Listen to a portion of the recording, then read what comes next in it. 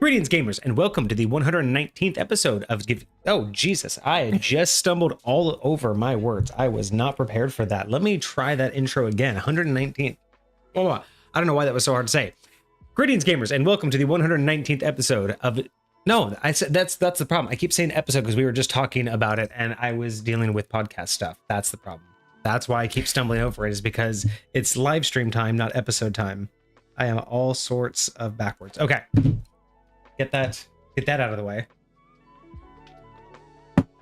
Greetings, gamers, and welcome to the 119th live stream for the MisfitGamersStudios. I am your host, Vortex, and this is D&D Discussions.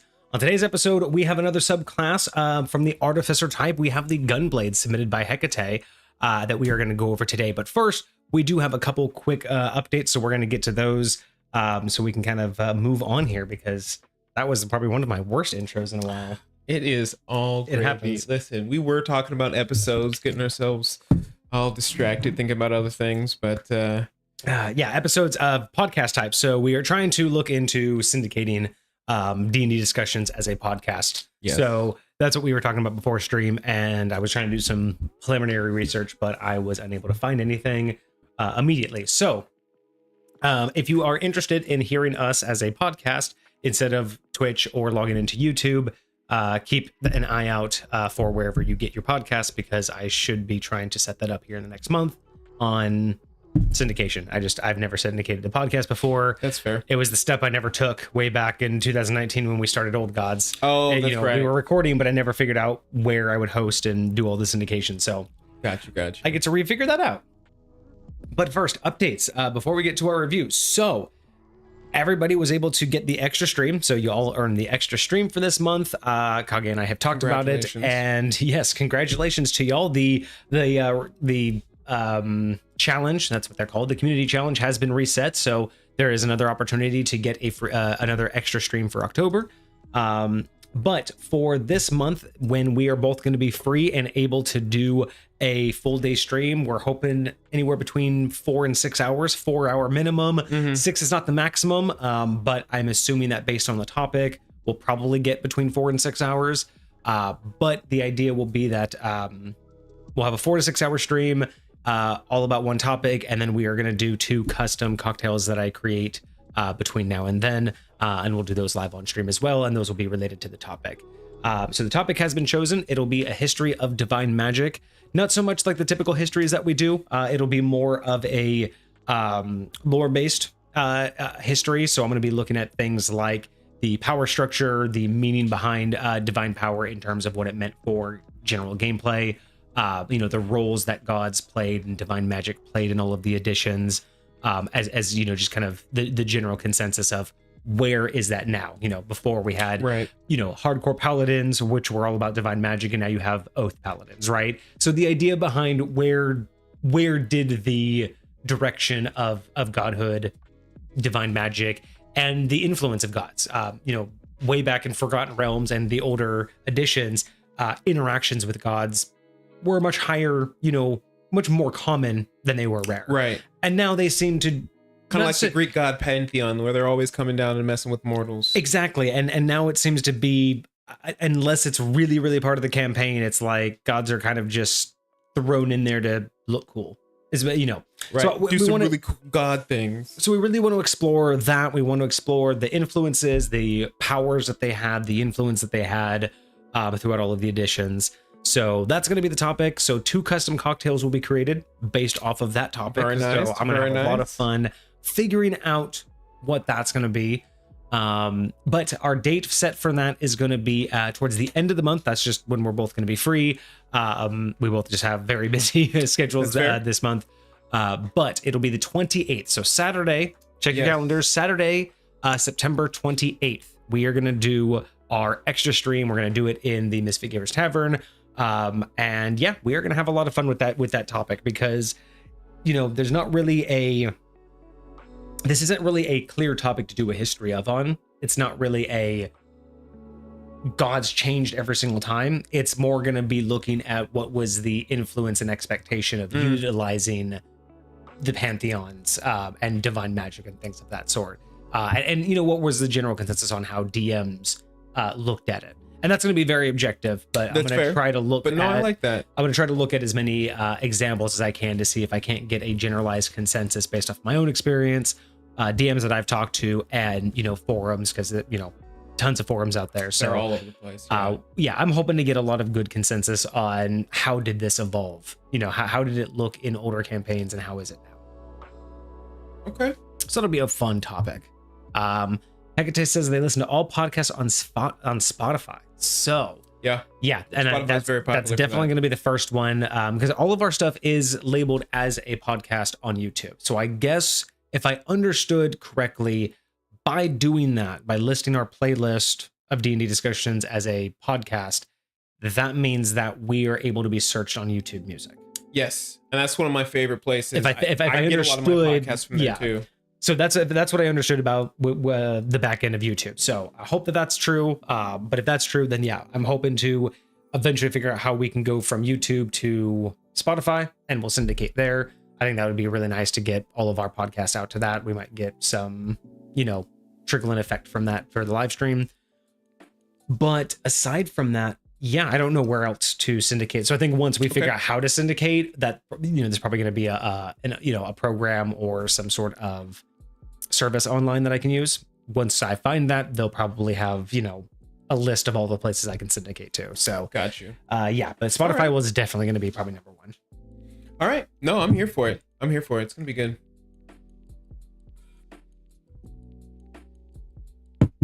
All right, and I think that was pretty much it. I don't think we have any other updates for right now, so I think we can kind of pretty much just start for today. All right, everything's looking good. Let me get. I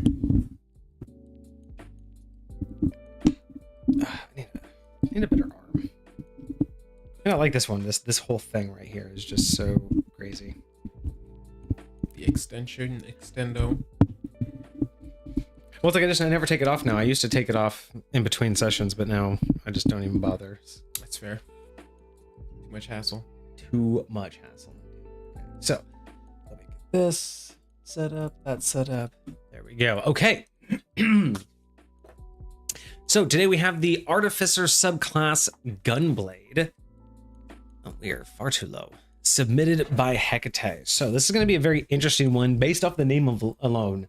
I'm already curious because I know that at least with some of the DMs that I've spoken to, just the general concept of guns is a very controversial topic. Very much in so. D&D. Very much so. And just simply the allowance of them is really the defining line for a lot of DMs. And I've talked to a lot of people who it's a very passionate subject. Some have, that's a lot of the time where I find people draw the line at what they consider D&D and not D&D, right? Like we've talked about that, the whole, we're very much against the idea of making immersion, what is and what isn't. But I would say that this is probably one of those hot topics that a lot of people, it will divide a lot of people in terms of it, not just acceptance, but whether or not they can generalize that premise. Even my original DM was absolutely against modern level gun firearms. Got you. So there were magical firearms. Okay. In the sense of, in the same sense that a wand that can, fire spells is a very, very bare bones Firearm. gun. Yes. You could essentially have a rifle that's just a staff shaped in a certain way that fires certain spells. And Got you. Yes, firearms to various extents existed in his realm of various fantasy degree. Gotcha. But still very fantasy. But very much in the fantasy, and it was all magic based. Like all of the firearms were essentially magic based or extremely, extremely well engineered. In the sense that, again, basically any modern firearm tactic wouldn't work. So for things like, he went so far that like the two things I remember specifically were like springs and gunpowder were specifically non-existent. yeah, no matter what you did, no matter how you coiled a piece of metal, it would not just operate like a physics. sphinx. Yeah, they would even mention like you could even find the ingredients, even if you could in the real world know what the ingredients to gunpowder are. Now, In the realm. I'm curious if that extends to things like tension latches. You know how certain things will like you slide it and then it. As I said, you could get away with things if you were very clever and extremely creative in your engineering. Interesting. There were. I heard of so many really unique homebrew ideas that again just were cool ideas, but because of the way that whoever built them or the way that they had been implemented in the realm, you only ever heard about them. But it wasn't like there was a write-up about it or anything. So that's fair. Yeah, so it's like I kind of dig the idea of the limitations. I get it, because once you have explosives, once you have gunpowder, once you have a spring, you basically have the workings of basically a spring and gunpowder. Now you have a bomb. Now you have a grenade. Like, but then again, there are grenades in D&D. Sure. So it's this weird, it's this weird world where there are certain divisions that people make, right? Like I'm against classic firearms in D&D myself, right? But I'm not against being creative and getting the same output, right? I'm okay. It's like I built a sniper. Like I built an in-game D&D sniper rifle essentially with mechanical parts. So it's like I'm okay getting away with the outcome that you want, but for me it's all about how do you get there. And that's I think this was probably one of my first culture shocks. Fun little, actually, we're gonna do like a little tangent real quick, because fun little culture shock when one of my very first 5th edition games that I ever DM'd. It was early on. It was one of the Discord ones. And I had run into a player who wanted something for their character. Now I was, I'm from this era of everything you build up and you make custom and you make personal, right? So the idea of like magical items was like, you either had to find it in game and as a treasure or figure out a way to like get it created for you. So I remember when we were building up the characters, they had come to me and said, they were like, oh, I want this like item, and they kind of described it, and I'm like, cool. So yeah, that sounds great. I really like that, for your character. All we had to do is figure out how, like I did my normal thing of like how we're gonna, go about build it. Yeah, it's like how it's like we just tell me how it works, what it's made out of. And they were extremely confused trying to like, and I was just like, yeah, we just, that sounds really cool, but like, we're just building your characters out.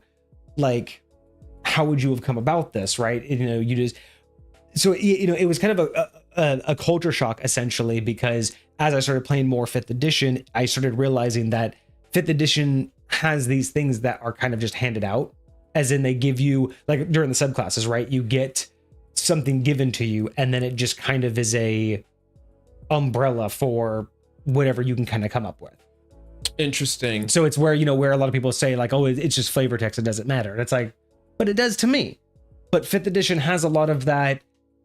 You just want item. The thing. Like we've talked about this, like a version of it where you're a fighter, so you get all martial weapons. Like, doesn't matter your training. What does that mean? You know what I mean? Like it's, and I think it was, I think that character was like an artificer. And so they get like a tool or something, like when they start out with her, it was something early on that they got. So the way they had described it sounded like this crazy thing that they wanted, but it was basically like what they had envisioned they were getting from their class, from like their subclass. So for me, that's just so weird, because I'm like, they were like, yeah, you get this for your subclass, but they then described like this whole thing, and I'm like, but how did you get that? And, so for them, they wanted this in-game, in-lore cool item, but they were like, but the game gives it to me, so I should just have it. And I'm like, cool, it's an in-game cool lore item with all this cool stuff. How did it come about? And it's like, because the game gave it to me. It's like, so I'm really disconnected there, because I'm like, but you want an in-game lore item with no in-game lore, because the mechanics gave it to you. And it's just like, that was really hard for me as a DM. That was one of the hardest things, to go from my more classic style approach of not necessarily hand-holding, but being there with the characters as they create and really guiding the story together, right, to this 5th edition mindset where everyone comes prepared and pre-generated, and it's just an expectation to just it'll work. Yeah, it's a very trust me, bro mentality when it comes to I hear cohesion. that, because a lot of the times, especially with some of the younger students that I DM for, I find that they don't necessarily know how they even want to go about that. They just have the idea. So personally, I do my best to try and build it with them or for them almost, you know, and just be like, okay, so you want this thing. Are you okay with this being what it's made out of? Are you okay with this being where it came from in your backstory? Maybe we could even connect it to this, and that. How do you feel? Yeah. And, you know, just trying to... Well, and I think that it comes down to, like, a lot of players don't expect to truly be part of the story. And like, again, that's what I want to... Like you were talking about, like bringing the characters, bringing the players in the first place. I want them to recognize that from the very beginning, that's what we're doing here, is you're becoming a part of the story. And, exactly. And I wanted to be a very prominent part of what we're doing. Yeah, absolutely. Lucifer says Adventure League is what ruined a lot of player expectations. Players got players got to pick what loot they got. Oh, fucking hell. Yeah, that would is that a Lucifer, is that a podcast? Is that like or like a Adventures YouTube? League is like the standard D&D, so you can basically take a character from DM to DM to DM. Oh, that's the one that they do at the game shops, right? Yeah, when they do you can do Adventures like when they do like the 10 DMs and everyone just goes there and they continue. You have to have like some sort of foundational base. So that means like you can only choose like standard items from the book. There's no like crazy homebrew items. That totally makes sense because then everybody in that room is required to be on the same page, because every DM, even though you may have a different narrative style, you can't. Every DM story. They're even telling the same stories.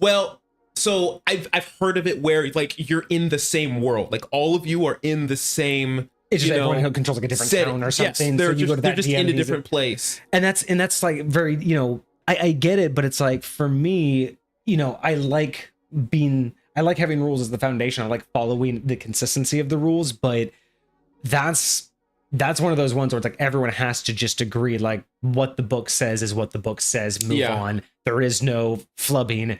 It's as the book says, and that really requires the greater amount of people to make the decision on any interpretations, right? It means that there's probably an already, you know, bigger group deciding what any decisions have to come down to. So that's it's wild.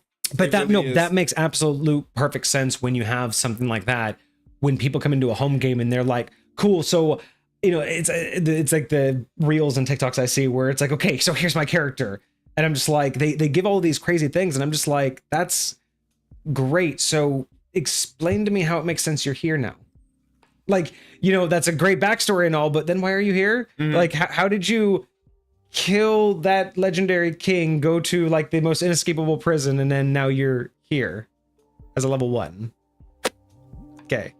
You know, there's so much to that whole, trust me, bro, I'll fit in. And it's like, but I think we've talked about this to death a lot too, is just it's the player involvement or the player connection with their character instead of just I want this cool concept to play out the way I want it to play out. I think it's more idealizing your character rather than becoming your character. It's like, it's very much the feeling of, I want to be the All Might, or I want to be whatever, and like that's cool, but like, do you want to be them?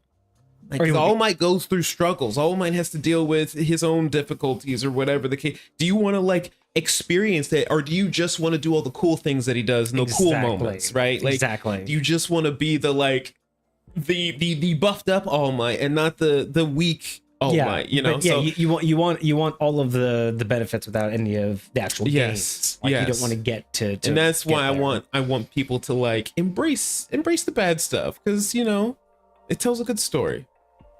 Oh, wow. Okay, so there was a master DM that oversees everyone. So basically one kind of like general person guiding, you know, everything. And then each other DM oversees like smaller modules. Wild. I didn't realize they get to pick what loot they get though. Interesting. Is there Well, like a yeah, certain so it limit, looks like like just they pick a rare they spend XP on loot. So it's like at the end of the thing. So it makes sense because like if instead of doing randomized loot, it's again the idea of it's more like a shop system. So where everybody gets the same loot to choose from. So your party balances aren't ever that far off. And people are actually getting stuff that they want and will use. Exactly. So I can kind of. It's going to make a lot less people feel crappy, but I could totally see why this is what screwed up the expectations. Yeah. Okay, that's fair enough. That's all I really needed. that's the explanation I needed. You like that? But okay, that was enough for my tangent. Hecate way back said that this was actually one of their oldest subclasses that they ever created. Oh, okay. So and it has not been changed or updated since then. Very nice. So let's do this. Let's dust it off here. It's a little dusty. Dust going up in the background on that picture. Yeah, right. Like we're just dusting blowing it off. All right, so let's get into it. We have the Gunblade Artificer Specialist. Description: for artificers who are firecrackers, who love to shoot at everything, yet also caring for those who are dear to them, they turn to becoming gunblade wielders, shooting at enemies and allies alike, but changing the impact of rounds that fly. Short, interesting. I will say it's enemies and allies alike. Yeah. Okay. It's okay. I don't know. I can definitely tell that this is definitely one of Hecate's earlier works. Mm-hmm. It's not as rich. Like it's captivating, but only just because it is unique and it's not something that we've seen before. There's a captivatingness to it. It's thought provoking, but it's almost like how they say less is more. Yeah. This is not that. It's slightly too less. This is slightly like I'm left wanting, but not so much that I'm gonna go searching. It's more like that sounded cool, but I needed more to be sold. Interesting. Okay. But yeah, I do kind of like the this just like you said, thought provoking of an artificer who's trigger happy. He's a little bit more of a hothead. That's kind of what I'm getting from this. Yes. Just a hothead artificer who shoots first, asks questions later, and he might apologize if he knows you. Ever. Yeah. I do like the imagery though. Good classic imagery here. Definitely gives me a Final Fantasy vibe. Sword. Gunblade is definitely Final Fantasy. And I'm actually seeing the blade, like you can actually like slice people. It almost looks like a little bit of a short sword that you could just shoot at people. Absolutely. Interesting. Okay. Yeah, Gunblade concepts are definitely. I mean, really, it's just a bayoneted weapon, but more infused. Yeah. You know what I mean? Very much so. So I dig it. I like this imagery. All right, so Gunblade spells. As a Gunblade, you always have certain spells prepared after you reach particular levels in this class, as shown in the Gunblade spell table below. These spells count as artificial spells for you, but do not count against the number of artificial spells you prepare. So this is nice. These are ones that you always get. So starting at 3rd, you get Fairy Fire and Heroism. Okay. I'm not familiar with Heroism. I'm less familiar with it. You get Lesser Restoration and Heat Metal. I'm glad to see Heat Metal. Lesser Restoration is actually an underutilized spell. I don't see that one very often. Dispel Magic and Stinking Cloud are great.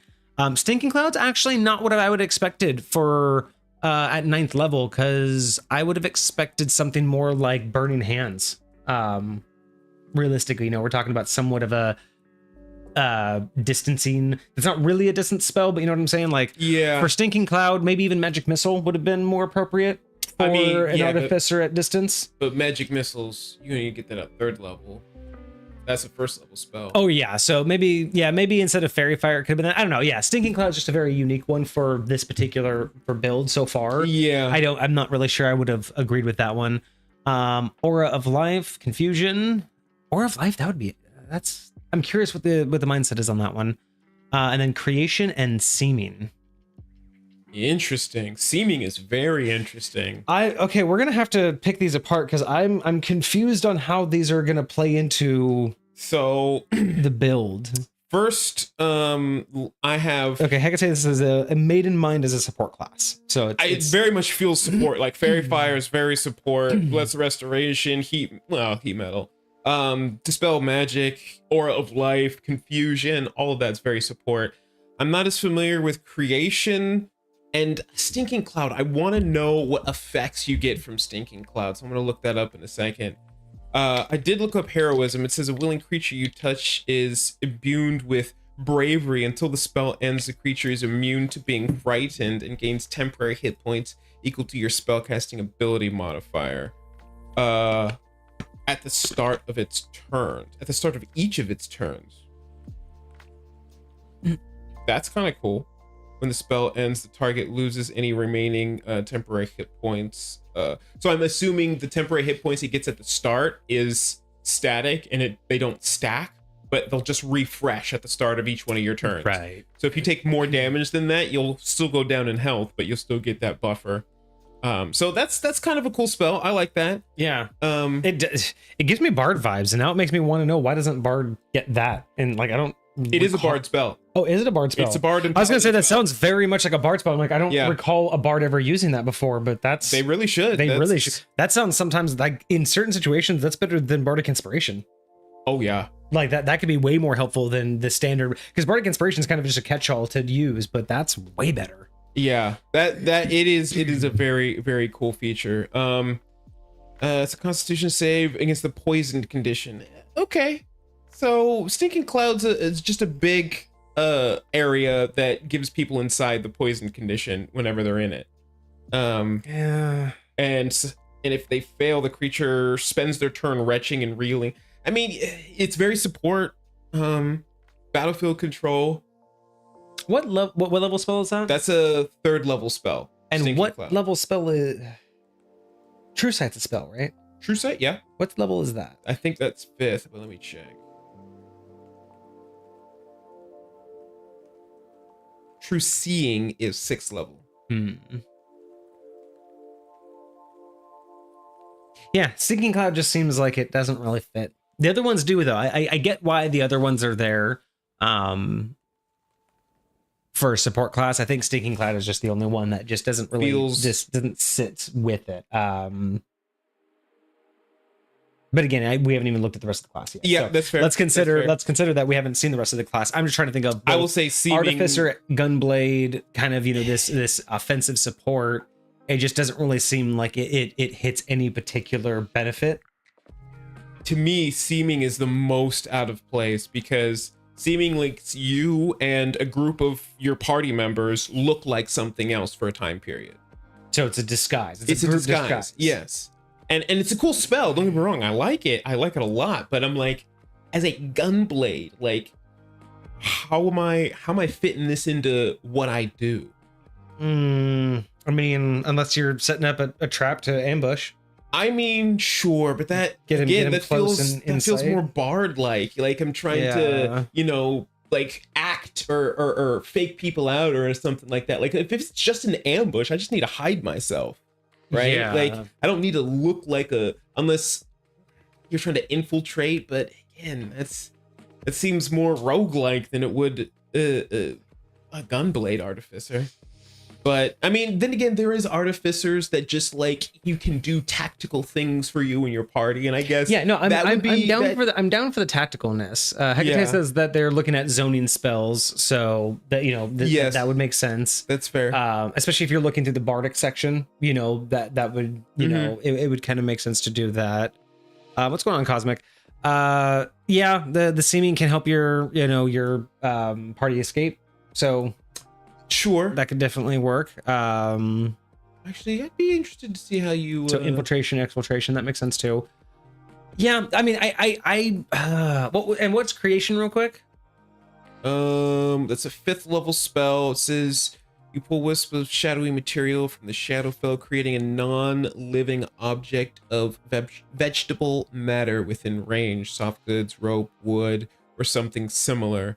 You can also use this spell to create mineral objects such as stone, crystal, metal.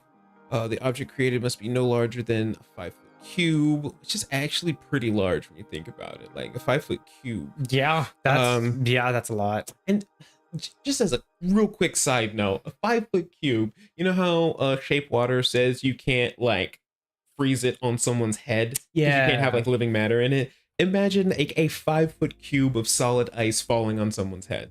Yeah, that's still gonna crush you. Yeah, that's insane. Like, that's wild. That's still gonna be wild. And that's a cantrip. That's for free. Yeah, that's for. Anyways, 5-foot cube object must be of a form and material that you've seen before. So you're just basically creating something from nothing. It says the duration varies based upon what it's made out of. It's vegetable matter, it's a day. Stone crystals, 12 hours. Precious metals, 1 hour. Gems, 10 minutes. Adamantine or mithril, 1 minute. Interesting. Okay. So, you know, it's I can see that. Like even if, imagine you create some rounds for yourself, some like special. Now, if you could do that, if you could make ammo, I mean, there's no reason you couldn't. And if you're using precious metals, it'll last for an hour. If you're about to go into battle, like give me, man, you give can me a literally little give bit. yourself crates of ammo. A 5-foot crate of ammo. I'm okay with that. I'm definitely okay with that crate of ammo. That's, although the projectileness has to be in the weapon then, because you're not creating gunpowder with it. Unless you are. well, I mean, if you had a crossbow, you can get specialty bolts. You could definitely do crossbow bolts, but I'm just thinking for the Gunblade.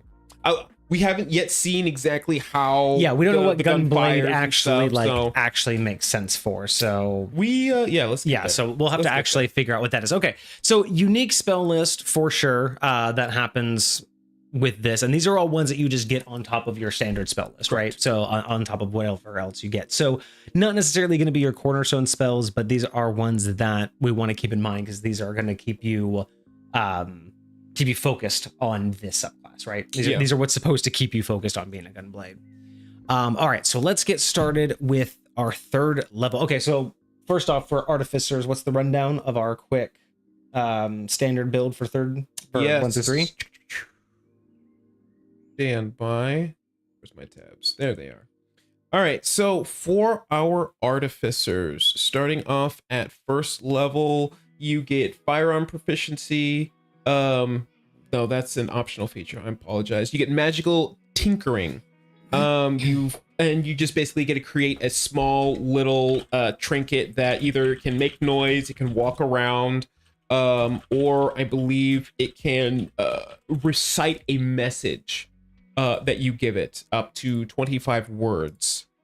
You also get your basic spell casting, and you get to use your Artificer's tools as your spell casting focus for that. And then you will they also get ritual casting, so not a lot of classes get ritual casting naturally, but these are one of them. And again, that's sacrificing time to be able to not sacrifice a spell slot. Correct, yes.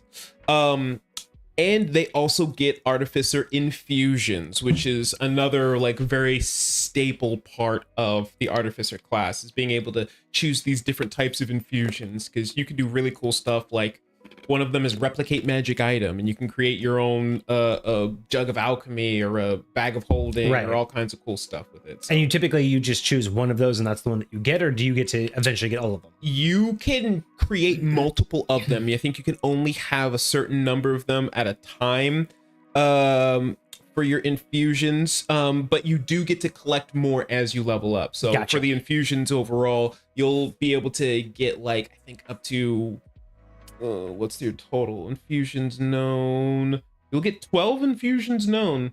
Oh wow! That's quite a lot. I didn't realize that's how many you're going to be able to accumulate at level 20. You'll have 12. Actually, you get 12 at level 18, but still. So, yeah, it's quite a bit. But yeah, that's first through second level.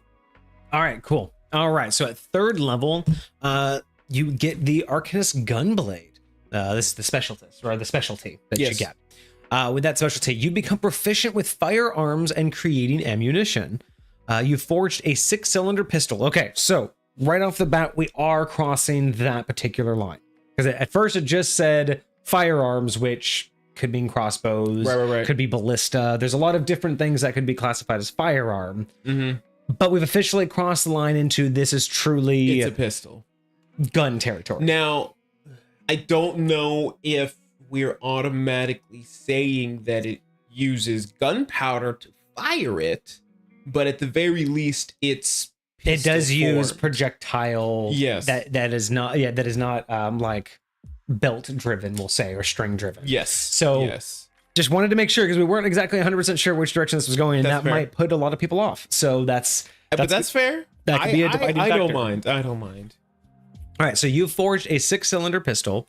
It counts as a simple ranged weapon with a normal range of 90 feet and a long range of 300 feet, dealing 1d10 piercing damage on a hit, with the short sword blade attached to the barrel for close range combat. You also have a bag of 30 rounds of ammunition. Once all shots have been expended, you can either take an action to reload all 6 rounds or a bonus action to load half the chamber. You can create rounds of ammunition during a short or long rest. Your firearm grants you the following benefits. 1, you can use the firearm as a spell casting focus for your Artificer spells. That was going to be necessary. If that wasn't there, game over. As an action, you can either fire a round or swing it as a short sword. Okay, I like that. That's just basically you get one or the other. You got to choose it or swing, and that's really nice. You don't have to. You don't have to make an action to change what it does. It's literally just it's going to act as both. Yeah. When you attack with your firearm, you can add your intelligence modifier instead of dexterity to the attack and damage rolls. Very cool. I like that for an artificer. And it can bear one of your infusions. Sweet. That's going to be very cool. Misfire. If you roll a 5 or lower on your ranged attack, it is jammed, and you must take an action to repair it. If you misfire a second time before a long rest, before a long rest of the first misfire, the gun is broken and must be fixed during a long rest. I like that was added. Hecate, good job. That is such a great add-on. I do like that a lot. I love that add-on. And I don't even mind the 5 or lower. Like it sounds like it should have been a crit, but I kind of like that because I mean it's just a jam. I like the old-fashioned it's a fucking jam. Yes, I would change it though, because here's the deal. I would change it if you're saying that if this happens to me, if I roll a 5 or lower on a check with this thing twice before a long rest, what's the likelihood of that happening? High. Like the likelihood that I'm going to roll a higher 5 or lower just twice, because who knows how many times I'm shooting this thing. I got 30 rounds. If I shoot off half of those rounds, like the likelihood I'm going to roll a 5 or lower twice before a long rest is pretty high. So I would say maybe within the same combat, then it's jammed and you have to repair it or something like that. But the whole day, I don't know. It feels like it's I won't go a day without it being breaking, and that feels like it'll be a pain in the ass. Yeah, and maybe 5 is too high. Maybe it could be like a 1 or a 2. Maybe it could just be like I mean, a crit feels like it's not enough because you don't crit that often to really justify like the misfire. Sure, but then again, it would justify the breaking of the weapon if you crit twice. Between a long rest, then it would feel justified. That very much feels like if you crit twice between long rests, that's it. I do like the idea that at early stages it's an action to fix it, but I would like to see that upgrade. Action to fix it. Yeah, so if you jam, like if you roll it and jam, so that makes me feel a little bit better. I thought you had to stop what you're doing and take a short rest. So if you fire and it misfires, if you roll a 5 or lower and it misfires, you take an action and to redo it, and then you're just firing again. Okay. But before the next long rest, if you misfire again, you can't use it as a ranged weapon until you long rest. Oh, so you still only get 2 misfires in a long rest per long rest. You still only get 2. But once you've misfired, you can use 1 action to basically clear it. Okay. So I think the misfiring should probably be done on a crit, because then it justifies the breaking. Though because it's a gun and because you get to make your own ammo, there is kind of a justifiability that most other people who have a ranged weapon like a bow or a crossbow rarely get to as easily fight without switching weapons. Like unless you have a hand crossbow and a short sword, and that's still two hands, you have two weapons in one hand. So I can see both sides. And right? I can see the justification for the 5. I can also see the justification for the crit. I see that, but I would say this: if you're gonna make it a 5, let me fix it on a short rest. Let me fix it on a short rest so that it doesn't feel as debilitating for my whole class, saying that you don't get. Imagine if both those rolls are the first 2 rolls you have. Your gun is useless until you sleep, and that's the first. You just woke up. Like, what are you supposed to do for the rest of the day? Well, all it does is just make it to where it's not a ranged weapon anymore. So it's like if you broke your bow. Like, it's like if the string snapped on your bow. You would just have to wait till your next long rest. You would fix it, right? Because it's not broken permanently. It's just your next long rest. So all you're missing out, and that's what I'm saying is like, that's where I get the toss up, because most other people, you could run out of ammo and then you don't use your bow at all, right? But it's still a sword. It's not like the whole weapon's down. It really feels like this is going to be the foundation of the class. Like, this is going to be building on its projectiles. Like, you know, and so if that foundational part of your class is going away, you still got a sword, but what else are you doing? You're going to cast some spells, and it feels like it takes away a large chunk of what you are. So would you feel better if a 5 or lower on the die misfired, but 2 crits broke it for the next long rest? 100%. Yeah. Like, you could misfire all freaking day long, and you take the action to fix it, and that's penalizing you. But a crit would be something more along the lines of, it's not a misfire, it's an actual like straight up jam, or there's something that you have to do, takes longer to repair. But if 2 of those happen, then it's like it's out till the next long rest. I'm super down for that. Okay. I'm super down for that. Yeah, because I really like the misfire aspect, but the breaking aspect is the problem. Is misfiring and it breaking.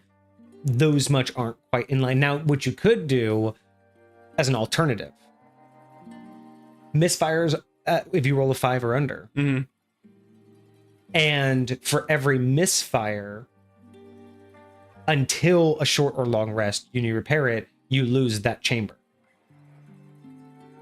Interesting. So you misfire, and you've lost that chamber until your next short rest. And you can basically misfire like 6 times. Once you've misfired 6 times, you basically have to wait till your long rest to fix it all. So the worst thing is you're just going to miss how many times you can fire in combat. Yeah. So would you be okay with that? I like that. I like that. So that's an alternative. Is the misfire is still rolling a 5 or lower on the die, but the idea is you still take an action to unjam it, but you've now lost that chamber until a long rest. Here's my question. What if you roll 4 on the die and it still hits? Because theoretically, the only thing that's an automatic miss is a crit 1. So if you're shooting at something, that means there's a chance that you can miss it. Of course, there's always. But the misfire indicates that you never got an actual projectile out. The idea was that the projectile never left. Yes, that's fair. So it's more of the low roll is more of a jam. So I would even say the 5 is probably the problem. Maybe it has to be lower than a 5 to justify, because I think Lucifer said in chat, if it's just a 5 on the die, that does kind of like ignore any modifiers that you would have that could potentially like. That's what I meant by like it's still hitting. Like, say if I have a plus 10 and a 15 will hit. You know what I mean? Yeah, that's that, and that's where it kind of gets a little weird. You know, I like the idea of the misfiring. I don't really know how to resolve that conflict. Again, I'm not a huge fan of the modifier aspect. So fair. You know, again, that's one of the reasons, right? That's one of the reasons that we've talked about this before about why I feel like modifiers kind of ruin dice rolls, because for that exact reason, you could have a shitty roll, but it still hits. And it's like, but the roll is indicative that you were like, your gun failed, but it's like, but it still hits. And it's like, that doesn't, like, the idea like that your skill can't outdo, like but like mechanically, your skill can't outdo the gun's failure. And I agree, but I would describe the misfire, because yes, traditionally the word misfire indicates that the round did not go off. But I would also say that you could call it something like malfunction and the round would still go off, but the gun might jam. Like in more modern weapons, like the slide might not come back. You might not eject the shell casing or whatever the case may be. So in this time, maybe something happens, there was too much gunpowder in there, and your casing for your round like flowers, and that's why that particular chamber is now dead. That's why that particular chamber is now dead, because the casing for your round like stuck flowered in there, and it's stuck in there, and you got to take some time to get it out. Yeah, and again, for 5th edition, I can see that as a valid justification. I don't like it, but that's because we're making a justification for the absurdity that is your character's ability is somehow able to overcome all other, like, again, like because all of those mods are you. Like, all of the mods are the things that you're able to critique in your specialties. But when it comes to, like, you know, something like a malfunction, it's just hard for me to allow that justification of, well, yeah, all your modifiers will just overlook the fact that it was a gun jam. And it's a 5th edition justification, and it works for 5th edition, right? Because it would allow us to jam up that particular cartridge for the, you know, the long rest and everything. And yes, it would allow for 5th edition mods. I'm just not a big fan of that, because it's like, it just, for me, when you take away the roll, like, again, that basically means that all I have to do is roll a 1 or I hit them.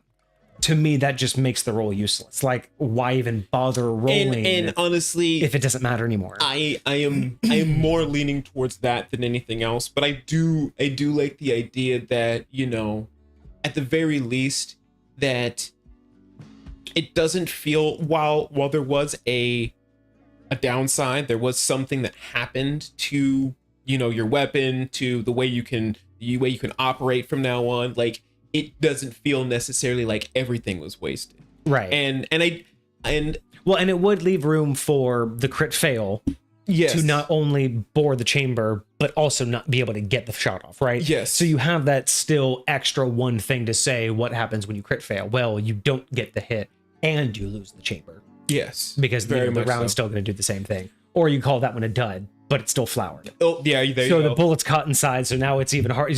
So yeah, there's a lot of different ways you can justify it depending upon, you know, what edition you would prefer to go through. Right. So yeah, I like this though. Overall, I like that you can use it as a spell casting focus. So. I really do like it that it is just, you know, there is no change up. There's no action that you have to do to make it go from one to the other.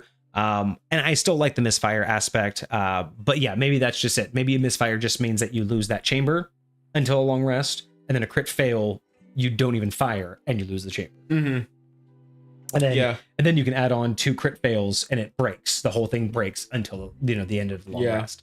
So I think those would be fair additions, because again, we're not really, a 1d10 is actually pretty nice for an artificer. I mean, you won't get that many of these support classes with that much damage output. So I'm okay with that. It is interesting that it's a 1d10. It seems regardless. Well, it says 1d10 piercing damage on a hit. And I'm assuming that's an indication of whether I shoot you or stab you, right? Like the blade and the pistol do the same damage. Interesting. That's how because it doesn't give us 2 different damages unless we're supposed to take the short sword and go find short sword damage. I don't know. So if that was... I would with the way this is, it says so because it doesn't even mention the short sword until after they talk about the damage. Right. And a short sword, I don't think would do piercing damage either. So I'm thinking that what you just said is accurate. So it's the bullets are 10, and then we have to go find out what a short sword at, which is I think a 1d6. I believe so. Okay. A 1d6 slashing damage. Okay, so I would also add that in here too, just to clarify for clarification. That this doesn't do anything like, you know, extra. But otherwise, yeah, I like how this is put together. I don't feel like it's OP. I kind of just like that it is, we don't really get to see that opportunity for a character to not have the encumbrance of swapping weapons. Yeah. I really like that this is that versatile, straight from range to closer range. Because the only thing that you get that with is something like a javelin or a spear. It's the only thing that you can do or dagger, technically. Yeah, those are the only ones, but then you lose your weapon. At least with this one, you don't lose the weapon that you're actually wielding. Yes. So yeah, I like that. So yeah, I think that all could work. What do we got going in chat? Let's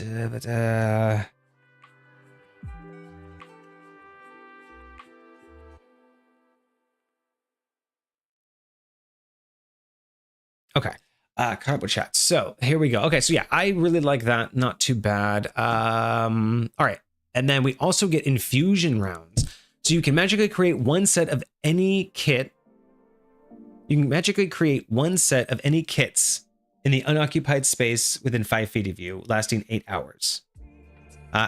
As you tinker with kits, you've learned to magically infuse your rounds, using them causing different types of effects from them. Okay, so I'm assuming that these are the different types of Artificer kits.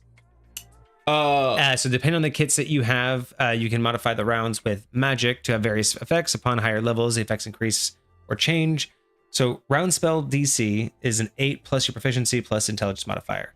You can have infused rounds prepared up to your proficiency bonus lasting 24 hours. At 10th level, this bonus doubles. Here we go.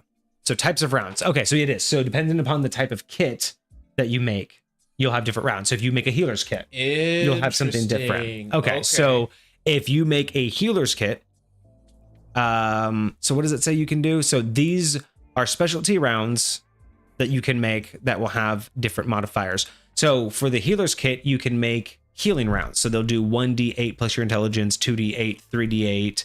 I'm guessing that's in place of whatever projectile damage they would have done. Yeah, they're not going to do damage. I think these are like for your allies. So you shoot your allies. And remember at the beginning, it says shooting at your enemies and allies alike.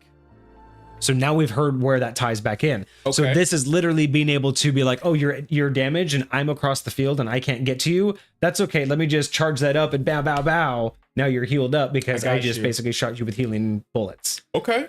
So that's another thing that you don't really get to see is long range healing. I'm liking that already. I do like that. I like that a lot. I mean, the only ranged healing spell there is as far as I know, a healing word. Yeah. Right. And it's cool. That's a bonus action, but I think there's other like AoE healing spells, but that's a little bit different. That's not really like the range that we're talking about. Yeah. So this is really this is cool. Now, what I'm really interested at too is how would you, I want to know how you as well, Hecate, let us know what your intention was, but how would you rule this if I needed healing in this Gunblade, right? And you're going to shoot me from across the battlefield. What do you need to roll to hit me? Because so I was thinking about that exact same thing. Okay, because here's how I look. Well, I want to know what you think because you would come at it from a 5th edition mindset, but because I come at it from 2nd edition, I have technically a built-in answer. So here's the deal, especially because you're in combat, lots of stuff is happening.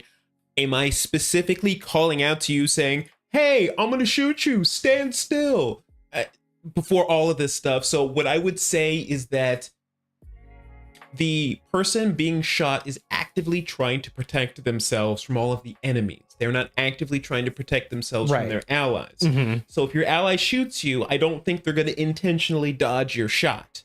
So what I would say is that whatever bonus you get to your AC, that is your dexterity, you don't get. Right. Other than that, you still have to hit them. And that's exactly how I would rule it too, because that's when it comes to how AC is developed in 2nd edition, it's already broken out in all of those different ways. Like you add multiple factors up. So I would just say, don't add that particular factor, which is the factor of you trying not to get hit by it. Right. And I would both rule that as you don't know it's coming because you're not paying attention to your allies and you wouldn't assume they're going to shoot you. So your dodge doesn't make any sense. And if you knew it was coming, you would try to get hit by it. So the AC is more or less their ability to aim and their ability to hit the right part of your body to actually get the shot off. Yes. Everything else is superfluous because you're not using your shield against them. You're not moving against them. So I agree. It's the dexterity. Oh, yeah. I would also say no shield bonus. So I would say though that somebody with heavy armor that doesn't get a dexterity bonus, I feel like there should still be some. Like, if somebody was shooting at plate armor, the question is like, how do you technically heal them? If I hit you, like I would have to find like I genuinely feel like they'd have to be really good and aim at a spot that your armor isn't. And that's why your AC is still going to be your AC. In heavy armor, because the majority of the time these rounds are going to deflect off of that armor. That's true. Right? That's true. So unless you're trying to say it's like a little gassy thing, like they're like the pepper spray pellets that when they hit you, they explode, and you just okay. I got my second wind. Yeah. Which I mean, again, it's a healer's kit. What are they? I mean, I'm shooting you with bullets. How is that healing you in the first place? You know what I'm saying? Like realistically, we could just say that there's a lot going on here. I mean, for sure. Like my thought initially is like injection rounds, like they're injecting you with something. I mean that's true. It's an easy answer. Don't heal the tanks. Don't heal the tanks. Yeah, just let that be someone else's problem. Let the tanks Unless deal the with the barbarian. tanks. Well, interesting. So a barbarian's armor is natural armor, and so is a monk's. So I would actually say a monk's AC would be 10. Yeah, just because you just have to hit the stationary object. Yes, like that would be easy. A barbarian. So maybe because a lot of it's their constitution saying their skin is super tough. So really, it would just be for yeah. So really, it would just be the AC of the armor then. It would for 5th edition, it would just be the flat AC of the armor, no bonuses. Yeah. Because if you're unarmored, then it's 10. Yeah. So Hecate says that there were notes. Do you remember notes for healing being added? I don't see any extra. So there is this condition for buffing and bleeding. There's those notes but none of them mention anything about healing rounds that I thought. These, yeah, Hecate was saying that there was an optional rule in the notes for healing rounds and buffing rounds. So we got the debuffing, but I don't see anything for healing on here specifically. Let me check the original and see if I can find something for that. And I did like Lucifer's idea where if you are using the healing kit and you crit fail, you end up hitting an enemy and healing the enemy. Huh. I feel like there has to be some sort of, the enemy's got to be nearby. Well, it can't be somebody behind you. Well, in line of sight. Basically, if the enemy is either in front of you, behind you, or right next to you. You know, it can't be way over there. Right. It would either have to be either side of you or in line with you. Yes. But I do like the idea that just a crit fail in this particular case maybe just goes off and hits an enemy, and then like, oh, hey, thanks for the heal.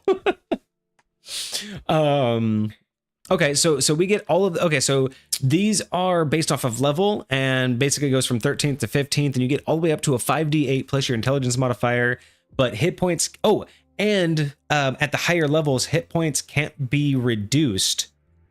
Starting at 9th level, hit points won't be reduced until the start of your next turn. Then at 11th level for 10 minutes, and then at 15th level. Now, I don't agree with this one. At 15th level, if I hit you with the bullet, your hit points can't be reduced for an hour, and I cure any condition. So I just shoot so I basically have a 6-shooter. I fill it up, I shoot all of the party, and then we go into the BBEG fight and we win because we're invincible. Am I reading that right?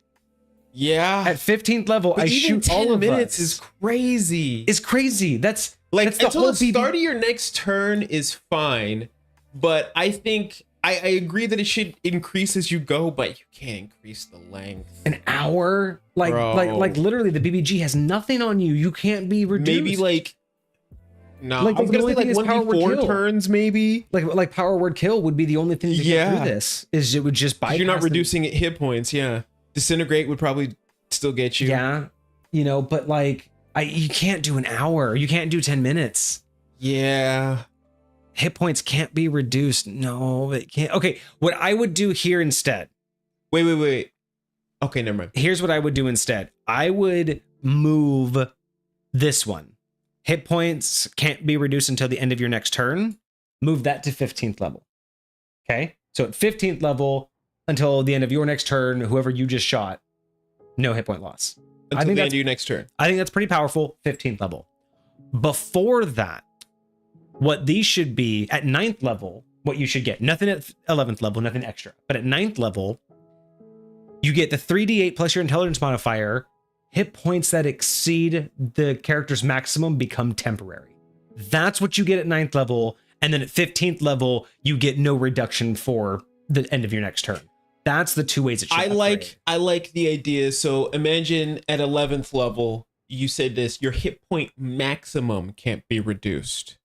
Now, that's a very different thing to say, but it does happen. There are plenty of Hit point undead maximum creatures can't be reduced. that will reduce your hit point maximum until a certain period of time. Like temporary reduce your hit point maximum. How about this? 9th level, excess becomes temporary. Okay.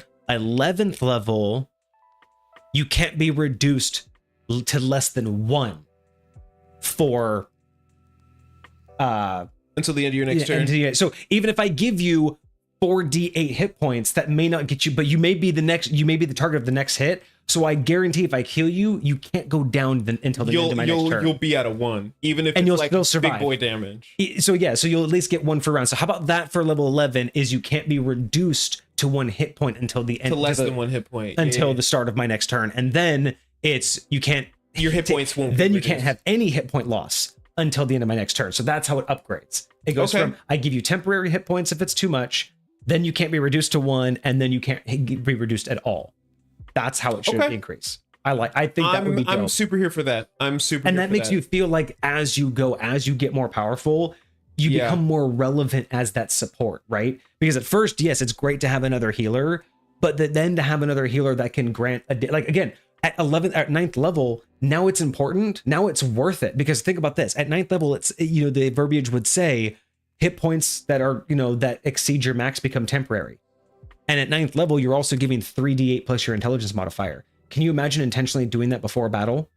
3d8 temp, 3d8 temp, 3d. You just give everybody instant temp HP over their max to start the battle with. That could just be like your tactic at 9th level, right? And then again, imagine at 11th level, someone's about to take their kill shot and you're like, I take a reaction, I shoot him. He can't go below 1 hit point now. Let him take all the damage. From that spell, right? Yeah. Or you could shoot someone right before like a spell that they're gonna get that's gonna like wipe out everybody. They can be the target of it, so no one else dies and no one else takes damage, but they don't die either. You know what I mean? Like there's so much that you could work up to. So I actually really like this idea of the kits though too, like having these kits be able to build these out. I really like this idea. I do like that. I like that a lot. Just as a note, I have not yet found the notes that he was referring to on Ooh, maybe it's at the end. As long as you tinker with kits. Okay, so here's another thing that I want to know, Hecate. So you are able to create any kit within 5 feet of you, right? So if I don't have a healer's kit, I can create one. Okay. But let's say I already have a healer's kit, right? I already have a healer's and I already know how to use it. But let's say I conjure a herbalism kit. I'm assuming that I can mix and match these. As long as I have the right kit, I can mix and match all 6 bullets, or however many equal to my proficiency modifier.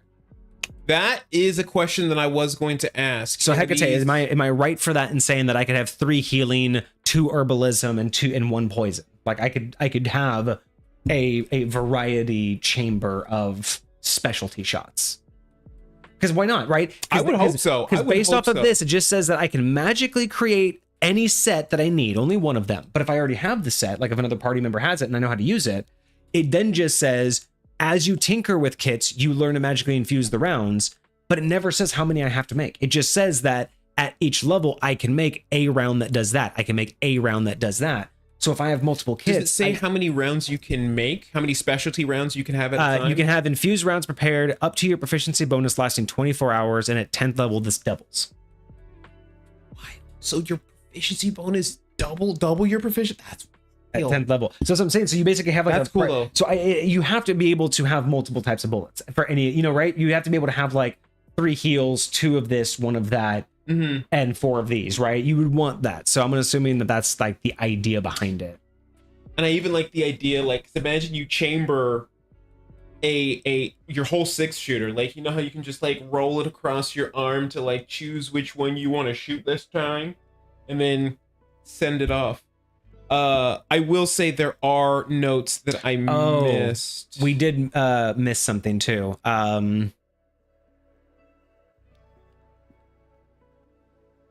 So all of these, am I reading this correctly, Hecate? All of these are supposed to say maximum hit points can't be reduced. So all of these are supposed to read maximum hit points can't be reduced. Let me check. For those times, which I don't mind that, but actually I kind of prefer ours. Those are more impactful than just my max, because you're right, there are times where max HP would be reduced, but I feel like it'd be more impactful if you could provide the temp HP, provide the no drop below 1, and then provide the no HP loss for 1 round. I kind of like that more. So I will say I did copy this directly from what you sent me. Okay, you can mix and match.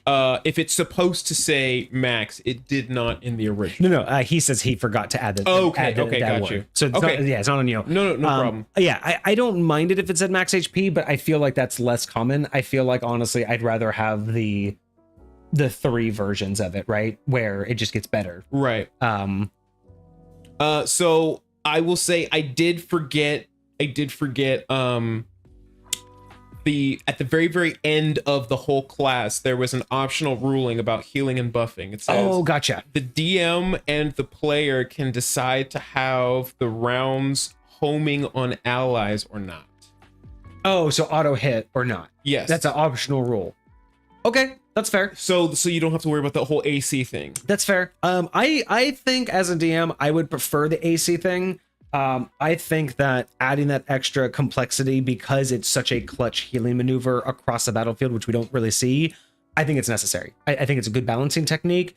I think having you basically auto hit them, what I would prefer is if you're gonna have it as like a guaranteed auto hit, I would say that you're limited to the minimum range, which is still even insane. Yes, 90 feet very still much insane. So. Very but to much be so. completely honest, I'm not going to let you auto heal someone 300 feet away. Yeah, that's absolutely ludicrous to that's me. wild. So if, as a DM, if we as the party said no, we think auto aim should be the choice, I'm going to be like, well, then you're limited to 30 feet or 60. Like, it just seems like it would have to be limited to for auto. For sure.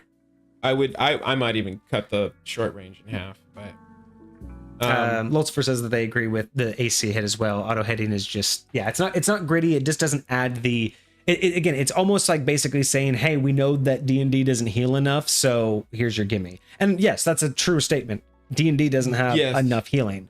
So to be honest, I get why people would lean towards an auto hit, but it's already really powerful as is. So I think giving it a little bit of an extra. And Hecate did confirm mixing and matching was the intent. So as long as you have the kits and as long as you know how to use them, because that's the other thing too, is you have to be able to use it.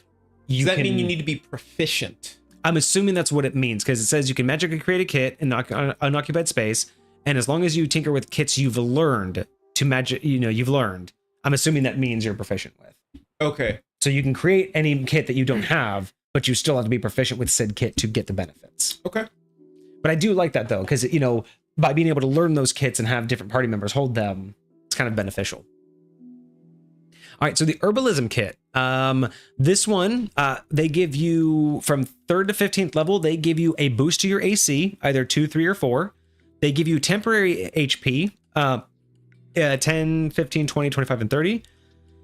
And they give you boost to your movement by 10, 15, 20, and 30 feet.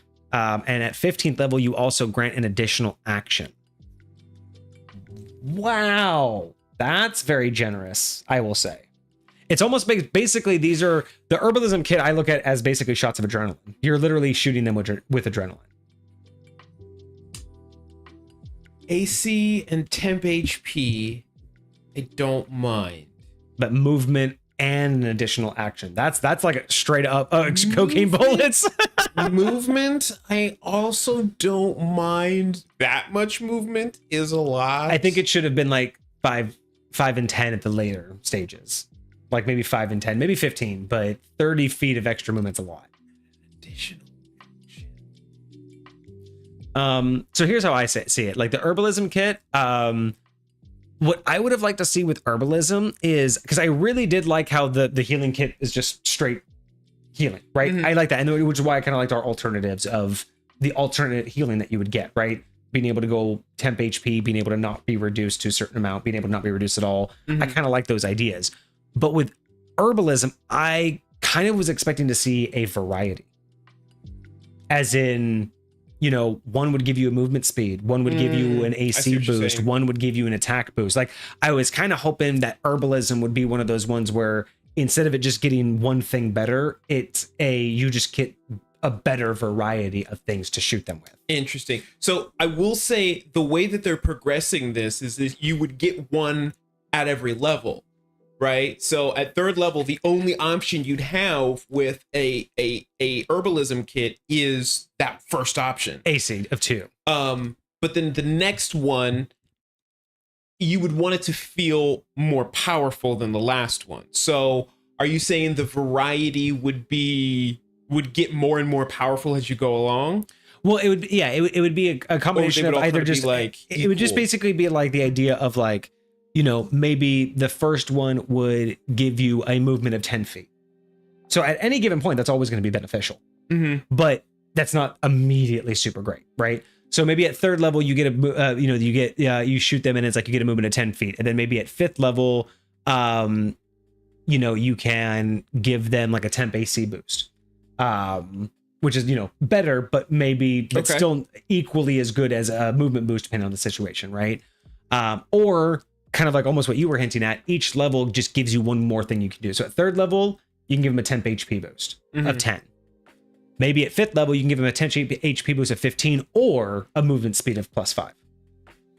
You know, like, so it's basically, it gives you more options to infuse it with. But the way I read the first one is once you level up, you're never going to use the lower version of this again. Yeah, you're basically just getting a more powerful. But this would be different. You would be able to choose based upon what you feel like.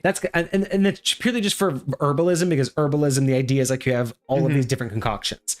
So that was just the one kit I was kind of expecting. Like Hailing Poisoner's kit, I'm expecting just one track minded, right? You know, Poisoners, maybe you have a sleep one, maybe you have a death one, but still one track minded. This is the one I felt you might want to get different types of buff, because we are a buffing type of Artificer, right? So being able to give different leveled buffs would be kind of cool, but I also understand that as you get more powerful, you want to make sure that you're just getting more power out of it, which is why I wouldn't mind like the things increasing, right? Like the first option is you get to do temp HP, and then the next one is temp HP or speed, but both of them are increased, right? And then the third option is AC speed or AC boost, but all of them have been increased from the previous one. So it's always getting better, but you're getting more things to select from. Interesting. And I do theoretically think that just because you've leveled up doesn't mean you can't create the lesser version. Theoretically, like say if I wanted to do less damage to somebody and I wanted to like, or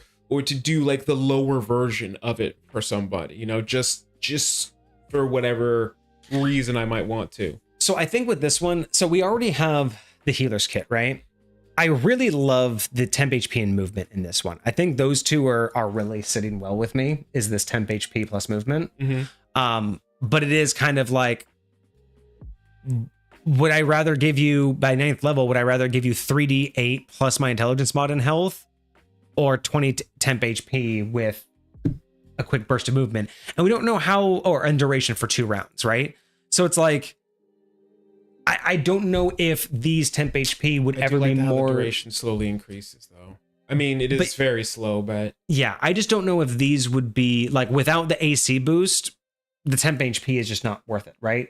So it's like, if the temp HP isn't worth it, then should it even be here? And then should this be AC movement base? So then you really have a choice. Do I heal you or buff you?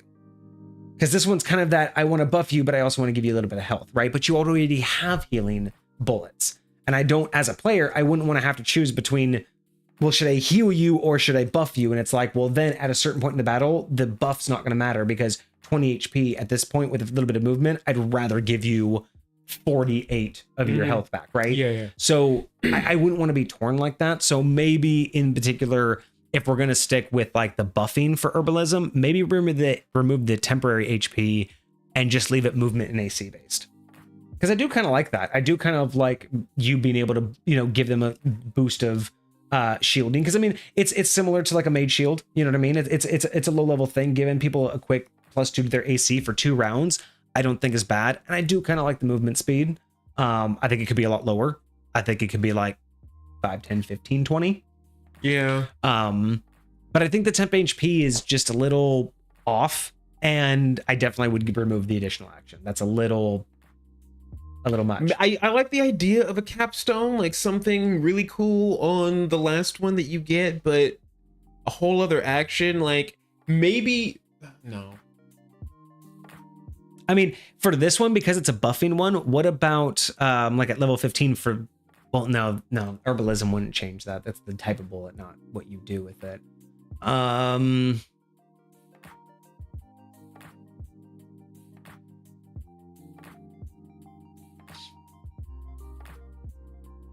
What if it was just an additional attack action? Specifically an additional attack. Like that's all you got was basically whoever got shot can basically just swing twice. That's not a full extra action, not like a spell, not anything crazy. So you basically get the effects of extra attack for that turn. That you just get for or and it'll stack on top of whatever extra attack you already have. So if you're a paladin that already has, and it's technically at that point it's a duration for 3 rounds. So you're basically giving that person an extra attack for 3 rounds, along with their temp HP and movement. Ooh. See, I would change that. You would only change to one. I would do it the initial round afterwards. You get it. Everything else lasts, but the extra action doesn't. It's just that first boost. Yeah. See, yeah, I think for this, yeah, my direction I think would be I like the AC boost. I'd get rid of the temp HP. I'd reduce the movement. I would keep the temp HP as just you get it. That doesn't have a duration. The temp HP is just there, right? Right. Until like a long rest. I would say that the movement is until the end of your next turn, so basically a full round they get it. Mm-hmm. And the AC boost, same thing. So basically they get to move and attack this round with that AC, you know, with the AC and the movement.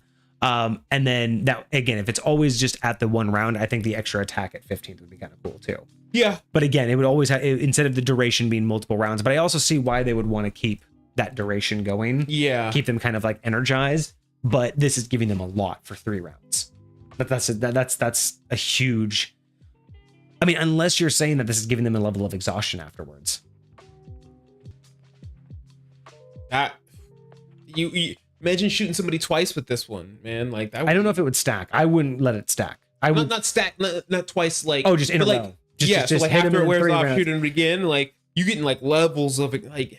Well, and then not only that though, but then you do that to your barbarian though. You're constantly giving him temp HP, you're giving him AC boost, and he's getting in an extra action. Like there's a lot going on with this particular one that I think, yeah, I think it's just a little bit too powerful in terms of the herbalism. And if we're not gonna like make it do a whole bunch of different stuff, I like it that it's a buff. I just think it's a powerful buff. Yeah. I definitely think you could use some tweaking. I have a couple of ways that I think we could go with it, but I think all of them are valid. I think everything you're bringing up is something that really could work and make this feel a lot more balanced, so to speak. So yeah. I mean, but then again, now I'm trying to think, because like the temp HP makes sense if it also goes away during that duration, right?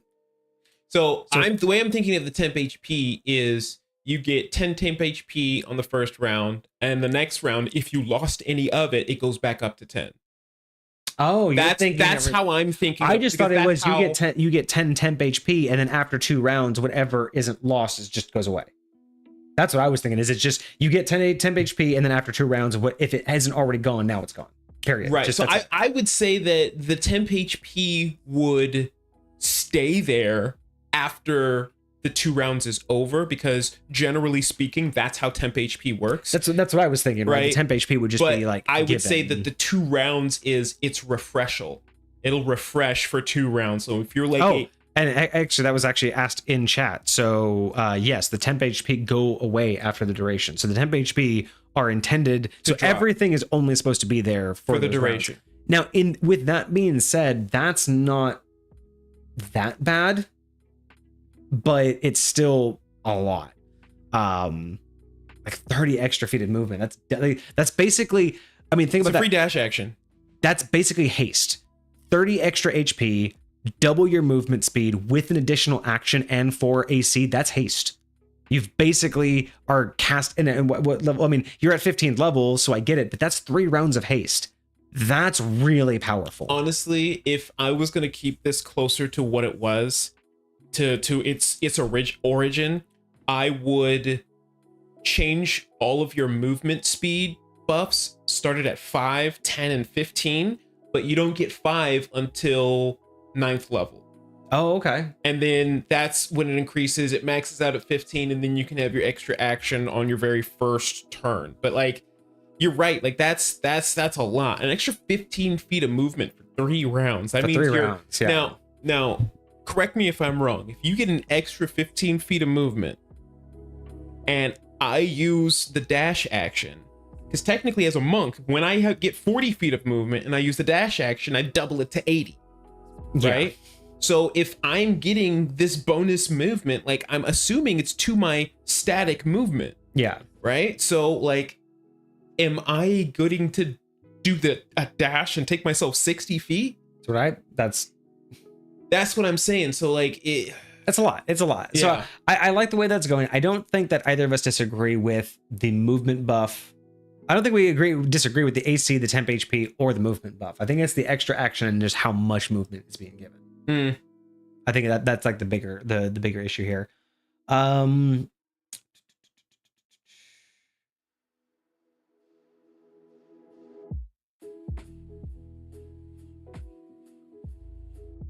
Honestly, I'm really trying hard to think at the levels that this would be happening though. But what else would you want? Like really at such a low level, 10 temp HP makes sense at such a low level, and like a +2 to AC is pretty gnarly. Maybe the +2 to AC shouldn't start till 5th level. Maybe it should start at 10 HP. But then again, you already have the heal thing, right? So you can't start it at just healing, because then why would you use it? Yeah. Like, so it would so it's almost like but we think that the movement should be, and then you wouldn't just give someone an extra 5 feet of movement with 10 HP, right? Like, so it's almost like it needs the AC to start with in order to be even valid. So I see why they went that direction.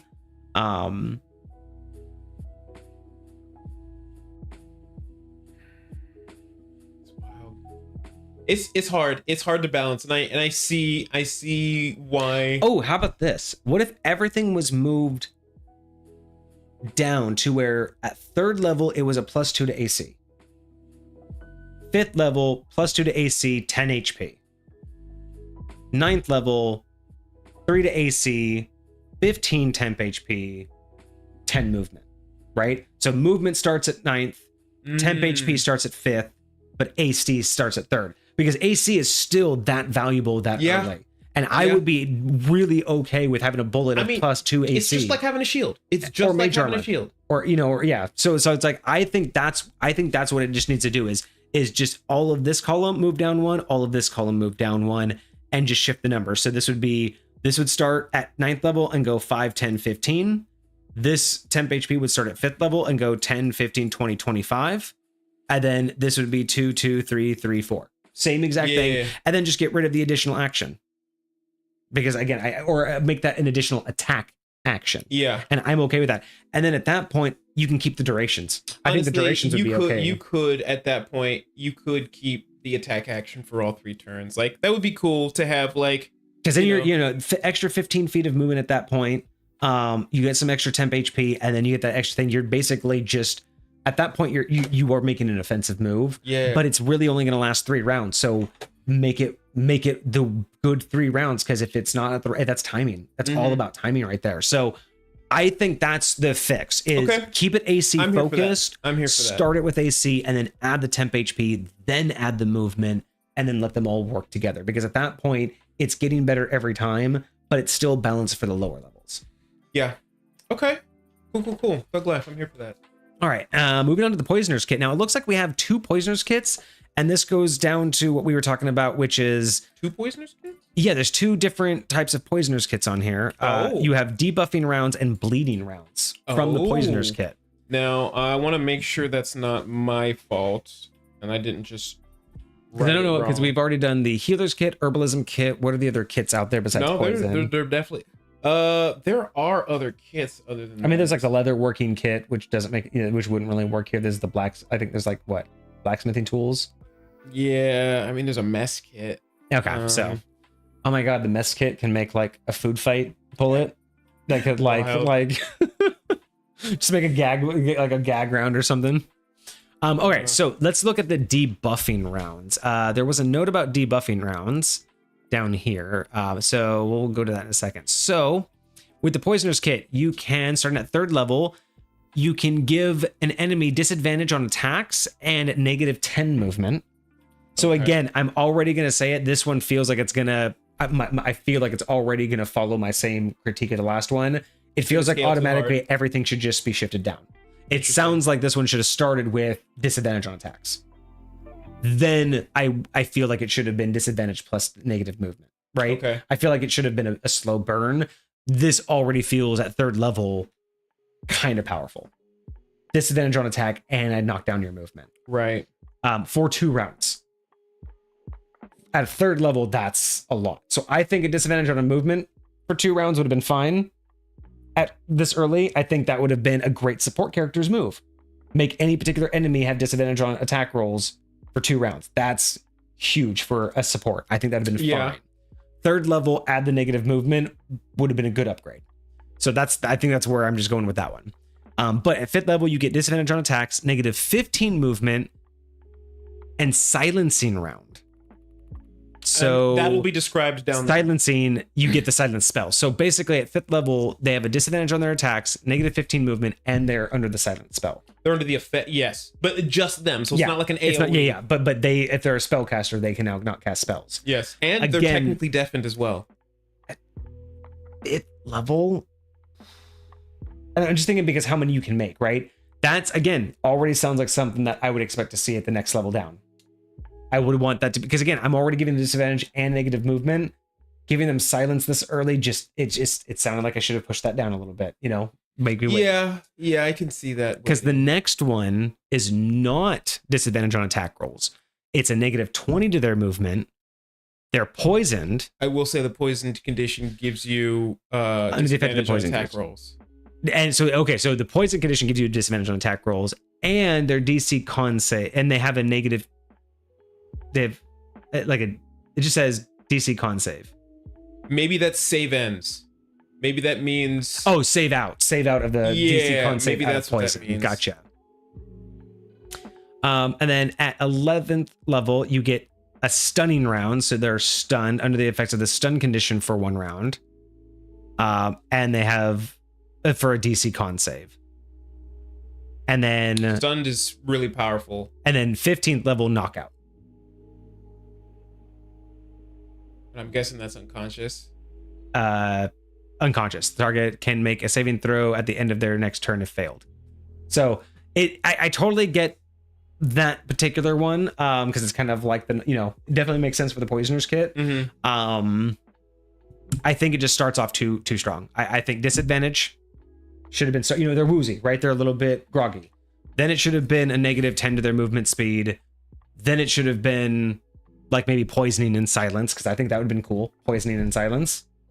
That would be a nice combo, especially against a mage. And then you could have done stun and then knockout. I think that would have been a better creep.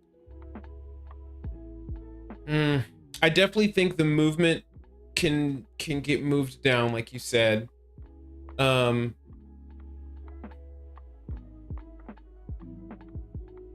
don't know if I would do both poisoning and silence.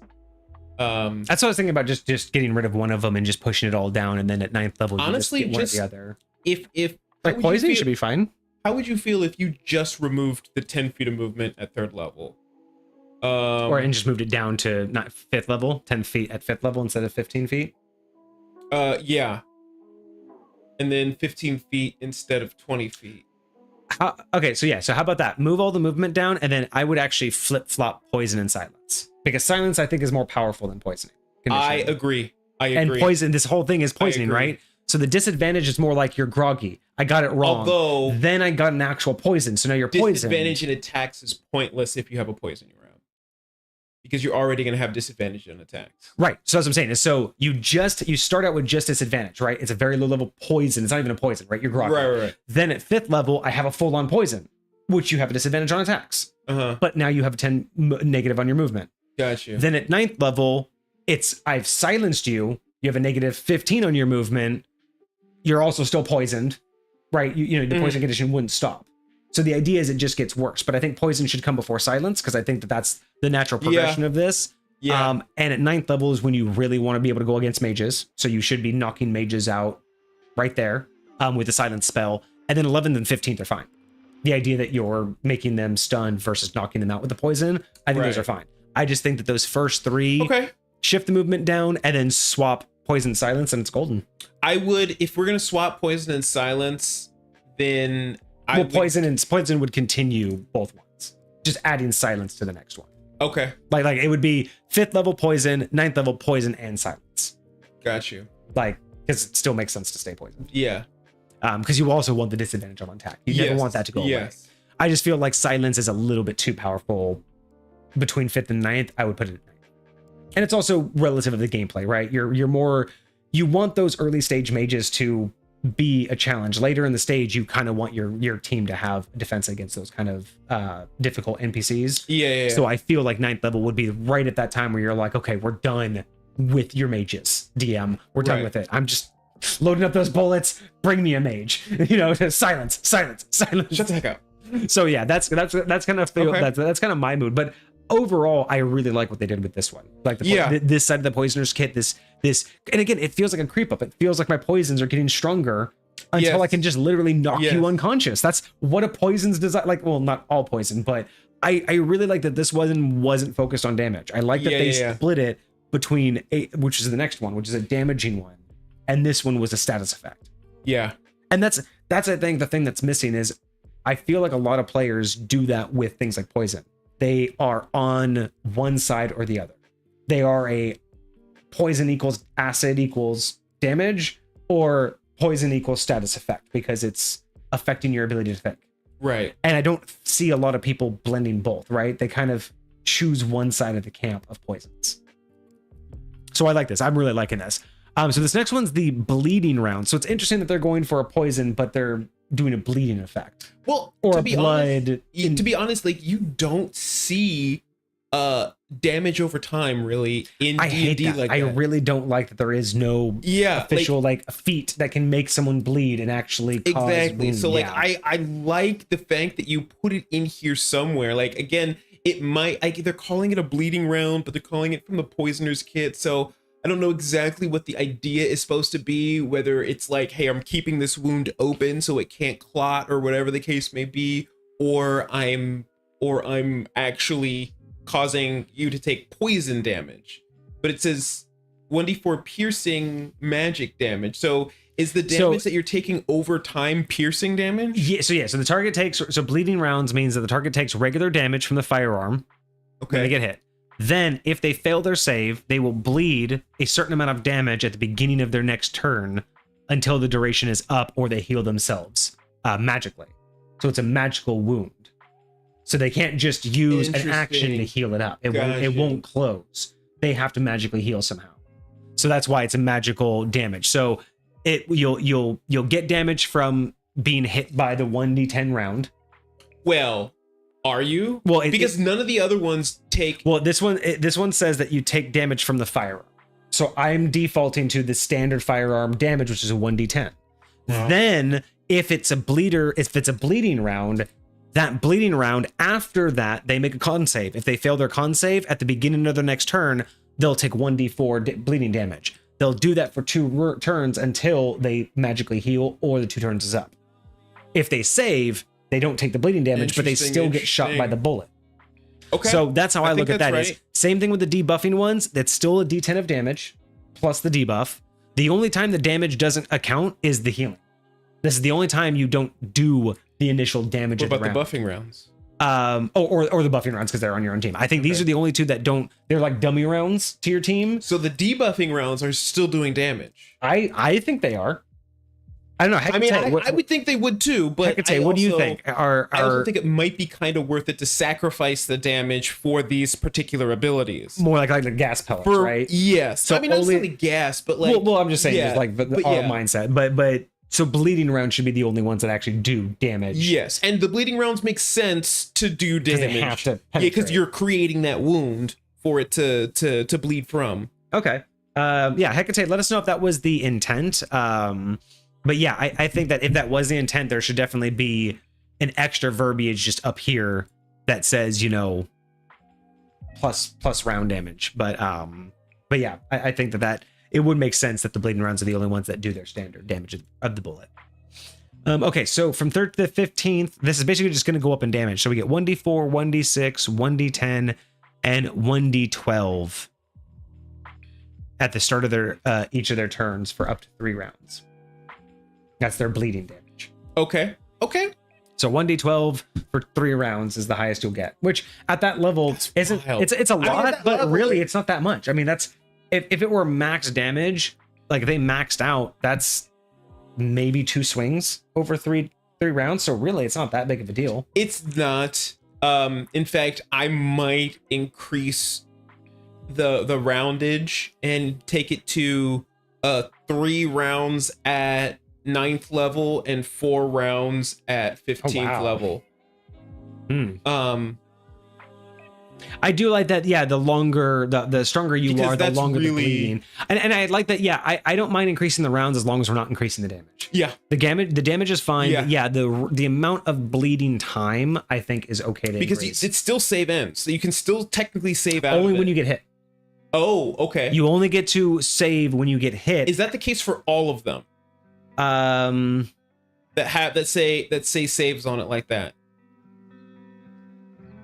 So the poisoning round, the stunning round, and the knockout round, are those also? So knockout, the target can make a saving throw at the end of their next turn if they fail. So the knockout they can keep doing every turn. Okay.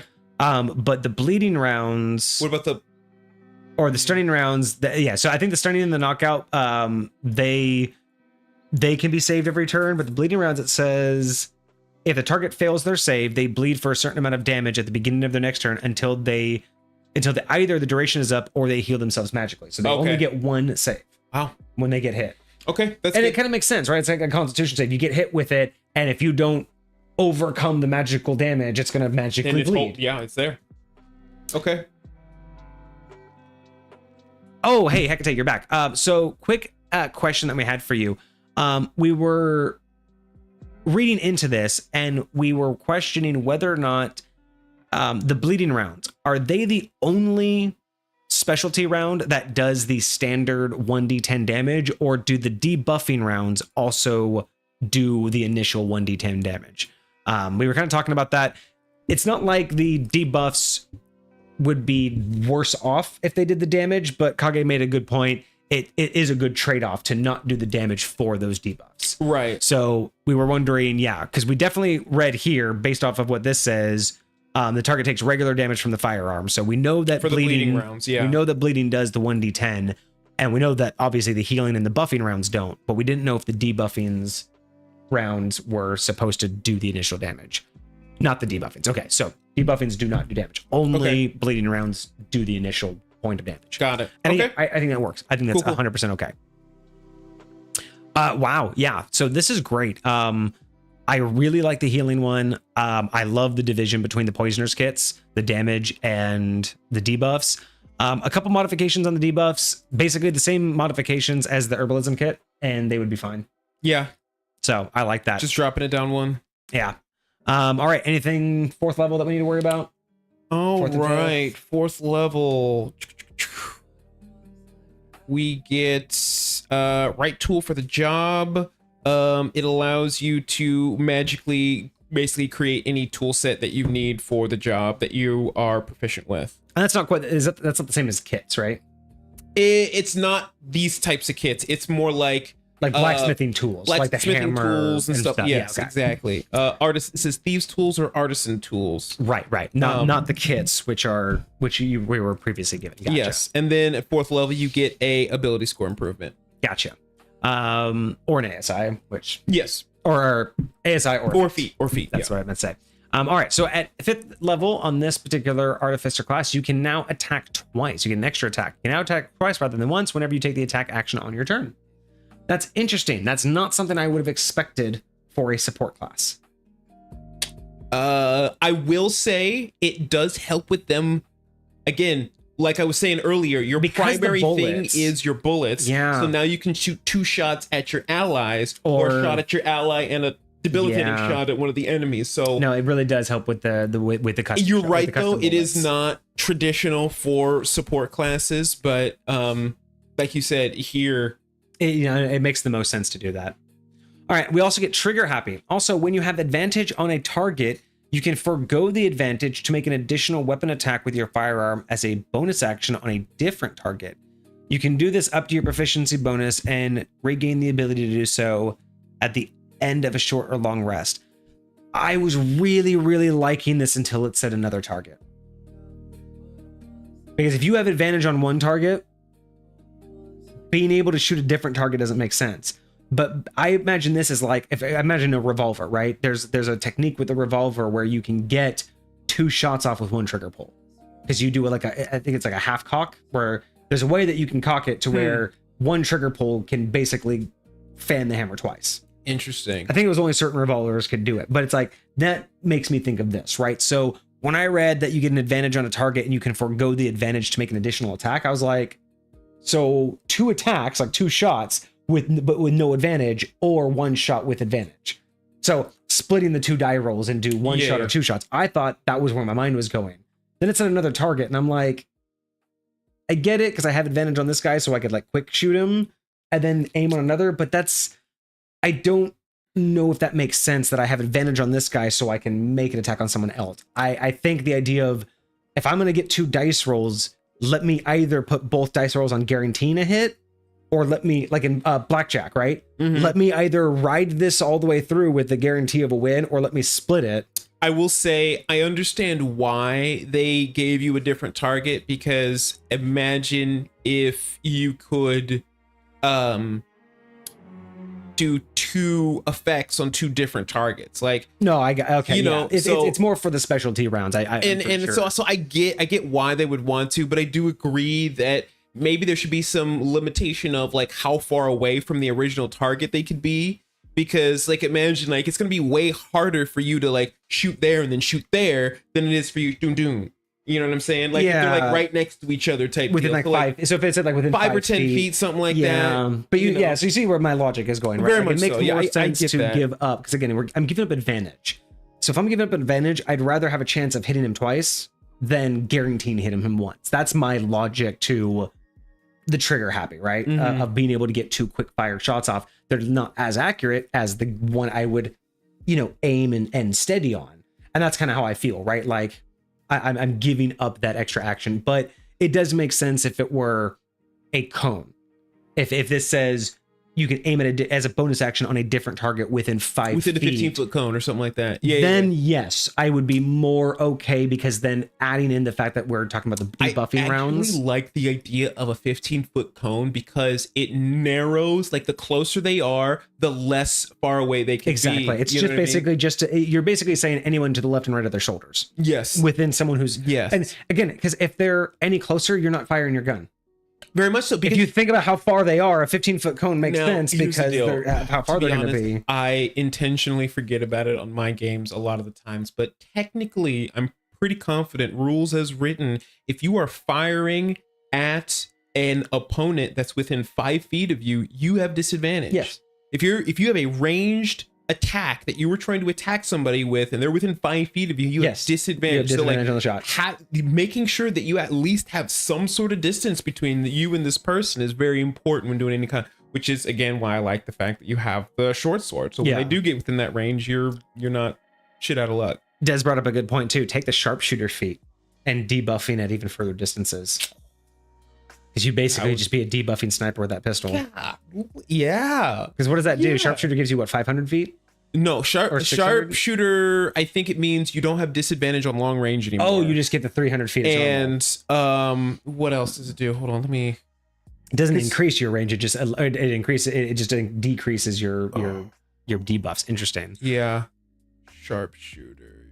Towards the bottom. So that makes sense. So Hecate's thinking the trigger happy one is more like if you've ever watched Red Dead Redemption, where you do the slow-mo and you can target multiple people. Yeah. Now, I love that concept, but I would expect that to be after level 10. Like, I would love that as like my capstone, where I could because right now I get like multi-attack, right? But imagine like once per long rest, I could, go into slow-mo and then Basically, fire every round in yeah, my... basically the idea is that as long as they're dirty. within like a certain cone of you, like maybe like a, you know, a 20-foot, 30-foot cone, Mhm. you can basically target up to as many enemies as you as rounds left. And you can just you know, just do that. Like, I think that would be a great capstone feature. But yeah, so yeah, that would have been cool to see. But yeah, sharpshooter would definitely be really good. So sharpshooter, there's a couple other things that it does. Yeah, at long range you don't get disadvantage, but your ranged weapons attack ignore half cover and 3/4 cover, and you can take a -5 penalty to your shot to get a +10 to damage. And that's exactly what Des just wrote all of that in chat. Oh. It's wild though. No, exactly. So yeah, so trigger happy. Yeah, I think that I personally would have been happier if I'm giving up my advantage, my guaranteed one hit to do 2 quick successions. Mhm. I think that sounds better, but I would be okay allowing it to be dealt between a different target if there's a cone involved. Yeah, yes. Because very again, much so. it just doesn't Very much so. logically to me, there's no reason why I should be shooting someone off to my right because I have advantage on someone in front of me. That doesn't make any sense. Especially here at this level. Was this fifth level? Yeah. So, but being able to get 2 shots off without that advantage and maybe being able to target somebody within a cone, that makes sense, because at least what I'm logically understanding there is that the advantage means I don't have to aim at that target as long. Because normally I'd have to sit there, aim, watch him move. You know, he's like dancing around. Yeah. The advantage means that for whatever reason, he's not paying attention to me. So I have basically like the broadside of a barn. That's why I have advantage. So I'm giving that up because I know he's an easy target. So I'm going to give up the broadside of the barn to get a quick shot off, which means I can quickly look over and maybe tag somebody else, right? And that'll make sense because you could still technically miss that shot. Even though you had advantage, if I'm splitting my shots, then it's just a regular roll. And I mean, again, if you wanted to go one step further, if you really like your complicated rules, you can go one step further with this and say you can take your advantage on the single target and have 1 shot on him.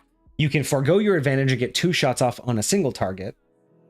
Or you can forego your advantage, have a regular shot on that target, and then take a second shot at disadvantage on another target. So you could just go 1 extra option. That's true. So Des says, do you like the idea of a blind fire? That's always a cool concept. Just shooting at someone in front, and then the arm goes wide, shoots someone that you're not even looking at. Oh, I thought you were just talking about like if you're behind cover, being able to take a blind fire to where you don't expose yourself at all, but you basically take like a percentile roll to fire at an enemy and hit them. That's what I thought with blind fire is don't expose yourself during combat, but be able to literally still fire at an enemy. But yeah, I've always used, Des, in reference to what you're saying, I've always liked the idea that if you fire into a group of enemies and you miss the target that you're going for, I definitely say that there's a chance you're going to hit someone nearby. Or even if you crit fail, I always love it. Like I always think about cones, firing cones or firing lines when someone crit fails and there's allies in the way. Yep.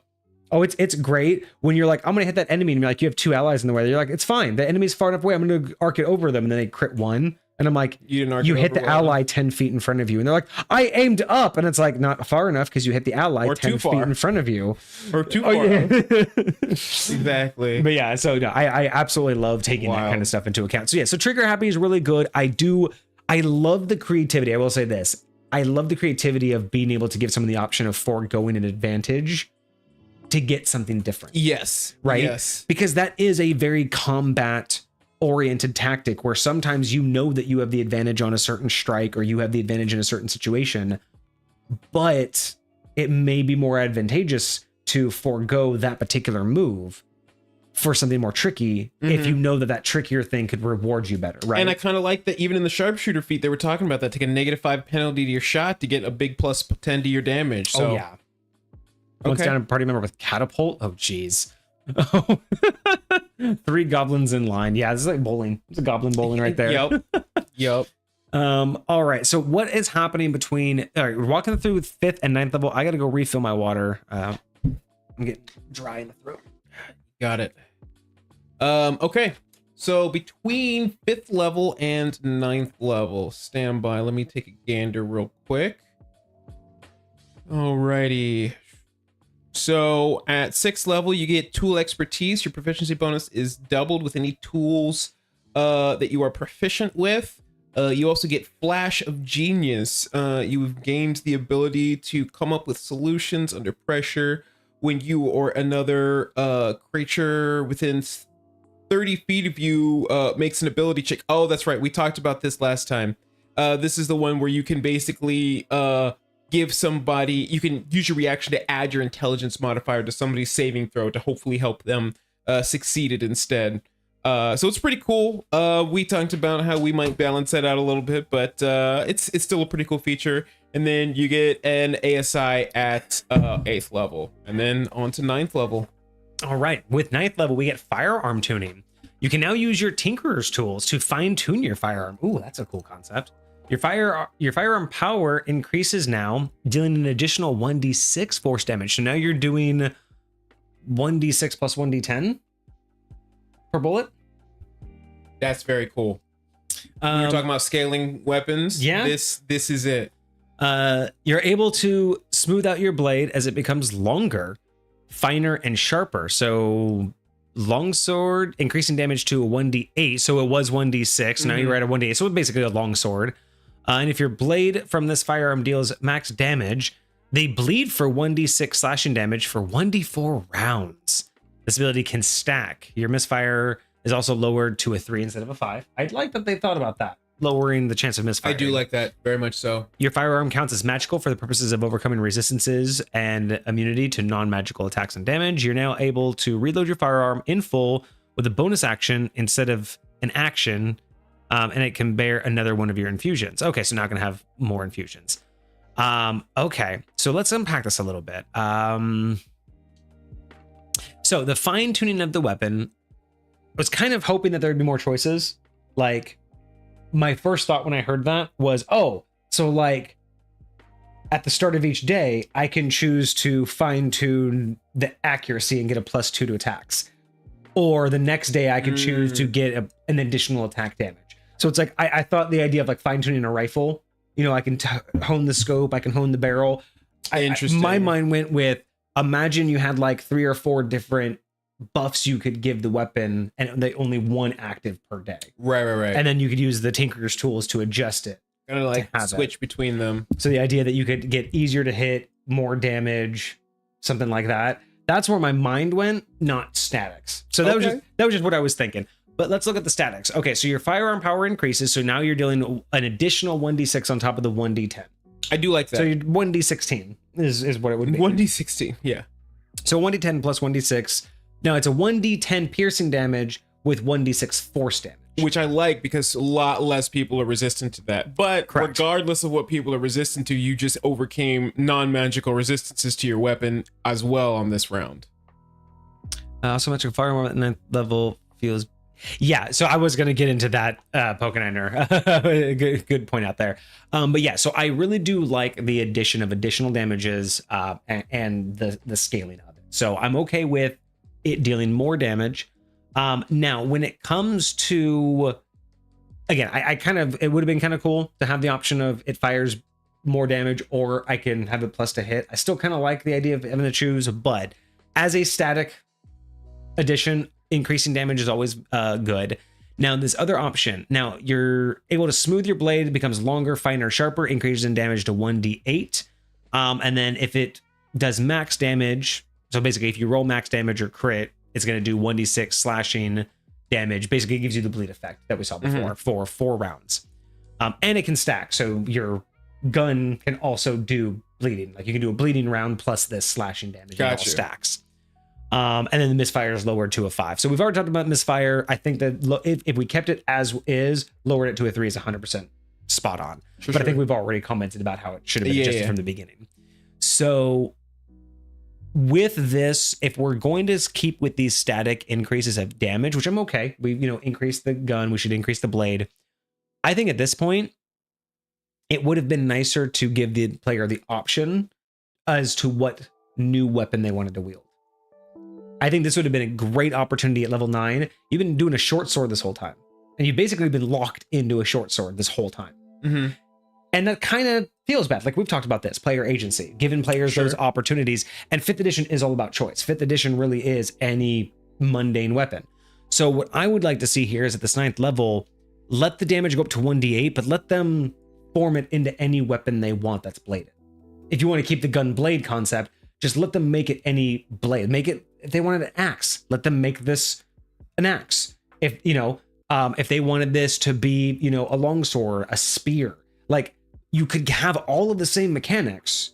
Yeah, you say it's a pistol. I understand that it's supposed to mechanically be a pistol, but at this point, it would have been really nice because realistically, you're basically saying, hey, you're going to have a short sword and then you're going to have a long sword and that's your character.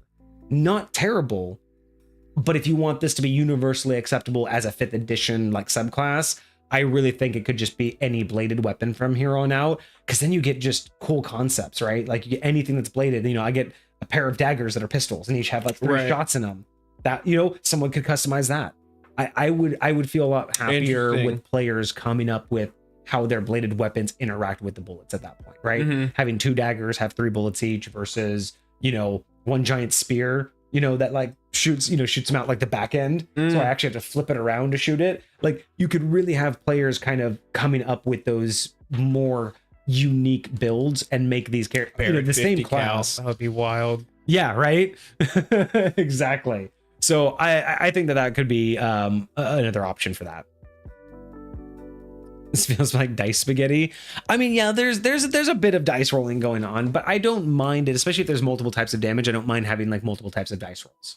You know what I mean? Yeah. Like I don't really mind that if it's gonna increase. And once you it's not so much so that it's like you're so lost on what you're gonna roll every turn. It's like you just once you get used to what it is, you know what you're doing.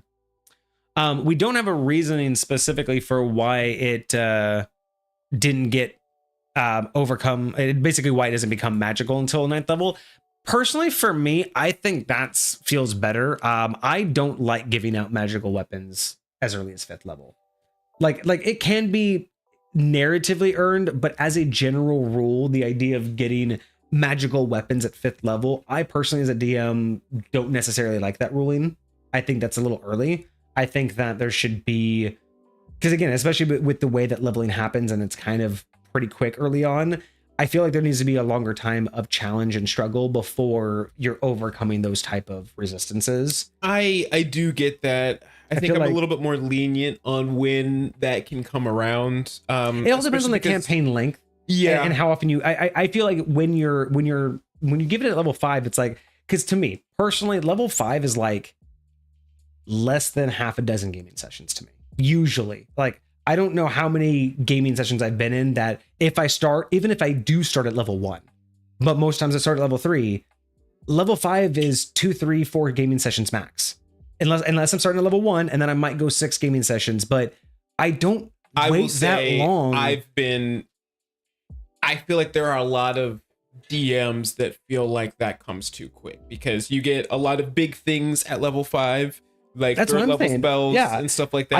I feel like I feel personally there are a lot of DMs that I've run into that are like, no, you don't get to have that so quickly. You're gonna wait that out at least a dozen gaming sessions before. That's weird. Yeah. See, I don't know how other DMs like level it up, but for me, I don't feel like level 5 takes very long. So immediately getting to like magical resist, like overcoming magical resistance is just like, it feels very soon. It feels like I haven't even been challenged enough. Like for me personally, again, my experiences with DMs, I don't think I've had more than 2 encounters by that time, maybe 2 encounters with a creature that has magical resistance by level 5.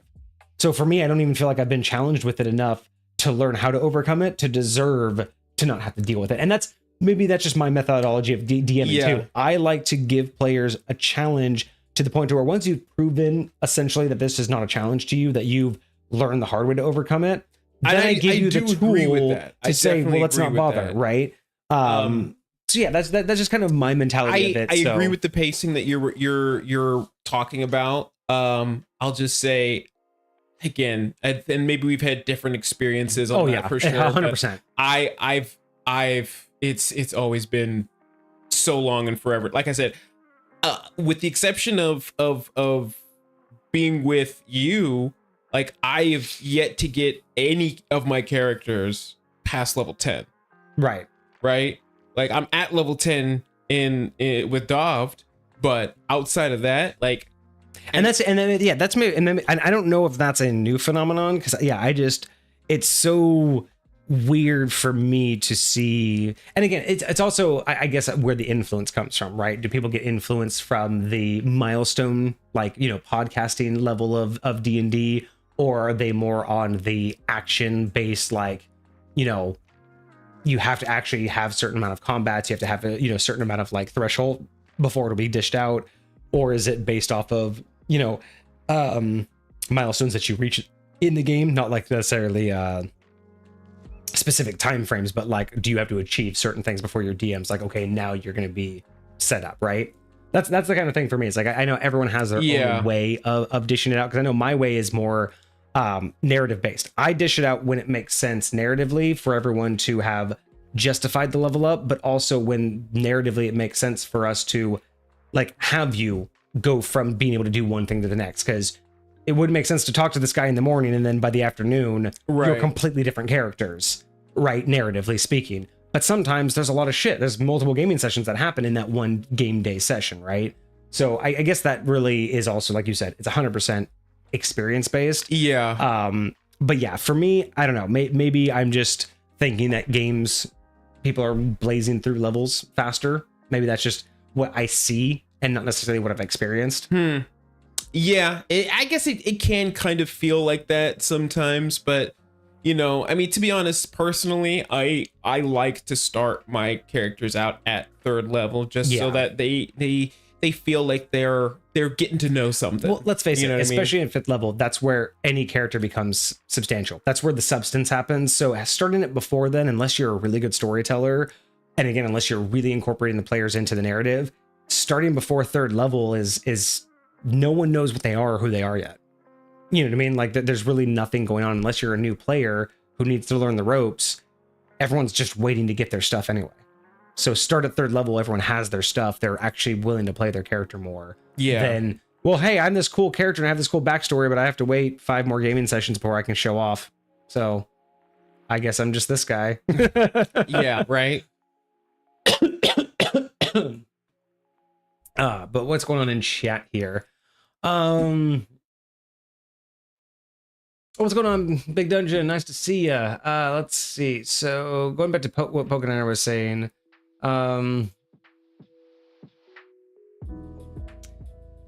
easy to get lost when you have different types of damage on a single weapon. You can. I can understand that. This one does make sense though, because you're customizing the ammo more than the weapon.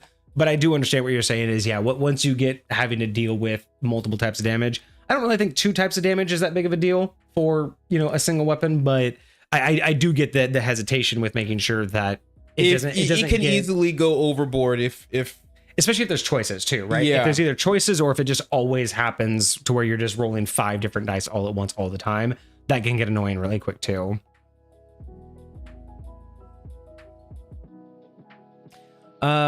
Let's see. So Pokemon are saying non-magical breaking weapons is really a T2 effect in 5e. Monks get it at 6th. I don't know what a T2 effect is. Like tier 2 or I'm not sure. Who said this? Pokemon is talking about it. Most subclasses give it like Artificers break it in that area. I can't say.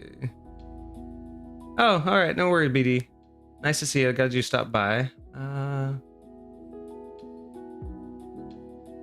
Yeah, so I will say he's right about warlocks. Warlocks get magical weapons at level 1, like just out the jump with their if you choose the Hexblade. And then there are other there are cantrips that can basically turn your melee weapon into a magical weapon, like Shillelagh. Yeah, you just have Shillelagh, boom, whatever. It only works on like wooden stuff, but still, like, you now have overcome all those resistances out the jump, right? Yeah, so like there are ways to get it out the gate, and so I understand why I'm not super harsh on locking that behind a level wall, because there are other ways to challenge my players. If you overcome that, just so happens, then I will find another way to challenge you. You know, like to me, it's not the end of the world. Even though I definitely understand why there are people who feel like it should be more earned, right? Yeah. Well, and again, I think it's all depends upon, you know, I know a lot of it's just going to depend. I would say normally like what edition you play, but I mean, because the majority of people are playing 5th edition. Is it not? I really do think that it's, it really just has to do with the way that combat is organized in 5th edition and what you're kind of expecting to come across. Again, we talked about how to, you know, organize combat effectively. And for the most part, the way that monsters are provided in 5th edition, you're more likely to run into what we would think more difficult things early on, right? The problem with CR, you know, being out of whack and everything, right? So it's like, I guess it makes, there is a logical sense behind why 5th edition says that non-magical resistance should come so early. But to me, it's like, if there's 20 levels in my entire campaign and I'm getting to overcome non-magical resistance at level 5, it's like, it sounds like we're jumping ahead so far into what's ahead of me that it's like, if I'm already overcoming that, it's like, there's not much beyond magical resistances. You know what I mean? Like in terms of the mechanical build,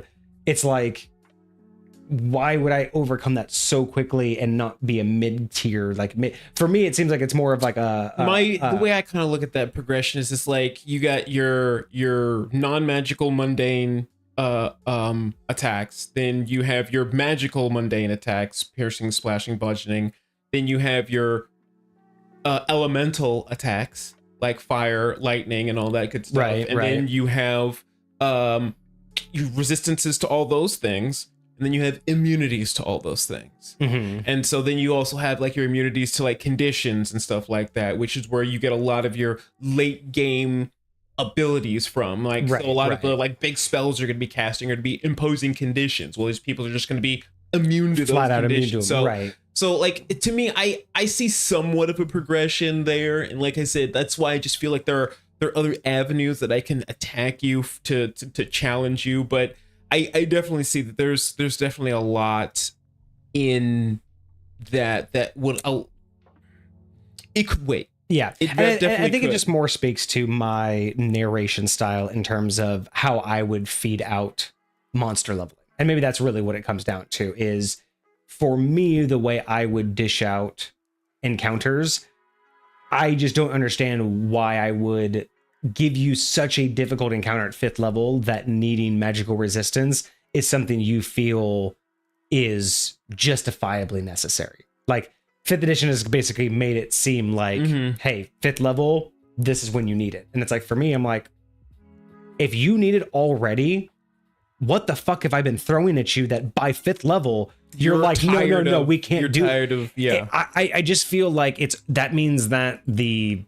encounter market is oversaturated with magical resistance. And I'm like, why are you running into magical resistance that early? You're like, you just left town at 1st level. If you're 3rd level, you've just figured out who you are. By 5th level, you should just be kind of mastering your core skills. But you're already at the point to where you're like, yeah, I can't deal with magical creatures anymore. I'm done with that. It's just like, so it doesn't feel like that's a natural progression of how an adventure would be, but that's my narrative style. So that's probably more of the issue. As a point of clarity, I think Pokeniner corrected me. I don't think the Hexblade is magical. The weapon you get from the Hexblade is magical. I'm reading it, and it feels like it should be, but there's nothing in it that says that it is. Interesting. I always thought Hexblade was considered a magical weapon. I did as well, but level 5 through 10.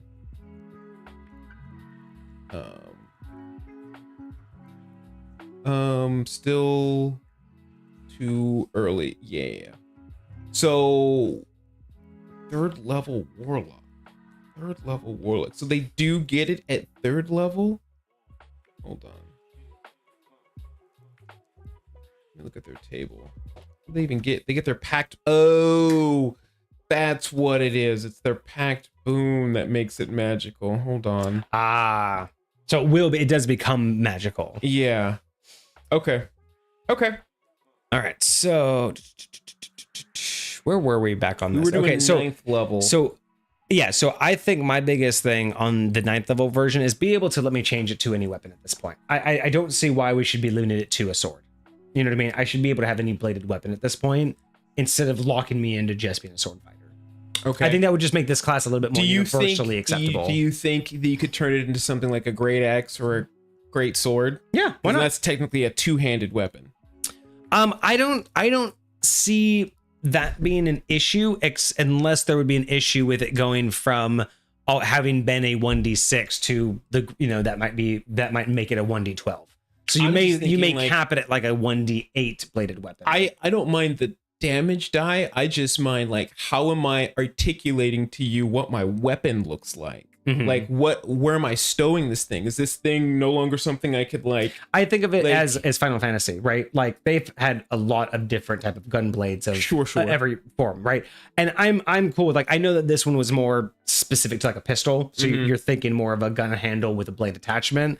I mean, like you could articulate it a lot of different ways. For me, I would just articulate it as whatever the mechanism is all now inside of it, right? So if it's a spear, it's just the bottom handle is the barrel, and then the rest of it, the shaft, is where all the rounds are placed, right? Mm-hmm. I mean, again, whether it's magically fired, whether it's however it's propelled out of the weapon, isn't really in description, so it doesn't really matter how it's propelled. That's where I would just kind of feel like each player gets their own now custom weapon that also fires the bullets, right? Doesn't matter if it's a sword, as long as it still gets these effects off. You know what I mean? Like that would just be kind of my thing. Is I wouldn't mind it just being to the point where it's like, if we've wasted 9 levels, have whatever weapon you want now. And then I wouldn't even mind that also at 9th level. At that point, let it be whatever damage that weapon would be. You've been stuck with a 1d6 for 9 levels. Yeah. And at this point, everybody else would have swapped out their weapon by now. You're being forced to keep this weapon. So at 9th level, letting them have any other weapon that would be actually beneficial to the party, I think is actually a solid move. Yes. I will say they do also still have their D10 from their rounds and everything that they're getting to mix in there. So I would say that I don't think they're hurting for damage output at this point, but I do think that giving them that player agency, that freedom of choice, is not a bad idea. And then the only other thing about this one is that was it. That was it. I would just like to have it as is just more than a short sword to a long sword. I mean, I think that it would help. It would help make this class more open, because then it's like, hey, this is a great class. I like a lot of the stuff in it, but I don't want to be a swordsman. So now I have to create another subclass that's identical to this, but has a different weapon, right? And I wouldn't really want that to happen, where if you just bake it in that, hey, at a certain point, you can change your weapon type and still have all these benefits. I think someone would be like, oh, cool, I'll take that then. You know what I mean? It kind of gives them the ability to approach it and eventually get the build that they want. So, what's going on, Pokemon? It's less damage, but feeling issues if the subclass goes through most of the tier 2, but not doing effective damage to creatures in that tier. That feels unfun. Well, so it actually is doing a lot of damage at that point due to it being focused so much more on the gun aspect, right? So up until this point, you were only doing 1d6 slashing damage if you were using it as a blade, but the blade was more of your backup weapon. You are definitely a ranged support character on this one. It's all really hard focused on the rounds. But even those rounds would be doing half damage as piercing damage, and it wouldn't be magical. Oh, you're talking about like if it wasn't magical. Yeah. Right. Oh, okay, gotcha. So the idea of it not overcoming the magical resistance. Yeah. But that's assuming that you're being thrown that. And that's why that's where I think it breaks my brain to have these conversations, because I'm just like, what kind of encounters are you having that every encounter you have is against something that's magical now, that has like, that's, I guess, my hardest thing is like, I don't understand the idea of crafting every combat that has a creature that has resistance to non-magical weapons. at that level. It just doesn't sound right to me. And So- I've never built combat that way. So for me, it's hard to imagine that not having magical damage is like, oh, well, then this is useless. It's like, but what if you wouldn't have found a magical weapon in treasure at this point? Like, not everybody would have a magic, like, again, in High Point, in the way that I do my encounters, I've never understood that as being a problem. So, But it sounds like by 5th level, every encounter is against an enemy. Pokeniner mentions that D&D has 4 different tiers of play. Now, Hekatai and I both have never heard of that. I didn't realize that was a thing. I don't know if this is like a DMG thing. It makes sense that you block like them out into that way, yeah. But and it is just to help out with like pacing and stuff like that, I'm assuming. So I don't know. We talked about that. What's early, what's late game. And we have our own like versions of what blocks happen, in what point. But even to that point, Pokeniner, tier 2 is where magical resistance comes into play, where it's introduced. It means it's a new challenge. Just because it's been introduced doesn't mean that you should automatically get the solution. You need to get introduced to it. You need to be challenged with it. You need to figure it out. And then after you've been challenged with it and overcome that challenge, then you get the tool that basically puts that challenge in the background so you can face new challenges, right? Like, that's how I would do it, is I would put you up against several creatures that have that resistance to make those things challenging. But if I said, hey, here's a new creature that has this resistance, also same time, here's a weapon that overcomes that, that's not a challenge. That's basically keeping the very challenge. Like, why would I give you a creature with magical resistance if I simultaneously give you the thing that overcomes it? Like, that's one of those things you have to earn, right? You have to go through it to know you need a weapon that needs magical resistance, right? Like, for me, I don't know, it's the way, again, and this is 100% the way that I do my own combat, my own narrative, but I just can't imagine I would never throw things at my players that rapidly and that much over time that just requires them to be prepared for it the moment they see it. Yeah, and I think a lot of the times that comes from experience as a DM and like feeling the pacing of your party and where they're at. And there are a lot of other people who it's hard for them to know where that is. And so they just kind of like look at the book, they look at CRs, they look at, whatever's there, or they have like more of a Dark Souls mentality. Like, you can explore around, but whatever you find is what you're going to find. So if you find some scary stuff, then there it is, so it's, I don't know. I definitely agree. There's for sure a balance to be had.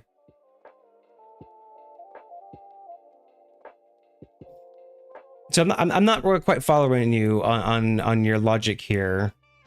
So if you're going to be forced to use the weapon, then you should prepare to use it against the challenges. So I'm not really sure what you mean by you're being told that you're a Gunblade, and that's where you have this weapon, and you have a lot of benefits with it. You have the rounds, which have a bunch of magical properties to it. So you are being forced to use it, just as any class who chooses their weapon set would be forced to use that weapon set against those challenges. I don't really understand the argument. And if the subclass is forcing you to invest into this, I mean, the subclass isn't forcing you to invest in it. Like, I never understood that mindset. Well, I'm being forced to do this. Like, no, you're not. You chose it. Like, you chose the Gunblade to go down the Gunblade path. The subclass isn't forcing you to do this.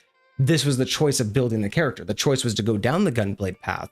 Right. So I don't necessarily think that there's any forced investment here outside of you already wanted the Gunblade, which is why I also bring up at 9th level, the Gunblade should be any bladed weapon at that point, because it should evolve. But again, at like, even when you're saying 6th to 8th level, what's going to be a lot more? Like, just because you're going up to 6th to 8th level, there's no rule set that says that these creatures are all going to have magical resistance.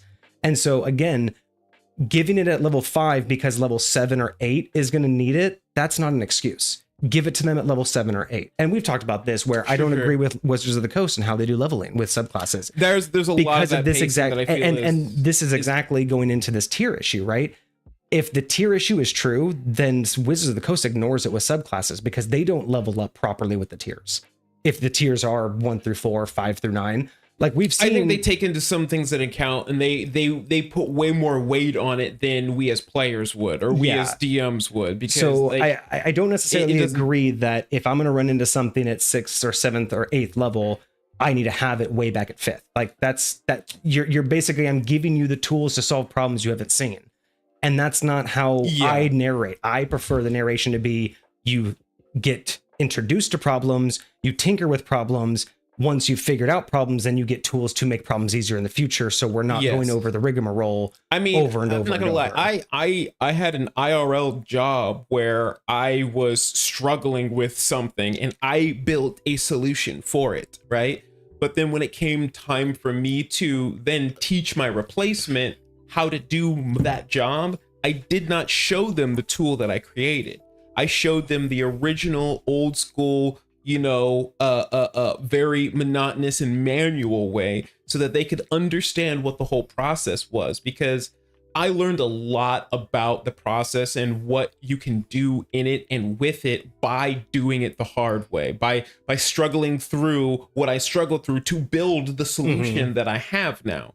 So I felt like that was very valuable for me. But after I finished my training process, after they went through doing everything the hard way, I was like, by the way, there's this tool that can make it go away for you in like a second. But having that knowledge made them much more capable, in the first place. So I for sure see the value in giving your players a challenge to overcome, because it makes them think about the game differently when they do that, rather than just like, I can't wait to beat this thing. Or you just say, throwing your I hands have up in the tool air that I need. Yeah. And again, the idea that there's, I poking at it, I'm sorry. I don't know where the logic's coming from that you're going to have 4 levels without benefit, that you're going to be behind the party.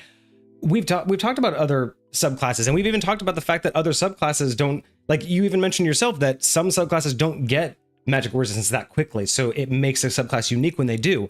I don't see where these other subclasses are going to be light years ahead of this. The only other thing especially with the magical, and Hecate has a point, especially with these magical rounds, like this is a support class. You're not behind. You're in the background. You are so buffing these. I mean, you're buffing, you're debuffing, you're healing. You're giving AC bonuses. You're I don't necessarily believe that this class is because behind or lacking, even without magical resistance. Specifically, the bleeding rounds are magical damage. Yeah, right, because they require magical healing. Yes. And outside of that, like, there's definitely a lot of other, like, all of these effects that are happening to the enemy, I feel like is the balance, is a huge balance for not having, because just because you're not doing damage, we've talked about how action economy is huge in a battle, right? Like 5 people versus 1 people, that one person needs legendary actions, needs layer actions. They need a lot more action economy to be able to feel like they're a realistic threat in this battle. Right. You know what I'm saying? Like, so like even dragons, they can do a lot of like AoE stuff, but if they're getting 1 turn out of 7 against this huge party, like that's all spread out, they're gonna get wailed on. Yeah. Right. And so, it, depending upon where we're at, I feel like there is something to be said for the utility that this class has up until this point. And I think when we're talking about different classes getting these magical resistances at different levels, I think that's kind of where the variety comes into play, is that you are looking at the fact that I get all these other things that have nothing to do with magical resistances and will affect you regardless of your resistance to non-magical damage. And yes, my damage output is less, but I'm not necessarily a DPS fighter.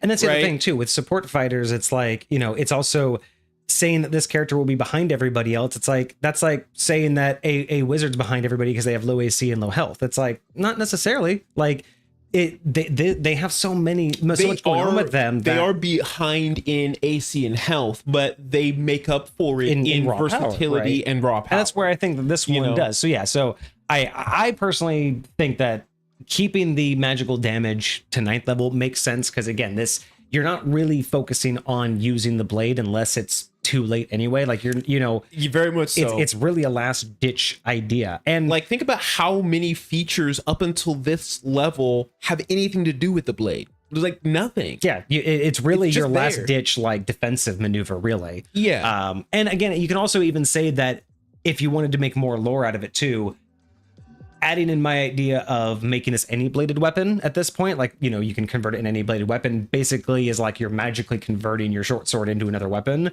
which you could, you know, lore wise say that that's why you're getting the magical resistance too. So yeah, That's fair.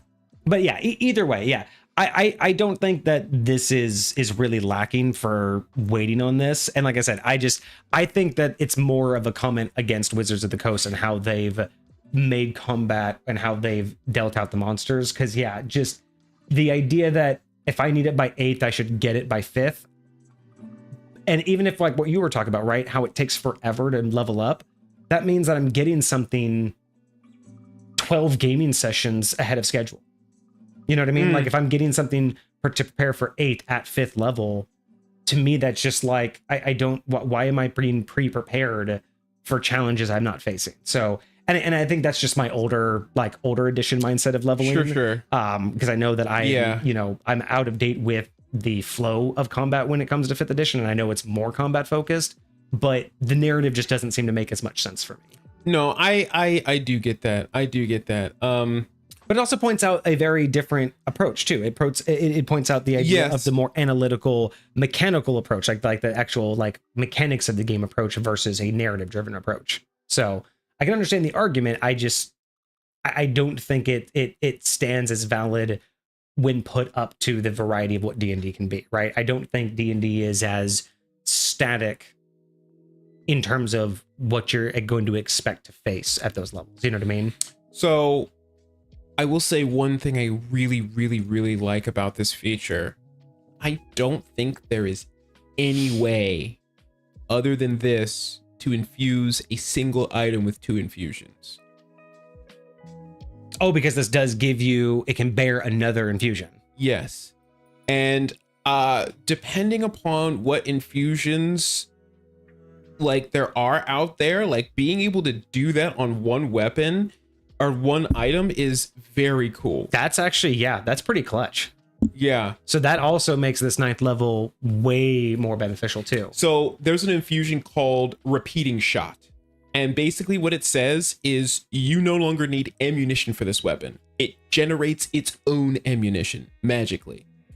I would say that would be for the regular rounds, not the special. For the regular, yeah, 100%. But yeah, 100%. But basically, you know, you would cut down on the short rest needed for your rounds, and it ignores the loading property if it has it. So that even ties in lore-wise with being able to have this as any bladed weapon. It doesn't matter what the mechanism is. It generates its own ammo. It reloads itself. So basically, if you have that concept of that infusion, it would actually make more sense. That's wild though. But like just in general, putting this infusion on this gun, because a lot of what we're talking about is having, you got to reload stuff. Now, yeah. I would say that no matter what, you have to load your special ammo. Yes. You have to load your special ammo, but like everything else, like you just nonstop. Like there's nothing stopping me. I ain't gotta worry about reloading after 6, man. I can unload 50 on you without reloading. Right. Just regular rounds, obviously, but still, like that's wild. Bro, that's very that cool. means also I would even add in like an alternative rule where if you infuse this weapon with repeat shot, or what is it? Repeating shot. If you infuse this weapon with repeating shot, like it can no longer misfire. It only misfires on a crit fail. Here's the deal, because though. you know what I mean? It reloads itself. So there's no cartridge to like jam. The prerequisite for this is only the fact that you have a simple or martial weapon with the ammunition property, meaning you can infuse your gun with this at 2nd level. Yeah. Which means that a large, like out the jump from the time that you're using this, for the most part, you have the ability to not have to worry about any of this stuff. And the very first line of this says is the magic weapon grants a +1 bonus to attack and damage rolls. Oh wow. Oh yeah. So you automatically infusing it makes it magical. Yeah. Infusing it makes it magical. So this makes it magical without infusing it. True. This You could have had a magical at level 2. It could have been magical from the jump. From the freaking jump. A +1 magical from the jump. And that's 5th edition rules. That's not even this subclass. I like that. Like that puts it more on the player. That puts onus more on the player on what type of build you want to do. Put it in here, then you can, but that's wild. That is wild. God damn these bots. They really? Yeah, that's the 3rd one. This is like, I mean, I don't know if we're just getting more popular, but that is the 3rd one this stream. Hello. I don't see it. Why won't it ban them? Hang on. Okay, there it goes. I don't know why that was Oh. Why did that look like? Who else's chat name was green? Oh, it looked like Desmar, that's why. Wild. I hate it when they're the same color like that. Misfire is a critical role. Oh, really? Misfire apparently was a critical role mechanic. Like, I guess they made a misfire mechanic specifically. So there is one of the critical role members that basically homebrewed his own class, the gunslinger class. That gotcha. made it to, I think, standard 5th edition. Oh, really? Similar to the Echo Knight, because Echo Knight was also critical role. So I don't know if that's included in there, but I'd be very interested to check that out. Actually, interesting. I didn't know that. What is that a fighter subclass? What subclass is that? Gunslinger. Is that Artificer? Interesting. I wonder if the misfire mechanic works the same as this one, because this one's just on a 5 or lower. You misfire, and then you have to take an action to reload it or to clear it. Yeah. So I wonder what their misfire version was. I do like the misfire mechanic though. Like it just reminds me of very much the so. spell fail Very from, much so. 2nd edition. So I do like that. Okay. So firearm tuning. I still like firearm tuning. I just think that, yeah, I think we could do more for the blade, but otherwise, I think increasing the damage is fine. Yeah, I think it's well suited for what it is. Gunslinger was a fighter subclass, really? See, interesting. I can't find it on 5e tools, so let me.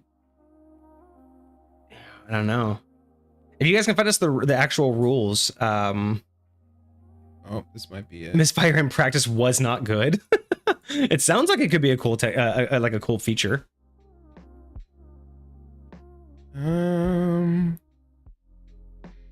Oh, it was a very RNG based thing. Oh, yeah, I could see if people don't like RNG for stuff like that. Like, and I get that. Like, I mean, the roll's technically RNG. Yeah, like, but I guess it sounds to me like it wasn't as easy. It wasn't as clear cut.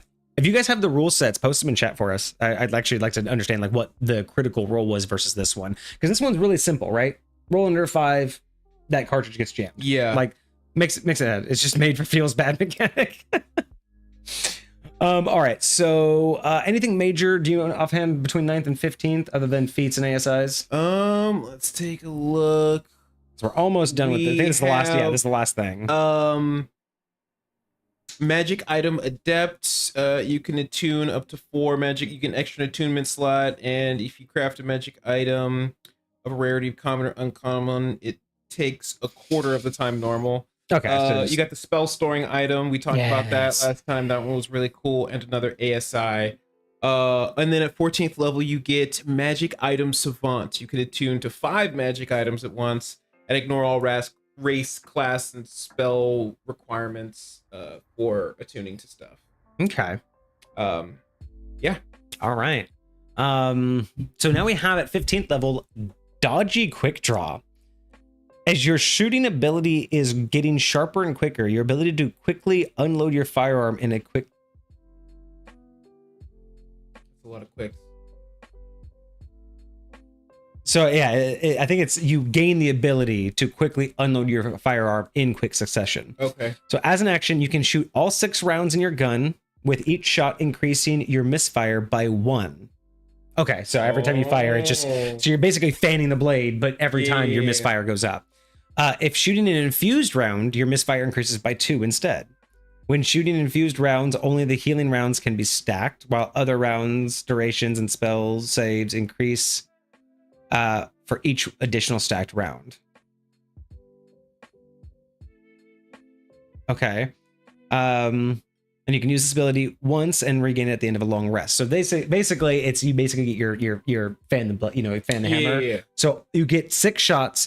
Now, what's interesting, what we haven't talked about, because this says that if you use your infused shots, right? Mm-hmm. But we really haven't talked about a reloading mechanic. Like, there hasn't been an official rule set that states like how and when, because you can make the bullets, right? You have standard bullets and then you can make your infused bullets. Mm-hmm. But I'm assuming that you have to tell the DM, hey, when I'm reloading, 3 of these are heal, and then 3 of them are regular. I'm assuming every time you reload, you'd have to make that statement. For sure. It's like, kind of like preparing spells. Yeah, you can't just be like, oh, I had one in here. Well, and that's the thing, though, right? It's like, but like you said, that infused weapon reloads itself.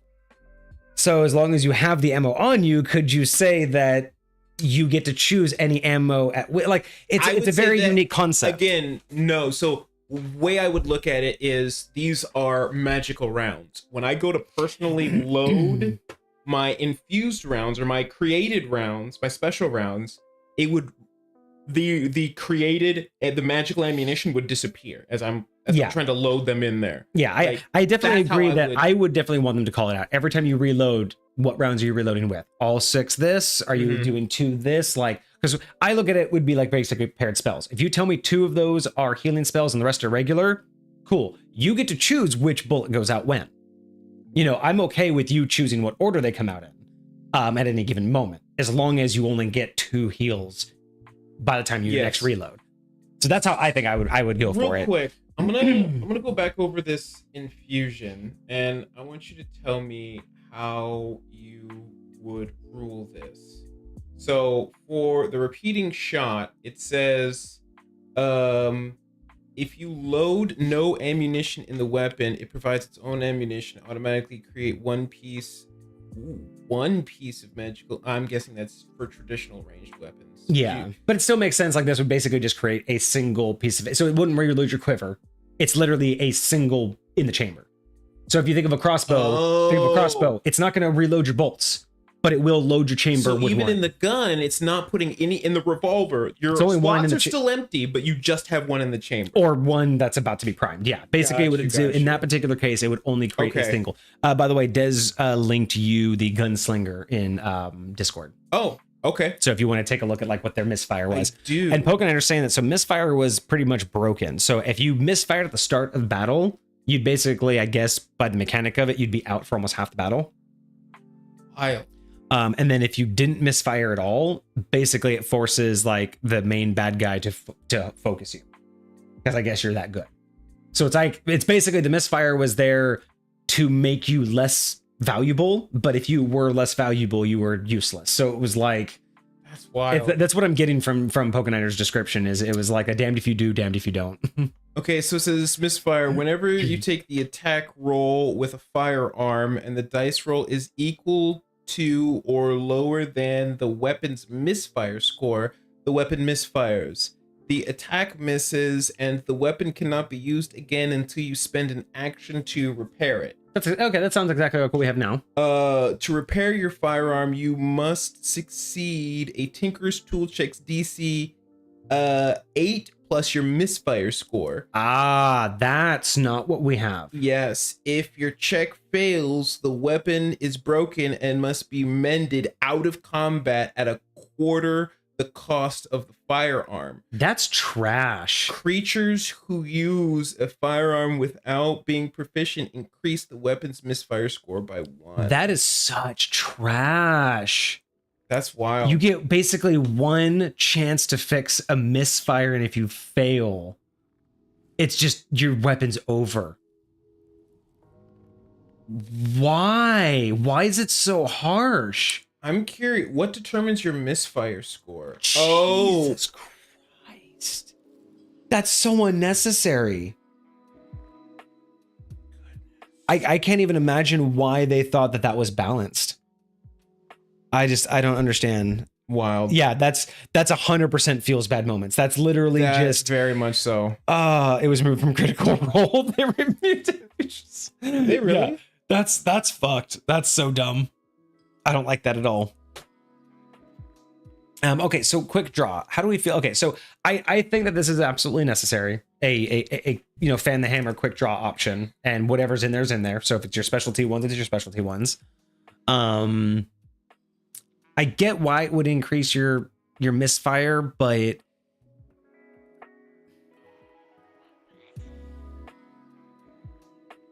I mean, basically, this is what we were talking about before. This is basically the Red Dead Redemption ability, right? Because essentially, it doesn't say that you have to stack it on any one enemy. You basically just get to free fire this. So 6 rounds to whoever you like. Yeah, so this really is a one action shoot everybody. But I do like the idea that the misfire does increase because it does make sense that it's such a powerful attack that. And because you're going so fast, it's increasing the chance of something going wrong. I would say that if you're using this and it misfires, I would suggest that it becomes broken during this particular one, where any other misfire would just be a misfire. I think a misfire during this should break the weapon. So I'll say this, and I know this is going to be hard to justify, but I would say that your ability finishes before the weapon breaks. Like you get the rest of the rounds off, and then it's broken. I still think that's too lenient, personally. Just because it's like, imagine your one ability to use the thing, your first round sucks to suck. Yeah. Like everything goes off, everything just shits in your face as you're like, I don't feel like your capstone ability, your 15th level ability should be able to shit the bed that hard, that easily, and you get absolutely nothing from it. Yeah. Like usually there's some sort of redemptive quality that you get. Like at the very least, it did this, even if the big thing didn't go off. But here, there's nothing. You just I would say then if that case, then it would be at least every subsequent shot's at disadvantage then, at bare minimum. Because at least that way it's showing that you're still able to fire, but like there's still damage to the weapon. You know what I mean? Like, yes. Because again, normally if the weapon's broken, you wouldn't be able to continue firing. So being able to continue firing, it's just, again, the idea that I personally think that's just being lenient on cases of it's like, yeah, it feels bad, but it's like that's like saying, oh yeah, you crit failed, but we won't let you really crit fail. It's like shit happens, but I like that aspect of D&D. I like the shit happening because I make it happen on both sides of the table. So sure. I don't mind that once in a blue moon shit really hits the fan, but again, that's not everybody's preferred play style, but that's narratively speaking, how does it work out? How well does it play out when it's done narratively? So yes, and I to a certain extent I can get the high risk situation, but there's not a super high reward. If you're gonna say something like that, then I would say every shot does max damage. Like I need to have a bigger reward. Here's a good question for this one. Risking this just doing absolutely should each shot nothing. Get its own attack roll? I mean, does it not? I don't know. It just says as an action you can shoot all 6 rounds, but I'm saying, should you individually roll, or because you're fanning the hammer, should it be one roll for all targets? I think if you're fanning the hammer in the sense that you're doing this, you need a roll for everyone. Really? Yes. I think it would be like one, because the idea would just be, it's one action, it's one fluid movement. So it's basically like one attack. So that one swipe is covering multiple enemies. So if you hit like an AC of 18 and only 3 of them hit, then you miss the others, right? That would be my idea, is you get one AC to hit, and anybody that AC covers gets hit, because again, you're not really aiming. You're not doing anything. Well, there's definitely other attacks where you roll once and it can potentially hit multiple enemies. And if that roll, like say I rolled an 18, well, 18 hits you, but 18 doesn't hit you, then I hit you and I didn't hit you. Like that's fine. And that's what I'm thinking of, is like, because it's kind of like that, just that speedness. There's not really aiming. There's not really like the full context of every individual target's getting something. I kind of look at it as like a swipe, right? Like a cleave. I'm just swinging, and whoever's in that path. To me, this feels like repetitive motions, not one motion. It is repetitive motions, but you're not taking time to go, pa-dow, pa-dow, you know, you're Very just, much so. you know, But that's the point. Like that's it's like, okay, imagine you are in this bullet time scenario. It's like you're going over it. Like, yes, it's happening like in a fraction of a second, but you are making shots at all these different people. Like, I would say if there was something happened, like imagine when you're doing this, like this gun, it almost goes off like magic missile, and you like target these people, and then I pull back the hammer and like it pulls back every single one, and there's firing pins behind every single one of those 6 rounds in my revolver, and it hits forward and all of them blast out at the same time. That to me would be one attack roll.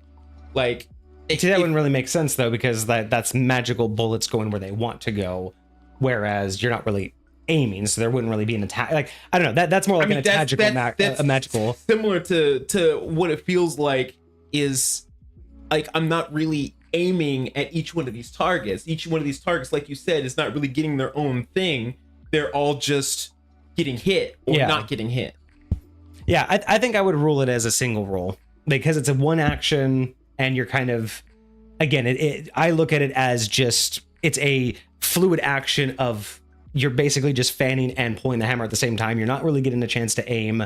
I think a one roll, because then if it's a great roll, then just you know, one crits all of them, but one bad roll also loses all of them. Like, it's that whole thing of, it is a risk reward thing, but 6 attacks, big risk reward. I think there is a big risk reward there, but yeah, I don't know. I think that it could justify. I think I might rule that one. I think like that would make the other part feel a lot less bad if you did it that way. Mm-hmm. I think it would make it feel less scary for you to use this ability if you did it that way.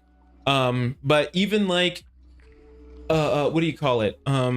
Eldritch Blast. Eldritch Blast. Each one of those rounds, you get a separate attack roll for. Mm-hmm. When you level it up and you get additional damage dies, you can point it at every single one, but you got to hit every single one. Right. So, I mean, and even that's magic. So I don't know. I would still roll it as individual ones, because I look at it a lot like that Red Dead Redemption, like, I'm going for you, I'm going for you, I'm going for you, I'm going for you. And like, even in that Red Dead Redemption, like you could mark somebody, but you could move it too fast and you could miss them, you know, right? And you could screw that one up, but you still got the other one. So I don't know.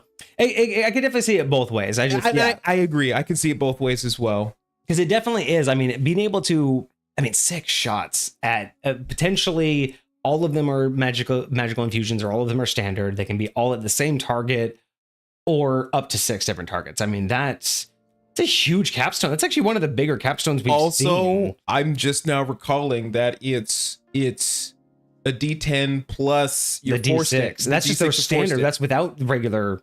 That's without a regular infusion, right? So if you were, and imagine they were all bleeding, so then you'd get all bleeding on top of that, you know, that D10 plus that D6. And that's on top of if you don't have the 2 infusions that you have. Effect stacks. Yeah. Is there a limit to how much they stack, or they can stack indefinitely? They just stack. So it's like you can get the bleeding to stack, you can get that to stack. So yeah, this is a really, really hardcore solid capstone. We haven't seen a capstone that I think is this broad reaching, like in terms of how much it can affect. Usually the capstones are like maybe some AoEs we've seen, but this is really good, especially because you imagine remember the ranges that we're dealing with, 90 and 300 feet. Yeah. 90 feet of 6 targets, just all in one action. Just, damn, that's a lot of the output. And again, if you have fusions, if you have the fusions, right? So if you have the sharpshooter infusion, cover is gone like 90 feet. Well, that's a regular feat, but yeah. You take that feat, but then you have the repeating shot infusion, right? So I'm just thinking, like, there's a lot to build up to this particular capstone, and I don't think we've seen such a powerful one in a previous subclass build. Yes, I agree, especially for a support character. Yeah, like this has basically just been support up until now, and now you can either be a heavy hitter, or imagine you had full of the healing bullets and you just racked them against your entire teammate, right? All your teammates, right? or the debuffs or the bleeds. Like this capstone really breaks you out of just being a support character, you know? Yeah, I really like this one. I think that it was kind of definitely necessary to be able to do kind of like an all at once kind of blast. I'm super here for that. One thing I really would have liked to see too, I didn't mention this before, but one additional one would have been kind of cool is to do like a having this one have like a multi attack, where if you like successfully make a melee attack on a character, or if you successfully crit while meleeing, you can use a bonus action to make an additional attack and shoot them. Oh, it's just like as you're cutting through them, you just pull the trigger. Or I was thinking more like a stab. Like if I stab you with a crit and I'm just like, and I just pull the trigger like point blank. Because at that point you don't need a disadvantage, right? It would just be a guaranteed I hit you, and then I'm going to pull the trigger up close and personal. I think that would definitely be a feat this thing should have. That would be kind of cool. Because it feels like at some point, you know, because the melee, like you mentioned before, melee has nothing. Like we've given no melee abilities. Yeah. If at anything at some point, maybe at like 9th level or something, or even like 9th or 15th level, being able to do an extra attack if you crit with melee, like, you know, just basically be able to shoot him, I think would be just thematically really cool. Let's see. Yeah, so oh, actually Pokeniner, actually that's fantastic. I like that. If I wanted to make it a single roll instead of individuals, make it a save instead of an attack roll. I do like that instead, because if I'm fanning the hammer, it's more like your only chance is flinching. Like I'm just gonna go, bah-da-da-da. You're just hearing the hammer go off. Your best bet's to flinch. That's more of a save than me aiming at you. I think that actually makes more sense. I make one DC save roll, or maybe not even a roll. Maybe I just have a DC save with this particular thing. And then I choose all my targets, and if they're enemies, they have to make that DC save. Does that mean if they save, they take 0 damage? No, I think it would be half. I think it would be like a regular spell. Like I like graze their knee or something. So, you know, they actually get out of the way. Because I still think that fanning the hammer shouldn't... I just feel like as powerful as a damage output as it is, it's one of those situations where, like, even in Red Dead, you have a timer, right? So as much as you get to hone in, you're on a timer because it's supposed to be kind of a slick move, right? It's supposed to be a do, and then you're supposed to kind of go in a line. So I kind of feel like there should be a monicum of difficulty, and 6 rolls is 6 rolls, but with all the we've talked about this with mods and everything, you're more likely not likely to miss. With a weird, I feel like if you have a dexterity of like 13 or less, you should have disadvantage. That could be fine, yeah, something like that. So you have the DC save unless you have a low dexterity, and then it's saving disadvantage. throws suck when they save from it, and like. Because I do feel like, especially with a bullet, if they save, they should take no damage. Because you just didn't hit him. Basically, it's just a didn't hit. Like it feels like, so I feel like, you know, if you're up against like a bunch of like, so what if it was just a static like save DC, like against your spell save DC with disadvantage, period. Just this capstone is, it goes off, you choose 6 targets, and if they're enemies, spell save DC with disadvantage. Just a flat. Would that be better than having to individually roll 6 attack rolls? Yes. I think that also thinking about it in terms of economy for players, 6 rolls versus 1 roll is a lot of time in game. I agree. And a capstone, you kind of just want to just blast it out. You don't want to be like, I gotta blast it out. Does that hit? Does that hit? Does that hit? Does that hit? Here's the damage. Here's the damage. You know what I mean? That feels a little bit right, where you can just be a capstone. These 4 guys, and then 2 of my, 2 of my allies. Oh, they all failed. This is how much damage they take. That feels, I think, more what a player wants to hear than, okay, let me just roll for days. Right. So I like that Pokeniner. I 100% agree. I would be 100% okay if quick draw, choose targets, they are enemies, they do a flat DC save against your spell DC, and I would even be okay with them having all disadvantage, period.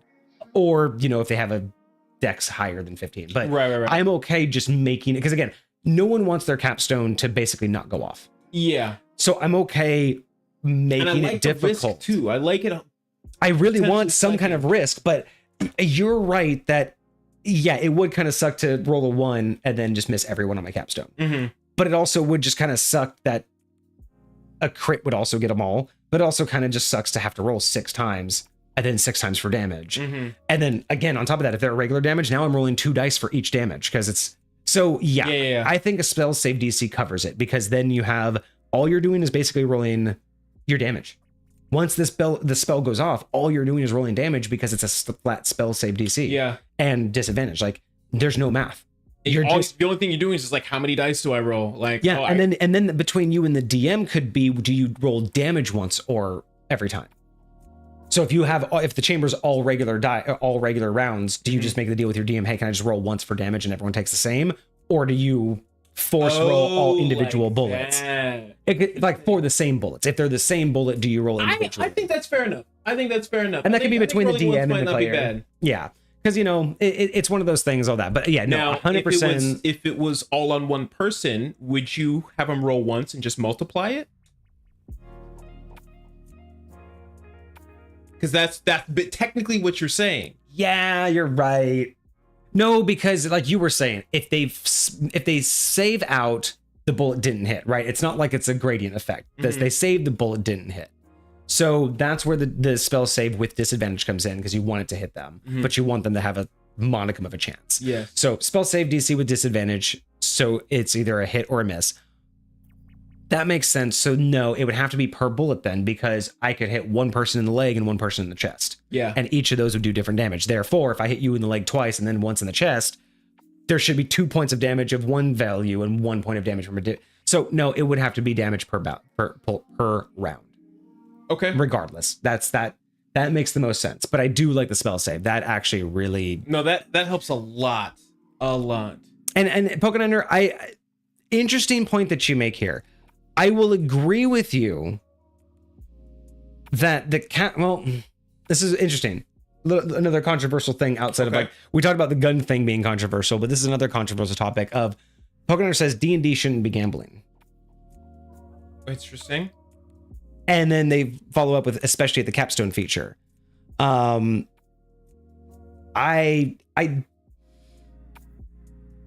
disagree that it shouldn't be gambling, but I also I disagree less about the capstone. Like, yes, the capstone should not be like, you should not have as much of a chance to fail your capstone as a standard attack. I do agree your capstone should be, like I said, like normal things have a spell save DC. I'm okay giving the capstone a spell save DC with disadvantage, right? Sure. The capstone should always be essentially easier to pull off than any other standard attack, right? Because you want to show off, but big risk, big reward.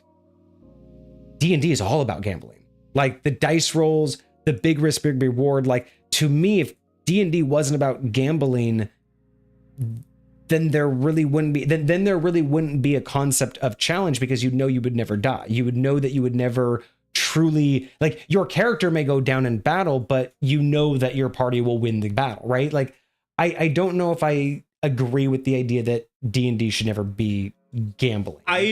Yeah, when you talk about gambling, I'm assuming you're talking about the randomness, the chance aspect of it. And I get that you don't want it to be so chancy, and I agree with that, but again, the fact that we're using dice in the first place means that D&D is gambling. Yeah. The fact that there's a chance that you can fail means that this is actually a really good topic, though, because this actually goes into the topics that we've talked about before about the evolution of D&D and like the modifiers, right? Like I have a controversial mindset that modifiers ruin dice rolls, but this is actually a really good talking point about that because my mindset probably comes from being an older school D&D player in the older editions where it was a lot more gambling. There was a lot more failures that happened. Like there was a lot more ways. I mean, there was spell fail. Yeah. There was a mechanic built in that every time you cast a spell, there was a certain percentage chance based on your intelligence that you would just not pull it off. That doesn't exist anymore. The chance to just not do a spell doesn't even exist in 5th edition, right? Like unless someone gets in your way. But if you say you cast a spell in 5th edition, there's nothing that says you're not going to. Yeah. So I get that part of the evolution, right? Where there's definitely been a shift in mindset of I guess the best way to put it is D&D shouldn't be gambling, right? Like I do feel like with modifiers and everything, I think the mindset, I think the better interpretation of D&D shouldn't be gambling is D&D shouldn't feel 50-50. I think the mindset nowadays is D&D should feel 90-10. I should be winning more times than not, and when I lose, it should suck but not ruin my game. I should win this game. Like, again, think about like video games have kind of primed us for this. Even if you lose, you're going to restart and go. There's there's in the wide scheme of things, keep in mind, people, the wide scheme of things, there are very few games that have permadeath. In the grand scheme of it, yes, that is not the standard. The standard is save points, reloads, respawn, right? The standard is continuing from where you left off. And D&D kind of has followed suit with that, right? Older school D&D was very much you could die by third level and let's restart. And there are some brand new character. And there are some hardcore gaming, like 5th edition games like that, where people are like, making multiple characters and ready to kind of like churn through them. But the game isn't designed that way anymore. You know what I mean? Like like I said, we've talked about this. When you can roll a 3 but hit in 28, D&D is not letting you. But back in the day, that would have meant that you totally failed, right? Like there was a point to where it feels almost nowadays where the only way to fail truthfully is to crit fail. You know what I mean? There's not a lot of ways to truly fail unless you flat out crit fail. Most of the time you're getting by and squeaking by. And I feel like that's a mindset and an evolution that has definitely happened in D&D. And it is interesting because I do feel that when I hear that idea of like, it shouldn't be gambling, I don't, like, my knee-jerk reaction is I don't agree with that. But I think it's because we're hearing that wrong. I don't think we're hearing it correctly, as in I don't think what Pokéniner is saying is that there shouldn't be chance in D&D. That's obviously not true, because it would be a video game otherwise. You'd go play video games and you wouldn't play D&D if you wanted it to be about chance, or if you didn't want chance. I don't think that's what Pokéniner is saying. I think the idea behind D&D isn't gambling is it shouldn't feel 50-50.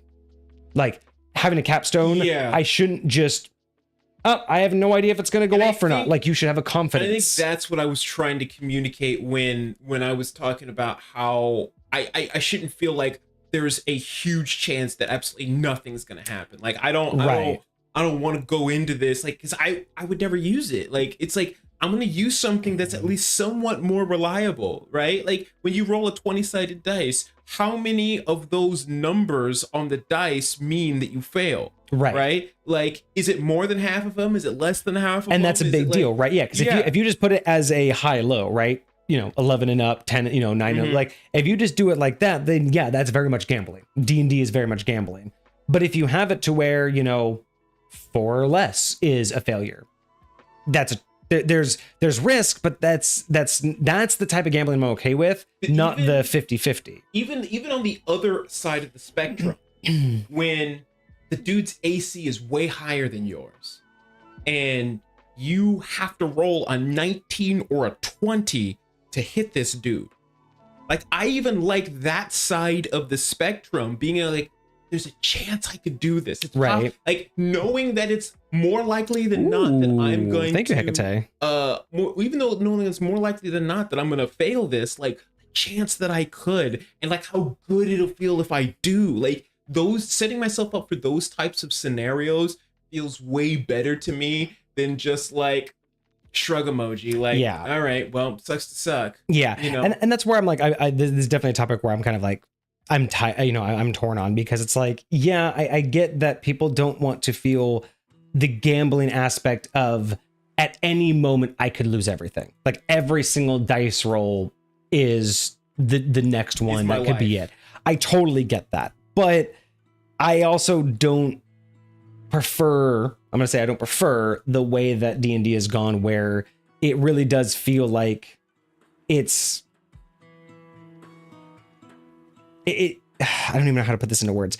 It's not like it's just a give me game anymore. Now it feels like more like it's a game of players versus DMs who can one up each other, but no one's expecting to not see the next gaming session. Almost feels like the everybody gets a trophy type deal. Yes. And it's like, and just who can pull off the bigger move to get the nicer trophy. But yes. And that's maybe the weird aspect of it is like, again, old school versus new school gaming, methodologies is I get where D&D is trying to be, more appeasing. I mean, again, D&D became popular in the video game, era, right? It became, worldly popular in the video game era.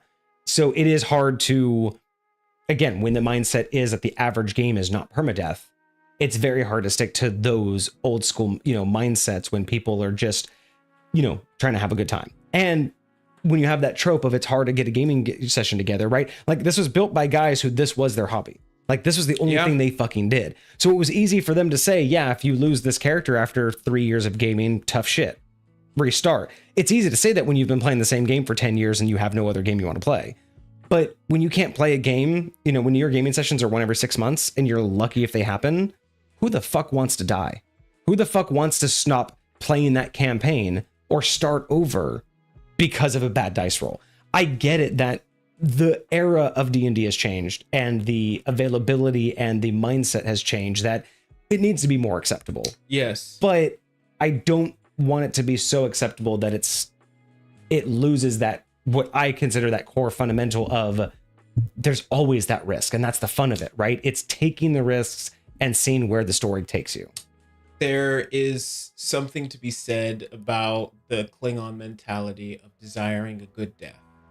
And I really feel like that is something that we should strive after in D&D, right? If I'm going to die, it's going to be a good death. It's going to be a dramatic death. It's going to be a death. I want people talking about this. I want them to go to their other gaming sessions and be like, bro, you won't know what just happened. Like, you won't believe. 100%. Like, it's gotta, and like, I'm down to make those things happen. I want my players to I want them to put their lives on the line. Yes. Right?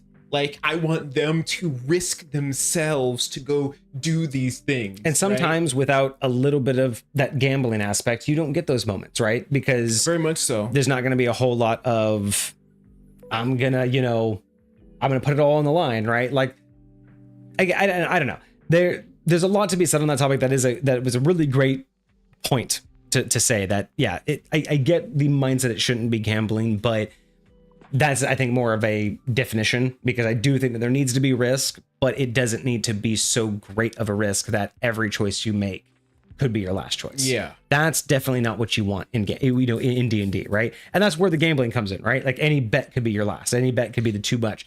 But I don't want a game where people are just, again, I don't like the idea that everyone's building a character to be like, oh, I know exactly what I'm going to have, so that's what I'm going to do. And it's like, but why don't you just go play a video game where you can just be that, instead of like building a character and seeing where it takes you and building up to something versus just knowing it's going to happen. That's the thing I don't like about in a D&D game. I don't want to know that I'm just going to get there.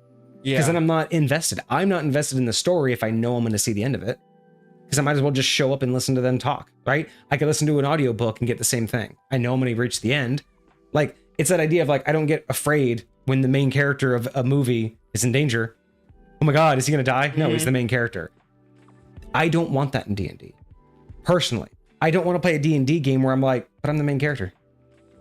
I don't want to be in a BBEG fight and be down to one hit point and be shrug emoji. Think about those movies or those shows where you're looking at the main character and you're like, the main character can't die. Of course not. And they do, right? Or like, it's such a shocking moment, but it's only really that way. Like, if they had died by something stupid, something mundane, if they had tripped over a rock, like, what am I supposed to do with that? Why did you like, that's not what you want. You want something as spectacular. You want something that was like worth the investment that you put into that character. Yes. And that's what I agree with. And that's why I just like, my approach to D&D is I don't want to approach D&D with the mindset of I'm going to see the end of the story. I want to earn the end of the story. And I want to know that I didn't just show up. Like you said, the participation trophy. I don't want the story to be my participation trophy. I want to say that I just showed up and rolled some dice and I got the story. Yes. I want to know that by the end of it, I'm like, I'm so glad I was alive for this. You know what I mean? Like, I want to. He's got a perfect point. He said the 300 ending. right? Yes. Imagine that's your campaign. And like, no, you didn't necessarily, you went to go fight the BBEG and you lost because you had some traitor back there, but you had the most badass stand ever. You had and it was so inspirational that you inspired an entire unity to unite against this front and just do like it. It's crazy. Yeah, and I feel like, yeah, you know, if you're never fearing your death, it's almost like, you know, like if you're building the game around there is no fear of death, like if there's absolutely no risk involved, you almost get to a point to where you have to force someone's death to be cinematic. You almost have to like make it a big deal instead of it be a big deal, right? Like you have to like narrate the whole, like, the BBG's your father and blah, blah, blah. Now he throws you into the thing, you know, like basically it has to be a cutscene instead of it being something that the character like again, I have 5 HP, half our team's dead, our healer's trying his best. I only got 1 move left. Fuck it, I'm going for it. That's the moment you want where they're like, yes, I could absolutely die, but I have nothing left. I don't want them to just be like, yeah, I go attack him. I have 5 hit points left and I have no teammates. Sure, attack him. I don't want that. Yeah. I don't care. I'm the main character. I want that decision to be hurtful. I want them to be like, we could walk away right now, guys. But that's not what we would do. We wouldn't do that. Let's go. You know what I mean? I want them to make, like, it's that whole thing of the death march. It's that signing yourself to being like, yep, I'm probably not going to come back from this. And that moment is so more powerful because then you get to see real recklessness in players. Have you ever seen that moment where it's like, you've seen reckless players that don't care, but then you see the reckless players who have nothing to fucking lose? There's recklessness that is a lack of care or lack of desire, but then there's the recklessness that's the opposite. It's the presence of an excessive amount of care or desire for something, but you're so much so that you're willing to be reckless towards it or for it. Yeah. And that's what I'm thinking is like, again, I know that that's not what Pokéniner was trying to get at in terms of the gambling aspect. I know that, again, it was more saying that, at least the way I interpreted it, it was more focused on it shouldn't constantly feel like at every turn you could lose your character or every dice roll could absolute fail, right? Like you want a game that's being pushed forward. And that's why I say, like, I think it's more of a set, you know, like a 70-30, 80-20, where you always want the characters to feel like they're the heroes, right? You want them to be the heroes. You want them to be going. But I do want to make sure that the challenges are actual challenges. You know what I mean? And not just diversions. Yes. Yes. That's I guess my big takeaway from that.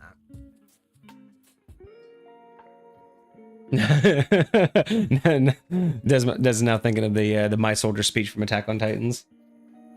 Oh, yeah. The rally, yeah, get those rally cries, you know what I mean? Get under everyone's skin. Okay, so Hecate. Great build, great ideas. I definitely can. I get the feeling. I definitely get the feeling this was one of your earlier works from the way that you normally put together and balance things, and the way that, like, I can already just tell also the way that this one like unfolds. I can tell it's not like the current way that you do things, because as well as this unfolds, it doesn't have the same linear process as a lot of the other builds that we've seen. That's fair. That's fair. There are things that call back, but it's not really a one thing builds to the next. Like they're all great aspects, but they're all just different things that you can do over time. Yeah, I mean, I no, you're right. You're right. I was gonna say, like, they build on some of the ammunition aspects, but it's really just, here, this is what you could do with the ammunition. Now, granted, that 3rd level feature goes all the way up to 15th level. Yeah. So at each one of these levels, your ammo's getting better, but like right here, like you get an extra attack. Yeah. You get an extra attack. Like both of those. It's an extra attack, and then it's an extra attack when you have to, and then firearm tuning, more damage. That's all that really does is more damage, and now magical. And then your quick draw, more shots. So realistically, again, like we didn't go back. They're all going down in different ways. So really, really good. It just that would be the one thing I would say from this earlier work to more of the stuff that we've seen more recently is the flow seems to be a lot more stacking and building, whereas this one was just more like, I don't want to say piecemealed, but it was definitely like, a lot of great aspects, but they weren't directly tied in with each other. But it still made a really, really great build. I do like the idea of a Gunblade-esque type of deal. I mean, I've made similar ones in High Point. Nothing this specific. I've made like most of the things that I make are usually things that either the blade itself is the projectile, so like a spear that has a projectile head, or like magical energy, like ammunition. So nothing quite like this particular thing, but I do like it. I do like the general flow of it. Now that we've seen everything, going back to the Gunblade spell list, I think this could definitely use some tweaking. Like, definitely now that I'm seeing this, Seeming definitely doesn't fit. Yeah. Stink Cloud doesn't fit. Aura of Life, probably not. I can definitely see Confusion now. I can see Confusion for sure. I can see Dispel Magic. I can see Heat Metal, Lesser Restoration. I can see even Fairy Fire and Heroism. I can a little bit. But yeah, I would definitely want to see a little bit more of these either be more buff related. Creation necessarily. I would just like to see these be more like just buff related. You know what I mean? Either buff related or even some crowd control. Yeah. You know, honestly, even just like a little bit of a crowd control option. Like is Grease is still a low level spell, right? I think it's like a first level spell usually. Like Grease would have been kind of good to just kind of control battlefield and make people like not be able to move very fast. Grease is a first level spell. Yeah, so Grease would have been great to have instead of maybe Heroism or Fairy Fire, because then it would have made difficult terrain. Well, I definitely like Fairy Fire because there's a feature in here that says when you have advantage on a strike. That's right. And Fairy Fire really gives you advantage. Want something to be able to activate that consistently in your build. Like, yeah, you can get it randomly. But if I don't have a way to give myself advantage when I want it, no, like, that's 100% true. I definitely want to have something like that. So that maybe switch heroism to what's that one? Not Chaos Bolt, not Witch Bolt, Guiding Bolt. Yes. Guiding Bolt. That gives the next person to attack them. Now, granted, it's only one person and it is the next person and you just finished using your spell, so it might not be you, but still, right. You know. Yeah, although I will say a lot of those features of the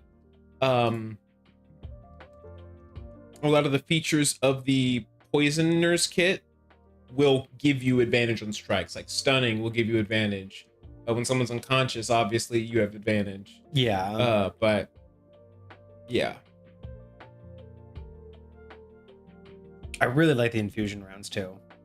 This is probably my favorite part. Like, no, even though this is the cornerstone and like the whole like feature of it, this is probably like my favorite aspect of this entire build. Yeah,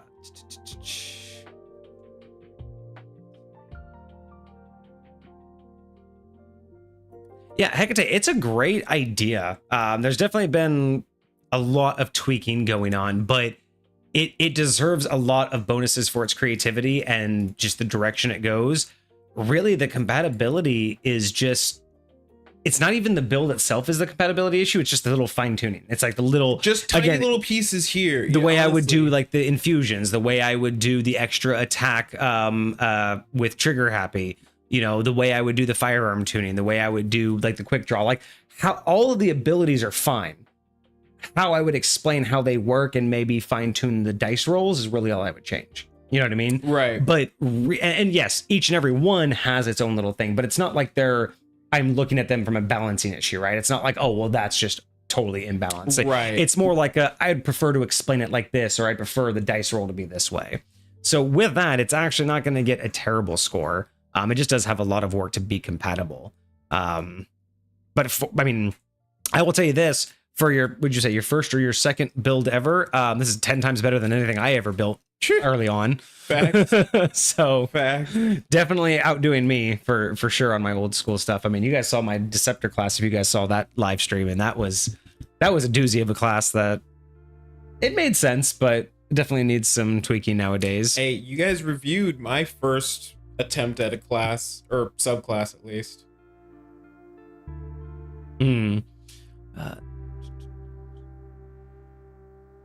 Ooh, Des says offering the session of Cloud of Daggers. I think Cloud of Daggers would solve the AoE the difficult terrain AoE. I think Cloud of Daggers would be really good. Swift Quiver and Conjure Volley. Ooh, Conjure Volley. Such a good one. Yes. Yes. Conjure Volley. Now here's the deal. You can only use it on non-special ammunition. You can't be dropping. No, but still. Conjure Volley would be so good. Oh yeah, you got so much better at creating classes, Hecate. Your wording was better, like the way that you tell the story with your classes has gotten a lot better. You know, how you captivate with the lore, how you imbue it all, like at each level. Yeah, you've gotten a lot better, but your creativity and the direction that you want to go and the picture that you paint, you know what I mean? Like, this is very obvious what this is, and there was no confusion at any given point.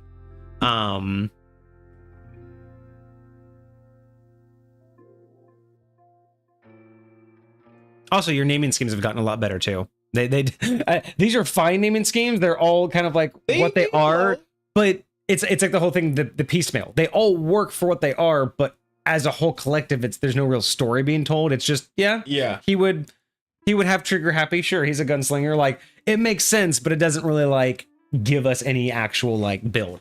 But anyway, I think this is great. I would love to tinker with this more and actually play something like this. Like, the idea of it, I want to play. I would just have to do a little bit to it.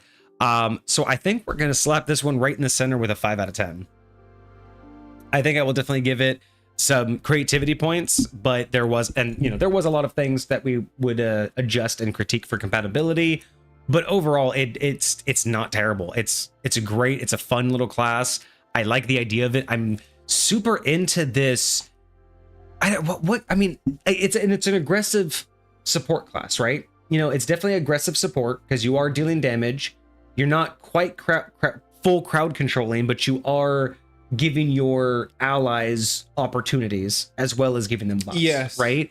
So I really like it because you're part buff, you're part damage, and you're part crowd control.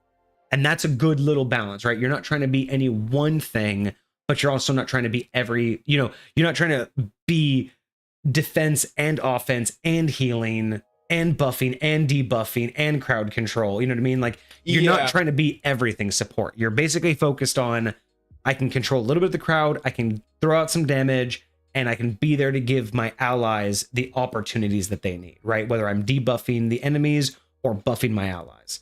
That's the kind of subclass like that we want to see for support, because a lot of the times the support gets too heavy-handed.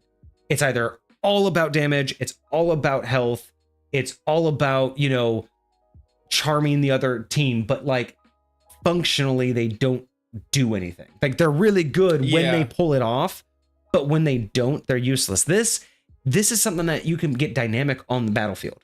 You know what I mean? If one tactic isn't working, this is that support class that can change it up just enough to be useful, but again, not so much where you're like, well, I have 50 things I can do, guys. What do you need me to do right now?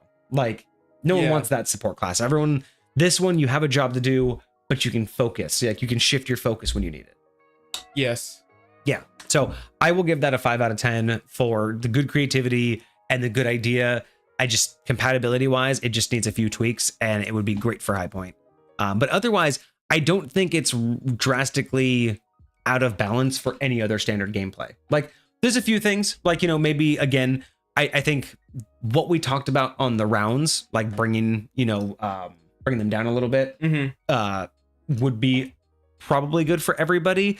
But outside of that, most of the things that I changed were definitely my opinion on how I would approach it as a DM. So I think this is pretty approachable for most people as a standard class. I would definitely say that with the caveat of read through it first, make sure you're kosher as a DM with everything that the player can do. Yep. But this isn't far off from being usable, like, by anybody. You know what I mean? We've run into some that we're just like, fix it first. We're gonna need yeah. This, honestly, I could see a lot of campaigns using this. They just have to get over the gun. Like, that's the big thing, is they would have to get over whether or not they actually allow guns in their thing. Aggressive support. Yeah, definitely love that combo of aggressive support. It's again, a lot of the support classes get shafted because they either get too honed in and focused on something that is great when it gets pulled off, but otherwise, I don't want to call it super situational. It's just you either pull it off and it's great, or the situation doesn't call for it and you're kind of just waiting. Yeah. This is one of those ones you're always going to be useful at every stage of the fight with this one, because you're always able to put out damage or buff your allies or give them the opportunity to advance the fight, right?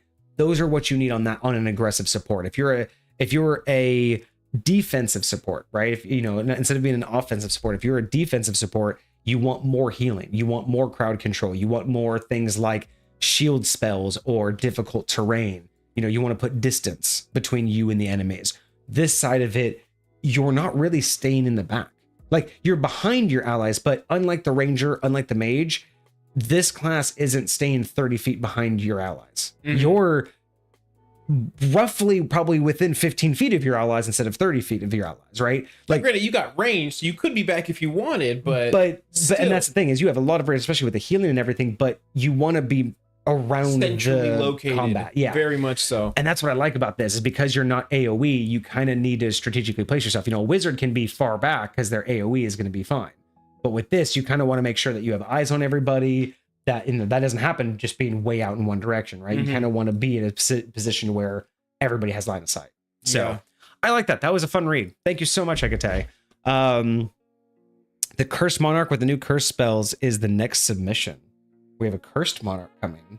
So we've done the Shadow Monarch, we've done the Ice Monarch. Now we have a Cursed Monarch with new curse spells coming down. Okay, that's fantastic. We were actually talking about that a couple weeks ago about curse spells. Like, we need more curse spells. Very much so. Did we do the history of curses, or removing curses? We did, and like loss of power and stuff like that. Another one I've been looking into. We talked about this a while back, and I thought it was going to be a great topic until I found out that it's already a bigger topic than I realized. Because we were talking about doing, like, we had made a comment about how, like, Power Word Kill is such a cool, like, ability. Oh yeah, and we were just talking about, like, Power Word series. There are so many Power Word spells that I never knew about that already exist. Yeah, there's. I posted it in Discord. If you actually go into that category in Discord under that channel, yeah, apparently Power Word is a thing, and there's like a dozen of them already. So I have to do some more research, because I thought we were gonna have some fun coming up with like this Power Word series where we like just discuss what other Power Word spells there should be. They out there. They're already in existence. I'm looking at the Power Word series thread, and I don't see a post from you in there. Did I not move it from the other channel yet? It might be under stream. It might be either under stream ideas or might be cool episode to check out this website. No, it's in there. Yeah, Power Word series. It's in that thread. That's my first post. Oh, it's your first post. Power Word's already in use. So here are the Power Words that I was already able to find. There's Power Word Kill, Power Word Stun, Power Word Blind, Annihilate, Deafen, Distract, Fatigue, Pain, Scan, Sicken, Silence, Heal, and Fortify. All of these are Power Word spells that I never knew existed. Are all of these in 5th edition? I'm pretty sure. I know Heal and Fortify were added in 5th edition. Oh, the new. I'm pretty sure Heal and Fortify were brand new additions. The rest of them, I'm pretty sure have been around since 3rd edition. But I will have to do. I did some preliminary research because I thought this was going to be a fun topic, and I just kept seeing posts. You're right. So we're gonna have to do more research. Power Word Stun, Power Word Pain, Power Word Kill, Power Word Heal. These are. I never knew it. I never knew Power Word was such a big deal. But like, because you only ever hear Power Word Kill. And so Power Word Pain is a 7th level spell. Power Word Stun is an 8th level, and the rest are 9th level. Yeah, dude. Power Word Heal. I want to know what Power Word Heal is.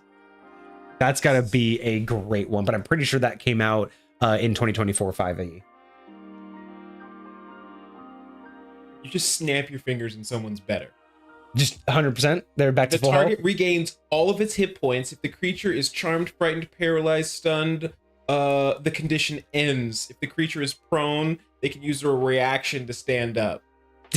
So yeah, you're just like, nah, we're done. So that's 9th level? That's 9th level. Yeah. Wild. So all 9th level, of course. That's insane. Now, I'm curious. Oh my god, Hecate, 18 curse spells he has for us. 18, 1-8. And a cantrip. Hey, we always need more cantrips. Cosmic did confirm Fortify is new to 2024 5e, so I think Fortify and Heal have been added as, and I think that's where the rabbit hole started. Is I was like, oh, I was just doing some preliminary work on Power Word Kill, and I saw Power Word Heal and Fortify in the new 2024 edition, and then I just rabbit holed it to, oh, there's a fuck ton more. So yeah, that's going to be, but there are others that aren't on there that I would like to see. So we will definitely, sure. Yeah. Okay. Like, I mean, dudes, honestly, Power Word Banish needs to be one. Like, can you imagine Power Word Banish is that the creature is instantly sent back to their home plane and is confined there for like 1 year or something? That would be wild. You are tethered to your home plane for like a year, or until you level up, or until the creature levels up. Because that's roughly time. You could call that time based. Wild. But like that would be hilarious to just have like a Power Word Banish. Oh, and if they're already in their plane of existence, like if they're already in their home plane, they are teleported to a random location, and that's all the spell should say. Period. Random location on their plane of existence if they're already there. You know what would suck is if that random location just happened to be right behind you. You spend this 9th level spell. Random is random. Random is random. Shit. But I like that Power Word Banish. You instantly are forced into your home plane for a period of time, or if you're already there, just so. And again, somewhere plane of existence could be on a planet.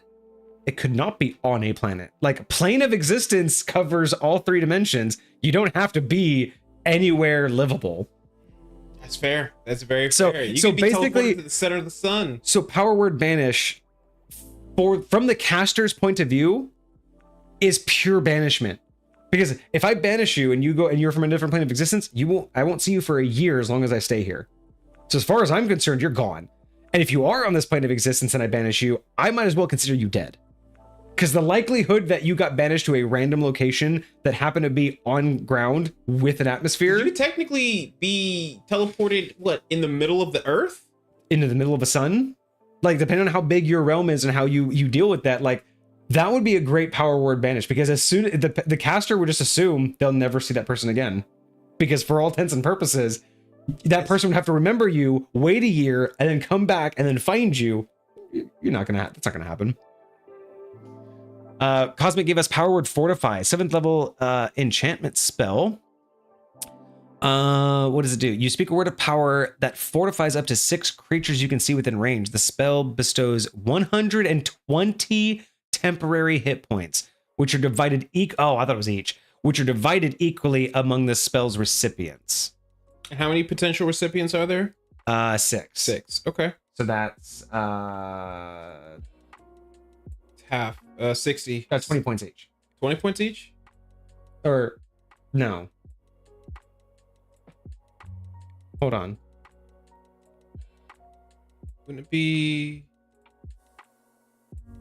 10 points each? No, 10 points each. It would be 20 points each. Yeah, no, my math is you're right. You're right. Sometimes my brain was just like, no, that's not the right math. Yeah, no, that's right. 20 points each. So no, that's trash. That's kind of trash, to be honest. That's all they get is 10 pip. So it's up to. So that means one person can get 120.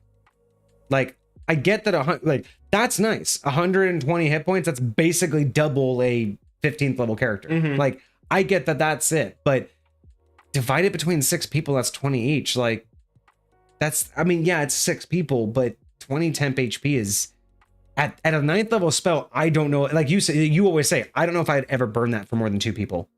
Yeah. I don't know if I would ever cast that spell on more than 2 people. I just can't imagine it being worth dividing it out that low. There's other ways to give people health. You know what I mean? Like, maybe 3 people. 3 people you could probably get away with, but 60 people is for 60 is for 2 people. Yeah. 60 is a good chunk. That's 60 is maybe at ninth level spell territory, that's 1 or 2 hits. Yeah, I mean 40 is also nice at some lower levels, 40 each for 3, for 3 people, but beyond that, like once you get to 30 for 4 people, what are you doing? You know what I mean? Like I mean 30 is basically 1 hit at that level, at that higher level. Easy. So giving 3 people basically the extra 1 hit, nah. I would keep it focused on 1 or 2 players for that one. Ninth level spells come in at 17th level for the first God time damn. on full casters. Cosmic says his 20th level monk has the feat Inspiring Leader. It's a feat. Yes. 22. It gives 22 HP. Temp HP, yes. Now, you say 22 HP, and then you say up to 6 creatures, level plus charisma mod. So does that mean 22 each or 22 divided? Gives 22 HP. I think it's 22 each. So, so that's technically already at a 20th level monk, basically is already more powerful than Power Word Fortify. And that you can get that at 4th level. Oh, geez. Because it's a feat. But what's the output though? Like what's the HP output? Like does it scale up or is it 22 at level 4? I feel like it is. Like if because if at level 5 or 6 you're doing that, then yeah, Power Word Fortify doesn't make any sense for that. Character level plus charisma mod. Okay.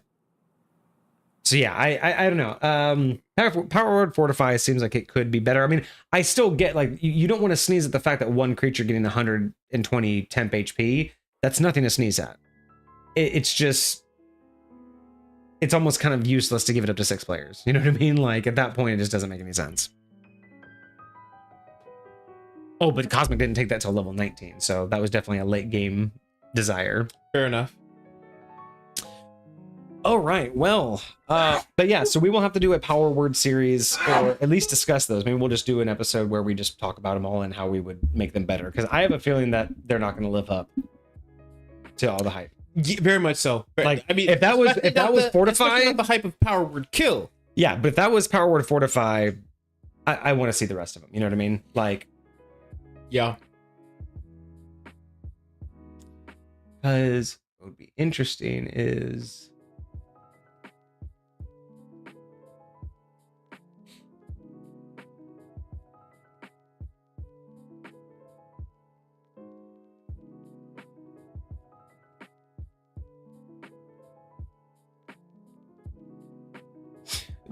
I'm thinking about Power Word Fortify. You know, what'd be really interesting is what if it was a percentage base per person? So what if Power Word Fortify had no max person, right? You can cast it on as many people as you want. Okay. Or like, let's say up to 100. Okay. But it's a percentage drop off. So let's say you cast Power Word Fortify on a person. That person, just one person, they get temp HP equal to 100% of their hit points. If you cast it on 2 people, they get 50% of their own hit points. 3 people get a third of their own hit points. 4 people, a quarter. And essentially up to 100 people, they each get 1% of their own hit points. So they get 1 hit point each, basically. But the idea might get more than that if their hit points is over 100. But. Right. But what if that sounds more like a Power Word Fortify, right? Like, because then it's not just a set number that you're giving. It's like you're enhancing what people are. That might sound to me more like a... I do like that idea a lot better than what's there. Because 6 players, I'm just trying to determine whether it should be a full split or if there should be. Because if you think about this, like 6 players getting 20 each, or let's say if you have 6 players with all 100 hit points, right? And you do Power Word Fortify. Well, if that's a 1/6 of all of their, power or whatever, so a 1/6 of that would be like just, well, in that particular case, I guess it would be about the same amount. Because it would be about 20. So it would actually end up being roughly the same amount, but the other, but it would still be based on their hit points, not. So if they were all at 100 hit points. If it was 6 people, what percentage would they get? Like 18. Because 20 would be 5 characters, would be true. 20. So it'd be like between 15 and 8. So depending on their hit points, technically it would still be more than 20 hit points if they had more than 100, right? Yeah. So I still think that And sounds better. You're likely to get more than 100 hit points at this level. Because, Yeah. I mean, people are hitting, I'd say 100 hit points, maybe like what, 14, 15 sometimes? If you're a fighting character. Yeah, I kind of like the idea of splitting it like that. So one character would get 100% of their own hit points in temp HP, 2 would get 50% of their own hit points, 3 would get, you know, a third each of their own hit points, 4 a quarter of their own hit points, and then it would just generally scale up from there. But how often would you try to do it to 10 people so they all get 10% of their own hit points, right? Yeah. Like, at what point are you doing that? But still, but you know, then again, I guess if they're all, you know, commoners and it's an easy fight, like, you could do something. So yeah, I like the idea of doing a power word series where we kind of talk about all of those. I think that would be a lot more fun. Bard gets power word seduce. I mean, again, no, but seriously, you know what we didn't see on there? Power word charm. Yeah. Like, imagine power word charm is if they Power don't frighten. well, like imagine The word being boo. well, yeah, but I'm thinking like power word charm is like, you know, normally like they're friendly to you, they won't take hostile actions. Imagine power word charm is that it's so powerful they imagine that you've been their lifelong best friend. Like, it's power word charm to where like for the next 24 hours or a week or something, they see you as like their memories have been changed. You have always been in their life. Like you have never have backstabbed them. You've never betrayed them. You would never lie to them. Like that level of charm to where it's literally, you're basically like a brother to them. And then power word frighten would be you become their biggest fear for like a certain duration. So you know how normally frighten is like they see their biggest fear and are frightened of it? No.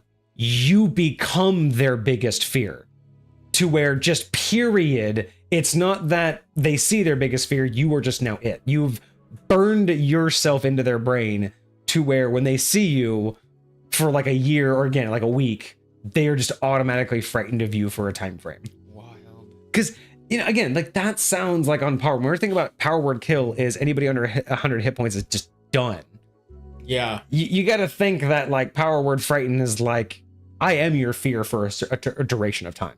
Even if you run away now, if you see me in a couple days, you're still afraid of me. You know what I like for power word kill? It's always bothered me that it's just 100 hit points. I like the ability. Yes, it's a 9th level spell.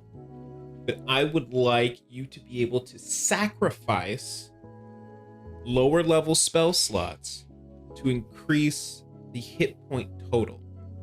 Like imagine if I sacrificed a 5th level spell slot, I could add 50 more hit points onto it.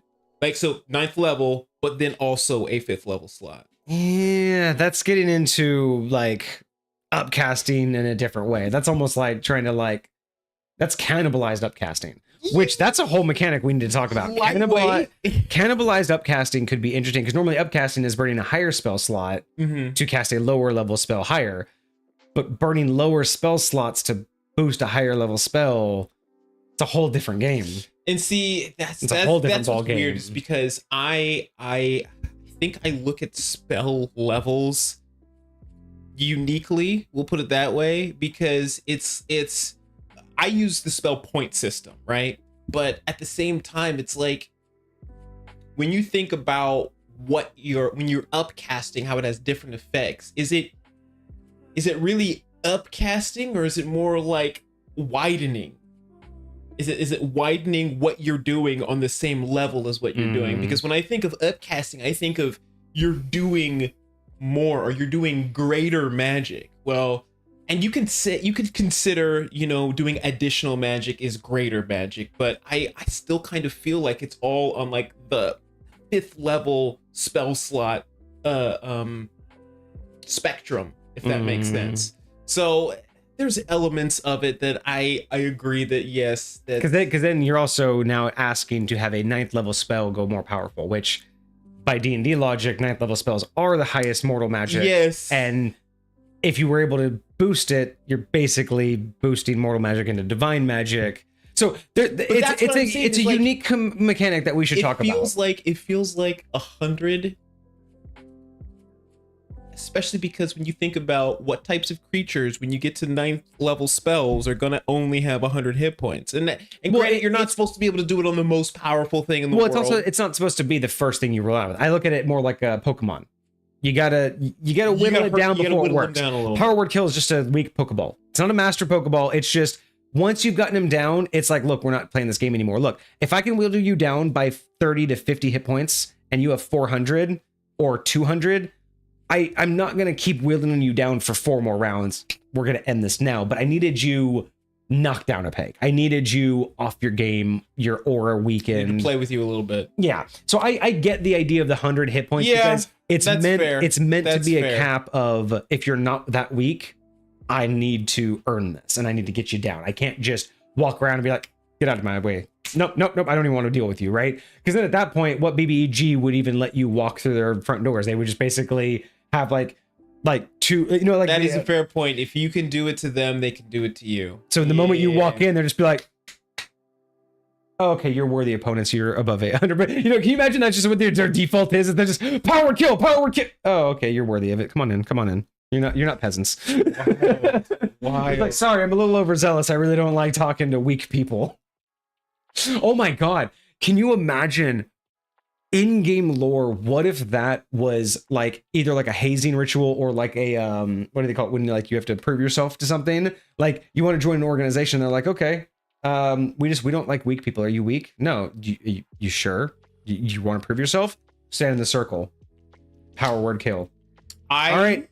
He's not weak. Like, just imagine that was like in-game a thing you had to, you didn't know what it was, but the whole test was, are you weak? And the test was, someone's going to cast power word kill on you to see if it works. The idea of like a layer of somebody that, like, in order to enter the layer, like you go through this area where they have like that spell, like in like a rune or something like that. And that's one of the traps, is like you get power word kill cast on yourself. And if you can't survive that, then you can't come in. Well, it reminds me of like they had this in they've had this in a bunch of like Indiana Jones. They've had it's the Egyptian the judging statues that you walk through and they judge you, and if you're judged bad, they kill you. It's almost like that, where it's like you walk through and they're just, anything that moves, they're primed to cast power word kill as a contingency, and only the strong. Again, the twisted mentality is only the strong may pass. So therefore, again, peasants, level 1s, anybody who's just doesn't belong here would literally just be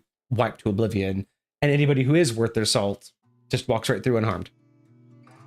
That would just be a very interesting. I think initiation is what I was talking about, or what I was thinking. But imagine that being like an initiation thing where you get all these rumors of only the strong will be allowed, and then that's just it. It's just power word kill. You survived. All right, come on in. Now we can talk. I like it. Ooh, Des came up with power word command. Oh, that one would definitely overcome someone's like, or how normally you can't give them something that would harm themselves? Yeah. This power word command would make that a spell save.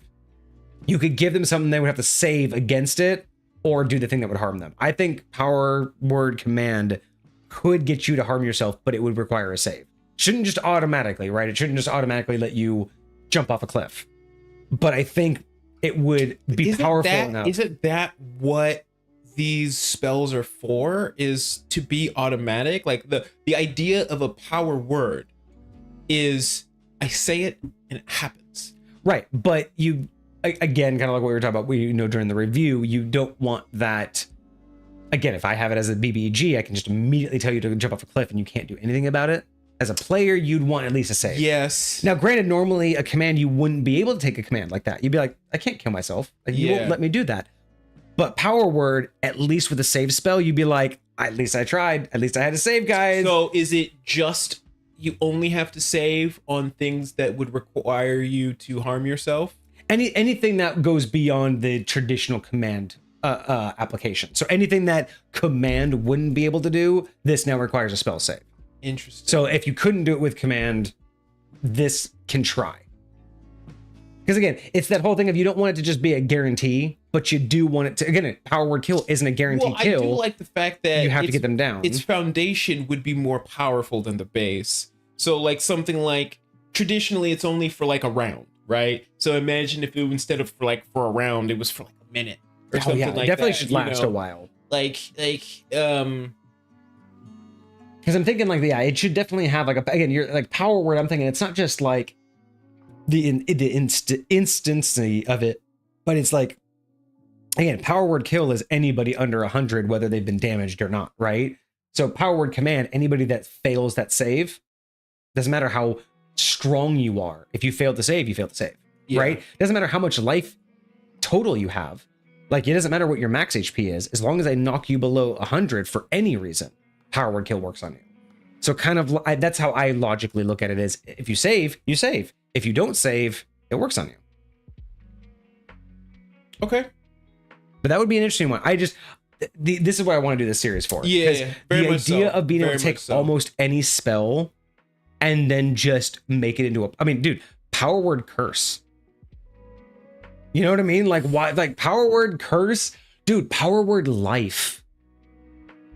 Imagine just instantaneous. You snap your fingers and anybody who's dead just alive. Just fully back alive. Like power word heal was they go up to, you know, they're 100%. I was gonna ask if that works on somebody who's down or unconscious. I would assume as long as they're not dead, yes. As long as they're not dead. Yeah. But I would think power word life should be someone who's died, even if it's been like over the normal time for like reincarnation or something. You just, their body comes back to normal and they're done. Now, maybe that could be considered more powerful than power word heal, because you're doing the same thing. So maybe power word death is you can bring them back to life to 1 hit point, no matter how far off dead they are. So even if they failed all 3 death saves, power word life still brings them back. I'm looking at none of these. Yep. What's up? Yep. So all of these only have verbal components except for power word heal, which also has somatic. So they're all just blurted out and just boom. Yeah. Wild. And I do think it would be interesting if Defense is straight. I think it would be interesting if there was like a spell that a wizard could cast on themselves that even if they were like in silence, because you know how you can like see through magical darkness in certain situations. Imagine if you could speak through magical silence in certain situations. You could like you could something like thaumaturgy, like this is like a booming voice, this is like a magical piercing voice. Or no, see, that would be... See, here's a fun thought process, because we got to end stream here soon, guys. But that's fair. Here's a fun thought process, though, because depends upon the DM and how they look at physics in the world. Because you and I are big on physics. Yes. Having actual working physics in the world as part of our determinations. But some people look at magic more black and white, more blatantly, and they don't worry about physics, right? Sure. So, fun little thought process, depending on if you like physics or not, or if you care about physics. You were talking about how to talk outside of magical, outside of magical deafness or silence. Mm-hmm. What about ventriloquism? Because ventriloquism lets you cast your voice. By the definition of the ability, you cast your voice to come from somewhere else. So if you don't care about physics, if you could cast your voice beyond the realm of silence, beyond the sphere of silence, and because again, if it's magical, right? If it's technically stopping you from speaking, but it's not stopping you from doing the vocals, it's just no one can hear, right? Because you got to ask yourself, what is silence really doing? Is it stopping you from speaking, or is it stopping people from hearing? Like, there's a lot of different... Again, we're huge on physics. I imagine it's stopping vibrations in the air. Exactly. And that means you wouldn't be able to throw your voice. We would say you couldn't because there would be nothing to permeate. But other people might look at it and go, well, no, you just can't hear it. But you're still speaking. Your voice is still moving. You're still breathing. You're still moving air. It's still vibrating. It's just losing its effect, right? So depending upon how you rule it, ventriloquism could speak outside of magical silence. That's true. As an option. That's true. Fucking bots. That's the 4th bot this stream. Goodness gracious. That is a I can't believe record. I've missed all of them. I'm gonna have to have a counter. I'm gonna have to start like having a counter just pop up as bots. Boss counter. That's the 4. That's 4. That's crazy. All right, we'll finish up chat and then we will have to get out of here, guys, because we are at the 4-hour mark. It's been a hell of a stream today. Indeed, it has. Wonderful subclass. Thank you for that. Let's see. Cosmic says more. I think more enemies need immunity to stunned, or the condition itself needs to be nerfed. When I played earlier today, stun locked the main villain that summoned the sand entity many sessions ago. Yeah. So there's a lot of stun locking that can be done in D&D, and I think personally, I'm not 100% sure if it's the abilities themselves or if it's the way, like what we talk about, how people narrate The implementation. the gameplay. Because there's a lot, like I kind of have, like, at first it was kind of funny. I'm really starting to get tired of the Instagram reels and the TikToks about min-maxing like D&D characters, like the guys who are like, I think I found a way to kill your BBG in 1 round, or I think I can make your BBG never cast a spell, period, ever. You know, like all, and I liked those guys after a while, but I think ever since I started doing History of, and because I really started having all of my resources like, you know, on hand, I stopped just listening to the builds. Like I stopped being like, oh, that's cute, that sounds fun, and just naturally I started looking into them because like I have my resources. So I was just like, oh, is that really how that works? Because that's just the mindset we're in with D&D discussions right now. Right. And I'm just getting so tired that I just look at shit and I'm like, oh no, you just decided not to include that part of the spell, or you're going to ignore that one very crucial part of the spell that says it doesn't do that, or that this spell over here requires concentration, even though you're saying you're going to do another concentration spell over here. You know, like basically always bending the rules to say, well, look, it says you can do this, but then when you really read it, you're like, actually, it doesn't. That just sounds like you're cherry picking. And so I'm kind of just getting like over that now, where it's like, you know, if all you're doing is just making the most powerful character against your DM, and your DM is just trying to make more powerful encounters, and then you guys are just going to create more powerful characters so they can create more powerful encounters, what are you playing for? Like, there's a point at which I'm just like, never-ending loop. Yes, it's like, where's the narrative? Where's the gameplay? Like, where's the story? If I'm just a fucking god at level 2, that's what we keep. Why do we forgetting. care about the story? Like, it doesn't. It's about the story. It's not about you being powerful. Right. Like, it's about it's about overcoming challenges. Yes. Not just walking through them. Think about right. why most people hate Superman. It's because they just feel like he's too overpowered and there's nothing that he's challenged. But in the Superman comics, all of his challenges come from the narration, not the battle. We're looking at this a lot like we look at that. We're just looking at the battle, and we just want to be as badass. We're trying to make ourselves into a Superman. Yeah, and that's the big thing too, is like when you're looking at something like a stun lock, or anything like that, where you're looking at an ability and you're like, well, if it's applied in this way, it's OP, and it's like true, but how does that application apply to the game and the narrative, right? Because, like, again, you know, just because something says it can do something, again, I guess this really just comes back to raw with lore, right?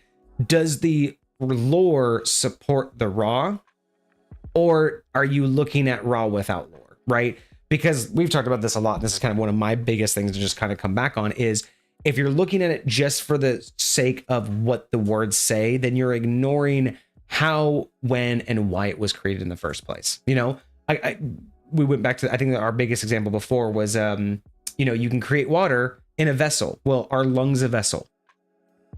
If I can call lungs a vessel, but raw with lore, when that spell was created, do you really think the crafters of this magic, when they were crafting and working the weave to make magic do what they wanted, were they intending anything that was empty, any kind of container with a one-way valve, a container, a vessel? Or were they looking at things like tankards and jars and bowls and cups and bathtubs? Like, you have to understand, magic needs intent, right? But you're casting a spell. You aren't casting magic. You're not doing anything new. You're redoing the very same thing everybody else has done. So even though your intent may be different, the intent of how the magic was created, I think, matters, right? And so that's where a lot of these, like, these stun lock builds, these min-maxy builds, they get to a point to where it's like, I'm not even entertained by them because they don't really have any substance. They're just the best things you can put together, but that doesn't mean they work together, right? Like I could put all of the best hardware from every weapon on one gun, but does that make it a better gun? Just because it can do all of those things, it can see at night, it can see in heat. I have 3 different IR lasers on it. I have 4 different flashlights. I have 9, I can put all of that stuff on it, but at what point does it just become something that can do a lot and do everything and be intimidating? But in what situation would I tactically want that weapon? Yeah. In what building am I going to need all 4 of those flashlights currently equipped? In what nighttime raid am I going that I'm going to need heat vision and night vision both equipped on my stock, right? These are not things that, like, you could say this is the most advanced weapon in the world. It does everything. It has a rocket launcher and it homing missiles, and it's okay, but you gave it to me in the package of a submachine gun. When am I going to fire rockets in close quarters combat, right? Like, those 2 things don't match, right? That's why you don't have sniper pistols and close quarter sniper rifles. Like those two things have their room. Like pistols are close quarter, snipers are for far away. You don't need to have a short barrel sniper that you can clear rooms with. That doesn't make any. We have shotguns for that. So that's kind of where I feel like the idea of the cherry picking, the min maxing to make everything perfect. And it's like, but what was the goal of your character? Like, what made sense for them to have all of this stuff? Or again, is it the player versus the DM? And if it's the player versus the DM, I always question, is your story suffering? Like, is anyone really paying attention to the story when all you're trying to, because again, sometimes it feels nowadays like it's just players versus DM. Who can annoy the other the most? What the DMs, how many traps and things can I do to piss off my players and kill them? And the players are just, what build can I do so the DM never has a chance? Like, again, what happened to Cosmic? How do I build a player that can stun lock their BBEG? And then what's the DM going to do? Well, how do I make a BBEG that's impossible to stun lock and it's going to sweep my players? Yeah, and then they're going to turn around and be like, well, we can't stun lock it, but we can do this. And then it's just like, I don't find that to be fun, because to me, that makes the story suffer, because no one's thinking about how we got here, just that we're here and we need to do stuff. So that's my hot take. Got to end with a hot take sometimes. Yes, another bot, more bots. You posted the schedule. That's good. Cosmic says channel point redemptions for change places should be changed. 1,000 for 10 minutes. No, that's far too. No, absolutely. You're supposed to be able to do that more often. For the whole stream. Absolutely not. That's far too cheap. No, we'll keep it at 10,000 for 10 minutes. Or is it? No, 5,000 for 10 minutes. I believe it is. It's 5,000 for 10 minutes. Yeah. There's a lot of decisions that go on in that, but yeah, 10 minutes is going to be good for right now. Oh, you actually got that bot. I didn't even see that other bot. Yeah. I just saw Hecate's message and I'm like, oh, did I not catch one? No, I even told him afterwards, I finally got one. Yeah, right. So you're saying that the denture lock isn't viable? The denture lock was, did you read up on that one? When Des posted that, the denture lock? That was that is a unique build to say the least. What's the goal? Oh geez, what was the gist of that? Des, do you remember where you posted that? Was it in the sub channel? I don't remember if it was there or in maybe it was in homebrewing. I could have sworn we posted that somewhere. Was it in chat during that? It may have been in chat. If it was, I probably... Yeah, no, it's not in Discord, unfortunate. No. Yeah, dude, you'll have to look up the denture lock build. I might have gotten it in Des, if you can, send us that in Discord. Let us know a little bit more about the denture lock, because yeah, I definitely want to know. I want his I gotta look opinion into on that, because that's definitely very interesting. Okay, he'll repost it and tag us. Thank you so much. And then Cosmic, we'll finish off with Cosmic's comment. Picture this: stunning strike by the monk, plus disintegrate by the wizard. So disintegrate is a dex save, and stunned makes dex saves auto fail. Yeah. So just a literal 1-2 punch. and just over. Hold on. Let me get disintegrate.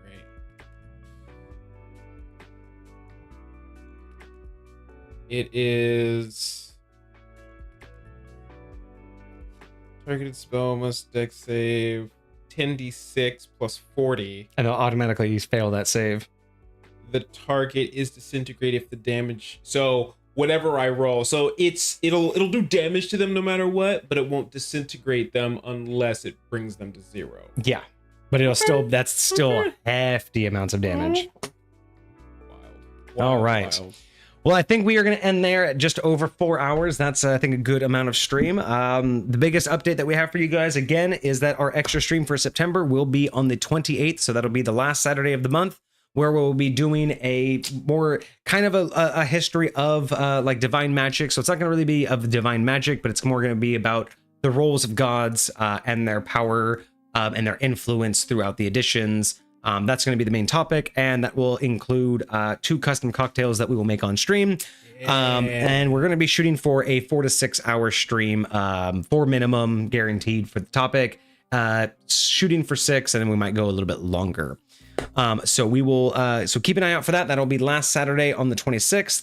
This Friday, we are going to be doing the history of alignment. I'm not looking forward to doing that research, but yes, history of alignment is planned for this Friday, unless for whatever reason I run into a snag and I just can't finish the research, but I don't think that'll be a problem. And then we already have next week's item picked out. Yes, it is Cosmic's bracelets of synergy and Synergist and the Saboteur. Okay. And the Saboteur. So we have the bracelets for next Monday. We have alignment for this weekend, or for this Friday. And then, yes, extra stream is going to be on the 28th. And we are already, I think Hecate brought us up pretty close. We are 40% of the way through October's extra stream. Nice. That's... Hecate, that one might have to go more expensive. You guys are man. buying those up quick. Like, we're only on the 9th. It's Hecate. Hecate is out here running. I know, and he wants to see us out here. Well, it's kind of funny too, because the last extra stream for September was literally got the last stream of the month. They like came in at last minute, and now we're on what, like the second stream of the month, or the third stream of the month, and we're already 40% of the way through. So that I might have to up that, but I'm liking it. I'm liking the idea of the extra stream and doing some extra topics. We already have a topic for the next extra stream when they get one. Oh yeah, because that was the other topic that was going to be the Hobgoblin versus Goblin history of. A historical comparison. Because I want to look at, basically it's a history of both of them and how their dynamic has changed throughout history. So that'll be another extra stream once we get to it. Okay. Yeah, Goblin versus Hobgoblin, a historical comparison. All right, y'all. Thank you guys so much for joining us today. It's been so much fun. I really do appreciate all of you for showing up and chatting, keeping us company, and giving us some great ideas to chat about. We have Cosmic, Hecate, Pokeniner has been hanging out pretty much the whole time. Dez showed up. Thank you so much for that. I think that was everybody. Lucifer, Big Dungeon was here for a little bit, kind of just popped in, popped out. Lucifer was here for a little bit. And Lucifer was here for a little bit. That's right. They had to probably dip out a little bit. Happens when you have a kid. But anyway, thank you all so very much. I do appreciate every single one of you. Always remember, if you guys are new, you guys can join our Discord. Link is in the chat. And if you want to follow us on any of our social medias, you can find our link tree in the chat as well. And that has all of our social media links. You can follow us everywhere that you guys can pretty much do social media. So, like, follow, subscribe, do all the things, that will be around. We'll be here every Monday and Friday for your D&D needs.